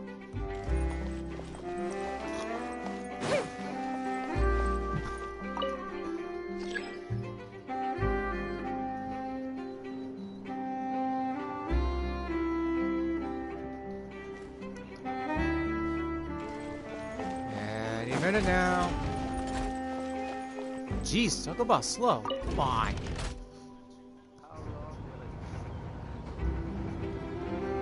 Alright, Tommy DeVito is taking the field now with the Giants offensive line. Let's see how this goes, because our offensive line is probably not going to go through that Packers defense.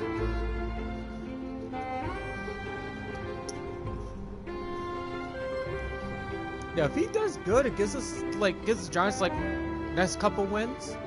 If today actually, then you know.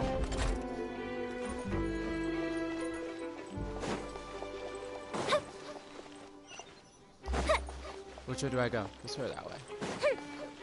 Okay. Cutscene, guys.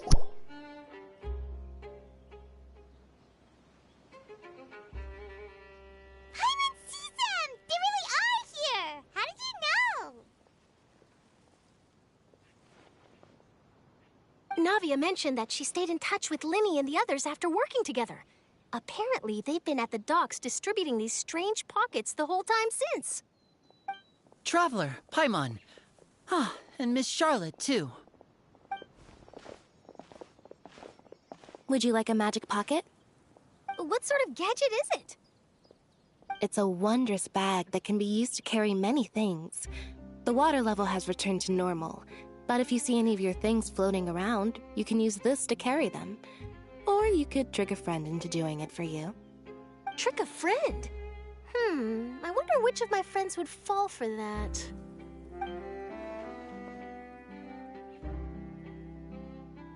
You could just make a friend like Fremine here.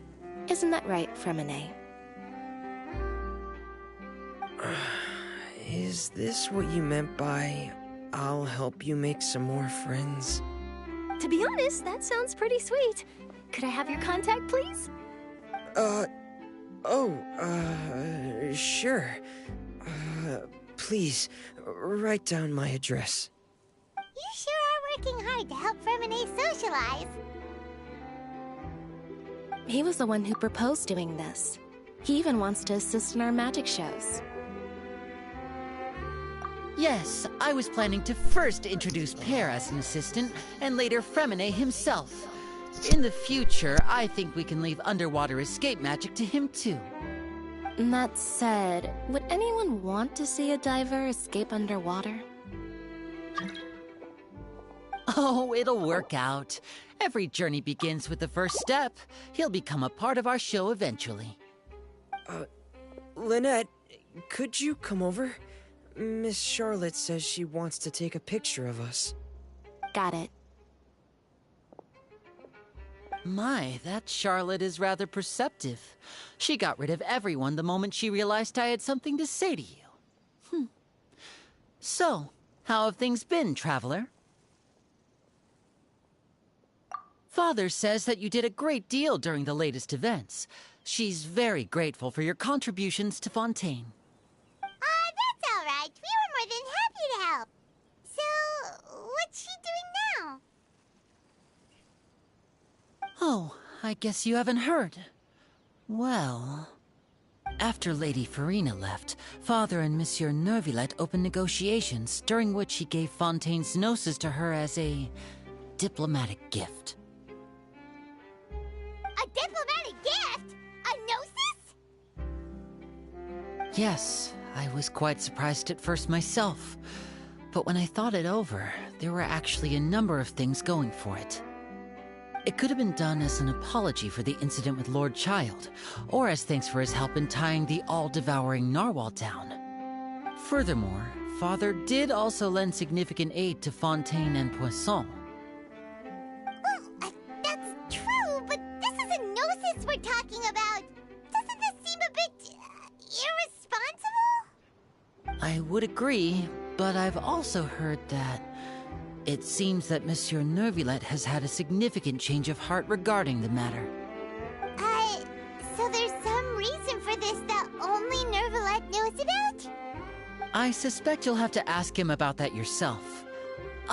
Yes, speaking of which, I did see him strolling around the entrance to the Fortress of Meripede a while back. Isn't he real busy and stuff? Paimon didn't think he'd have the time for that. But back to the topic. The gnosis was given to the knave, right? What about Child? They say that he's returned to Snezhnaya to recover from his wounds. I hear that the recent disaster really did a number on his health.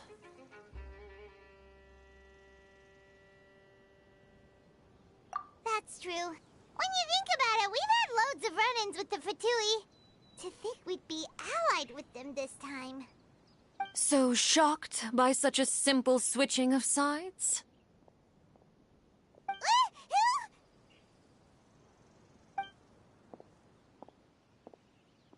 Father! Well, what do you know? Welcome back, Cameron. Come to the docks to see how my children are doing and meet the Traveler by chance. Please do not pay my accomplishments in Fontaine too much mind. I would have done them regardless. Are you going to take the gnosis back to Snezhnaya? That is our duty as harbingers, yes. Don't be too preoccupied with sides. The goal of the Fatui concerns not a single place or person, but the entire world. With such a grand goal in mind, it is inevitable that we must wear many masks. Switching my masks is something I've always done. Well, that depends on many things. No one truly knows what the future holds. What good is honesty if you can't rely on it forever? As for you, I very much look forward to our next collaboration. Good things cannot be achieved alone, and you've proved yourselves to be great partners.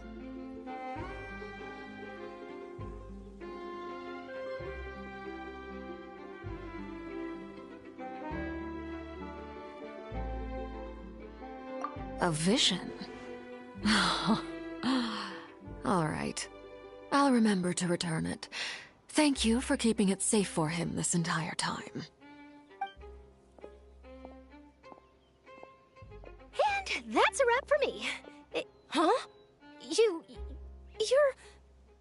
Greetings, Miss Journalist. Hello. If I'm not mistaken, there are diplomatic channels I'll need to report to take a photo of you. That is correct. So forgive me, but I will not be able to serve as a subject in your article. However, feel free to write as much as you'd like about our dear magicians and our upcoming rookie talent. I will. The sea breeze is quite pleasant. I shall continue my walk while the weather remains so agreeable. Farewell. Farewell, Father.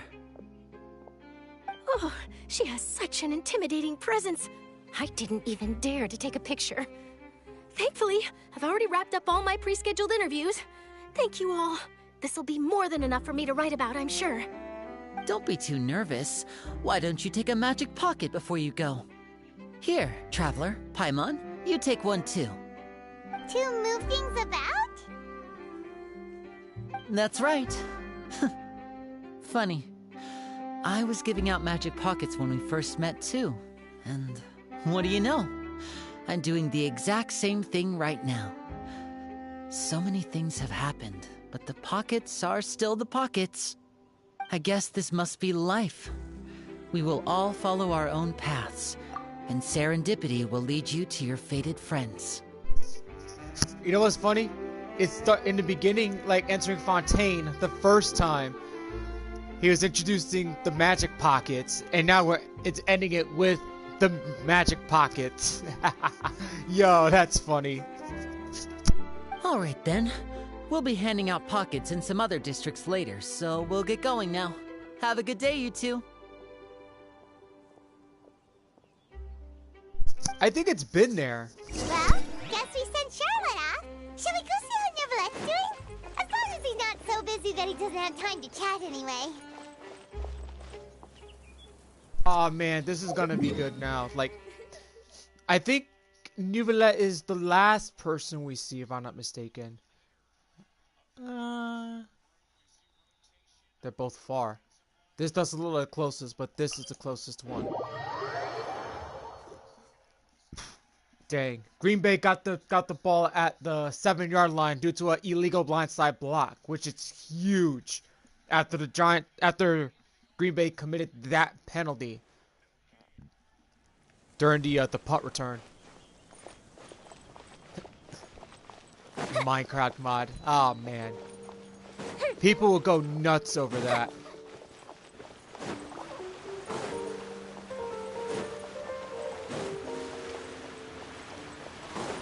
Okay. Oh my god, man. Alright. Here's the thing. After this stream, you know what? I'm going back to like legit 2-hour streams. This is the only time this stream is going to be hitting 5 hours because I am never doing a 5-hour stream again. The entrance to the fortress! Ooh, he really is there! This is what happens when I'm paying attention too much to this game and the Giants game. Ah, man. The perks of being a Giants fan. And a perk of loving football. Alright, cutscene coming up.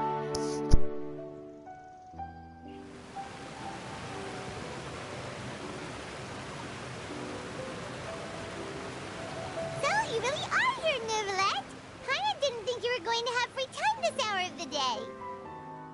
Really? Oh, I suppose you must have met Mr. Linney. He took the time to greet me earlier when he passed this way. In any case, you came at a good time. I was just considering reaching out to you to set up a meeting, so I may explain some things that I haven't had the time to before. Aw, Paimon's glad that you remembered. Thank you for keeping us on your mind, what with you being busy and all. Alright, let's have it then. How was Fontaine actually saved? The whole business is still quite the mystery to us. It is strange how words can often leave a bitter taste in the mouth when it finally comes time to say them out loud.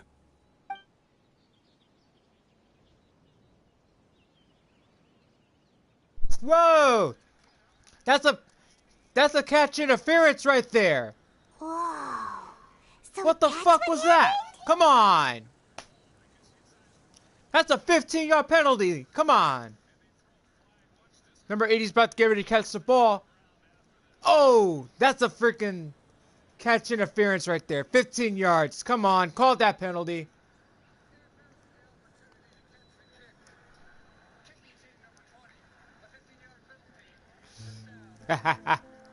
That's what you get, chump. Wah, wah, wah. That's what you get for trying to tackle them. Cameron, I'm watching football. The Giants are playing right now against the Packers. Focalor destroyed the divine throne of the Hydro Archon and restored your power to you, transforming you into a fully fledged elemental dragon sovereign. Yeah, so Cameron, there's a catch interference on the Packers. They punt the ball away. Number 80 of the Giants. Cameron, I'm a big Giants fan. Just so you know. So, number 80 of the Giants, right? He's about to get ready to catch the ball. One of the defensive tackles went to go after him and tackled him before he was able to catch the ball. That's a 15-yard penalty, and basically it's a personal foul. Can't do that, especially when it's a fair catch interference. That's a big no in the NFL. But Paimon still doesn't quite get what you did to save the Fontanians from dissolving. For me, the authority of the ancient dragons refers to absolute control over the hydro element. Fontanians were incomplete humans born of Egeria's use of the power of the primordial sea, with constitutions similar to that of mimics. But so long as those primordial energies remain within them, I could use the ancient dragon's authority to grant them true blood, after the fashion in which life was first brought into being on this planet. In other words, when I gave my verdict, Fontanians became true humans, and thus would naturally no longer be dissolved by water from the primordial sea. Focalor must have counted on you to make that decision as well. Your verdict was the key to making the prophecy appear to have come true while saving everyone. Yeah, and in a manner of speaking, Focalor finally managed to fulfill the original Hydro Archon's wish to turn Oceanids into real people too! Oh, guys, in other news, the Titans are also facing the Miami Dolphins. And the Titans threw a pick six, and the Dolphins were able to score on that one. So, 7-0, Miami Dolphins. It seems from your expressions that you still have more things you wish to ask. Ask away. I will tell you the truth as I know it.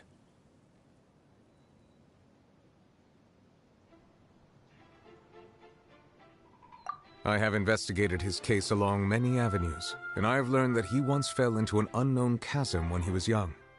There, by chance, he awakened the all-devouring narwhal. But whether it be by sentiment or reason, that should not have been enough to consider him the root cause of the disaster. At most, he would have had tangential liability. As for the judgment passed by the Oratrice during the trial, whether it was due to that liability by association, or Focalor deliberately using him to buy time for us on the assumption that he would be able to hold the creature off, I cannot say. Guess Focalor had Fontanians in mind the whole time. In the end, it was thanks to her that they finally became real humans. Hang on a second. Paimon suddenly got another question. Back when Fontanians hadn't yet become real humans, were the children they had also transformed Oceanids? Life has always flowed like water. Do you recall how Fontanians would often come to the Fountain of Lucine to pray for children? Yeah, Lynette said the fountain is where all the waters in Fontaine converge. In truth, even those couples did not know that such prayers were no mere custom, and instead a form of ritual. Those Oceanids who were blessed within the spring water would later descend as new humans in the coming months. Paimon sorta gets it now. Either way, seems like this ritual won't be of any further use, but it'll probably live on as a local custom. Ask away. I will tell you the truth as I know it. Yeah, about that. Risley said Farina has already left. What's that all about? Ah, Lady Farina. The people are only aware that her death sentence has not been carried out. She abdicated the post of Hydro Archon and left affairs related to that title to me, before leaving the Opera House. I related Focalor's words to her faithfully and completely. After hearing them, she seemed neither saddened nor comforted. She simply said that she was tired and needed to rest. Having said that, she then packed her things and moved out of the Opera House, not unlike how an ordinary person might. But she's still got a place to stay, right? You need not worry. I will make arrangements to ensure that she will not want for food, clothing, board, or travel. In truth, I am somewhat happy for her. The wear and tear on her spirit will, of course, take time to heal. But now that she no longer has to play the role of Focalor the Hydro Archon, she can finally lay down her burdens and lead a normal life. What about you then? What are your plans now that you've regained your full powers as the Hydro Dragon? After Focalor passed on, the Oratrice also ceased to function. This matter will directly affect our trials. After much careful consideration, I've decided to take over its role in our courts. From now on, I shall hear cases and pass verdicts by myself. Looks like you're still considering stuff from the perspective of the Udex, huh? As an elemental dragon, there are indeed many things that I must do. But this power and this duty, in a manner of speaking, you could say that both were granted to me. As such, before I attend to my other responsibilities, I must first and foremost continue to serve Fontaine as its highest judge. The duty of the Hydro Sovereign and the duty of the Udex shall coexist within my person. Additionally, the Hydro Archon's departure has brought about another problem, which is that the Opera House shall no longer produce indemnitium. That's true. That power was derived from the people's faith in the Hydro Archon, wasn't it? Wait, but the various mechs and machines in the city are all still okay. Where are they getting their energy from? As I am now, I have full command over New Musia, and it can serve as a complete substitute. Another reason why I cannot quite leave Fontaine immediately. Wow. This ancient dragon's authority stuff is really quite useful, huh? Ask away. I will tell you the truth as I know it.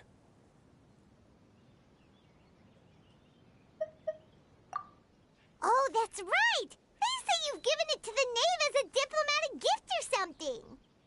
Leaving aside their intentionality, the two Fatui Harbingers have indeed done much for us during this crisis. Their sole remaining goal in Fontaine, at least at this point, would seem to be the Gnosis. The Oratrice has ceased to function.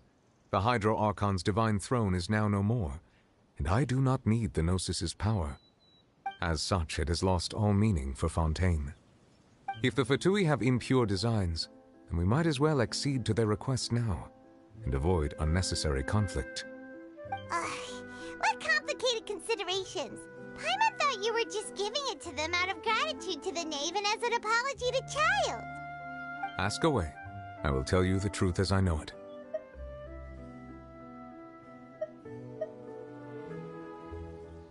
You will soon be heading to Natlan, I presume? I'm afraid that I have little talent as a travel guide, so all I can do is tell you what I know about that land. As far as I'm aware, Natlan can be said to be a nation of dragons. A nation of dragons? You mean like you? No, I suspect that I would not find myself welcome there. Unlike ancient dragons such as myself, the dragons of Natlan have undergone long years of development and evolution, Large numbers of them have entered a form of coexistence with humanity. Natlan is also the nation of war. War ravages those lands like an undying flame. There is one other piece of information I got incidentally from my negotiations with the Knave that I believe may be useful to you. The Harbinger known as the Captain has thrown his hat into the endless ring of war. The Captain. Sounds like a real tough customer. Seriously, everywhere you look, there's a Fatui Harbinger doing their thing. I suggest that you fully prepare yourself before going to Natlan. In the meantime, Fontaine's doors will always be open to you. Ask away. I will tell you the truth as I know it. Hang on a sec. Paimon's still got a question about the Gnosis. When we spoke to Linny earlier, he mentioned that your attitude towards giving away the Gnosis had clearly changed. We guessed that there might be some reason for it that only you were aware of. No wonder the House of the Hearth is the Fatui's intelligence division. They are certainly sharp. So regarding this specific issue, I was just getting ready to share something with you. What is it? In truth, I exchanged some further words with that lady named Skirk after sending you two back to the surface. It went something like this.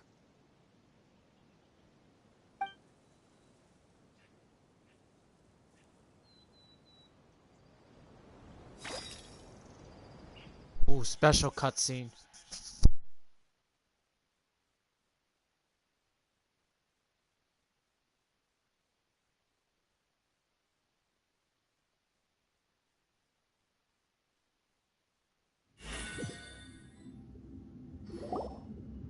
Well, we're going to head topside to see what's going on. You hurry over soon as well, all right, Nervalet?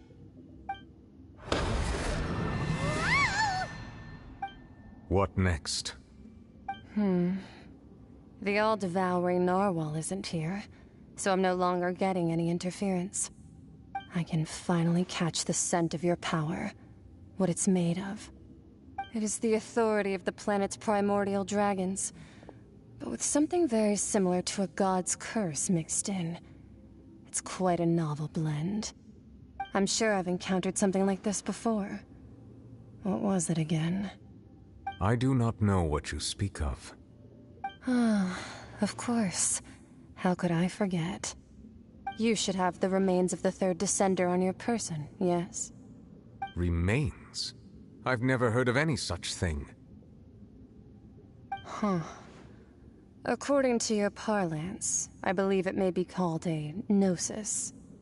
Well, that much is true. After Focalor's divinity faded, she handed her gnosis to me. But I fear I have never heard of it described in the manner that you just did. I've been training with my master, the Foul, ever since I was young, and I have never returned to the surface since. So most of the information I possess, I got from him. It is only natural for those who are greater than humanity to possess a different sort of common sense, which is why there are so many problems in our attempts to communicate with humans. Regardless, you should probably get rid of objects of misfortune to prevent any disasters from befalling you.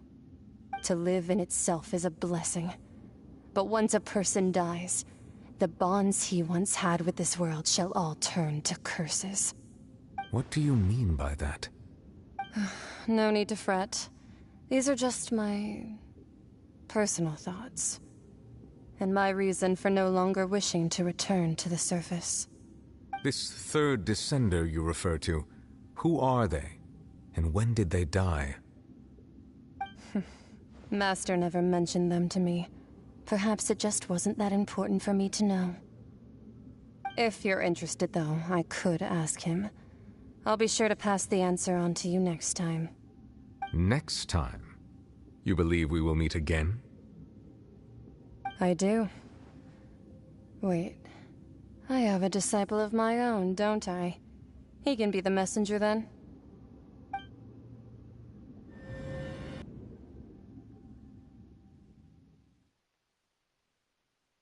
Yeah, I'm really pissed off right now because Packers didn't even get the first down when they went for it on 4th and 1, and they reversed the decision to give them a first down. While The Packers was out of fucking bounds. Bullshit. Now I'm pissed.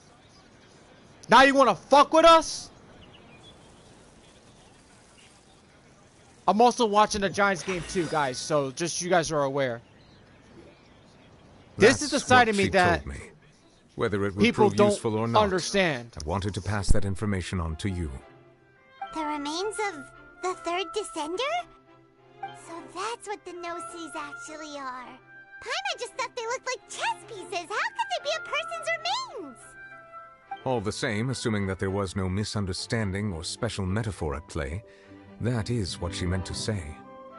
And she said that it would bring misfortune and that you should check it, which is why you gave it to the Fatui. If she speaks the truth, then I would simply be putting Fontaine at unnecessary risk by keeping it here. Fuck! God damn it! God damn it! You could thank the refs for that freaking robbery! We should have had the ball back! On a turnover on downs. What the fuck? Just because he touched the pylon of the first down, out of bounds, should have counted as out of bounds, not first down. I swear, these zebras be freaking making these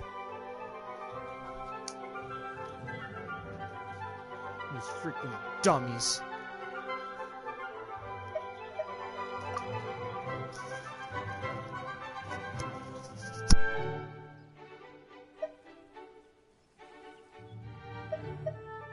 I guessed that you might already be familiar with this concept, but I did not expect you to be one of them. The Packers just scored 7-0. That means that the no-sees, which are exceedingly element-compatible and can even enhance elemental abilities, do indeed come from the third descender. I wonder, does your body also possess similar properties? Like being able to use elemental powers without a vision. That does sort of count as special compatibility, right?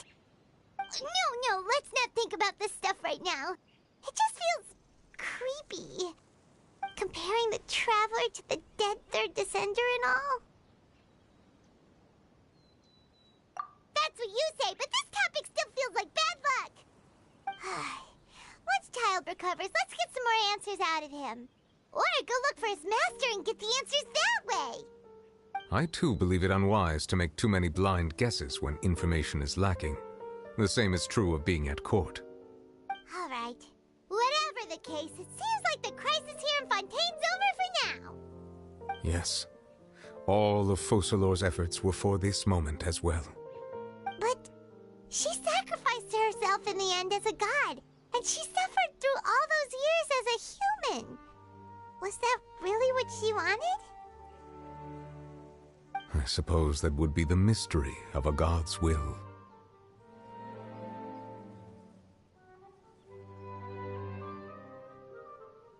I suspect not. But once in a while, I too would guess that if wishes were like the clouds in the sky, they will one day return to the earth as raindrops. Life flows like water, and rain is the final answer. The water levels may sometimes tilt one way or another, but the rain falls fairly upon all. And what, ultimately, is the difference between the rains that fall upon all of us?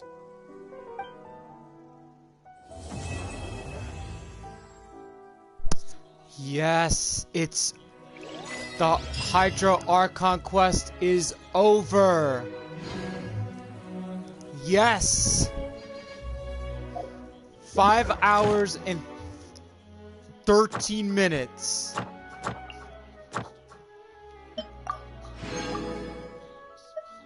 This is freaking crazy. Oh man. I can't freaking believe it. I really enjoyed the quest. And I didn't think I was actually going to finish it on the second attempt to do it. Because I started it a few weeks ago, and then, next thing I know, boom. Let's go claim the Reputation XP. And I think this is gonna be the first time I've actually am gonna unlock a new wind glider in Genshin Impact. Oh, get out, yeah. What's this? Wind-powered wind glider. Okay, just gotta get to level 10 and then boom.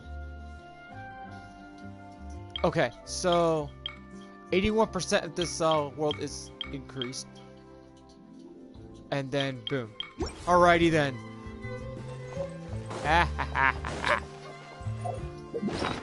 Okay, so let's see what we have.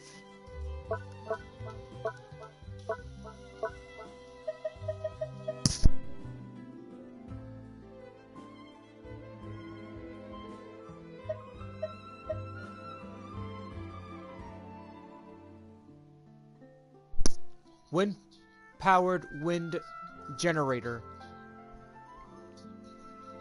I don't know how I feel about that. Okay. Now, I think I have, let's see. Level 18, level 17, level 18. Okay, this one needs to get up to level 18, so... According to my book, let's bring this in.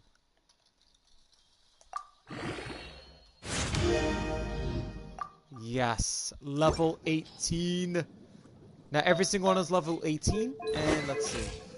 Yup, he's looking pretty good now. All right, I am actually gonna before I even wrap this up. Oh my god, I can't believe I'm going all the way back to Mondstadt for this. I'm going to touch base all the way to Mondstadt. That's where I'm wrapping it up. That's where I'm going to wrap it up. Alrighty, so I'm done here for the night. I'm done. Thank you both and a few others who probably didn't join in on the chat for coming on to this 5-hour live stream. Now, after the stream, don't forget to check out my Pop Evil AMV, Worth It, featuring the animes ReZero, Plastic Memories, and The Familiar of Zero. Don't forget to check that AMV out. Share that video as much as you can to everyone else, so that way the video gets out there, and the more you share it, the more recognition the video becomes, and the more recognition you guys do for me, you know? So let's get this channel a little more bigger, up to 400 subs as much as possible, okay?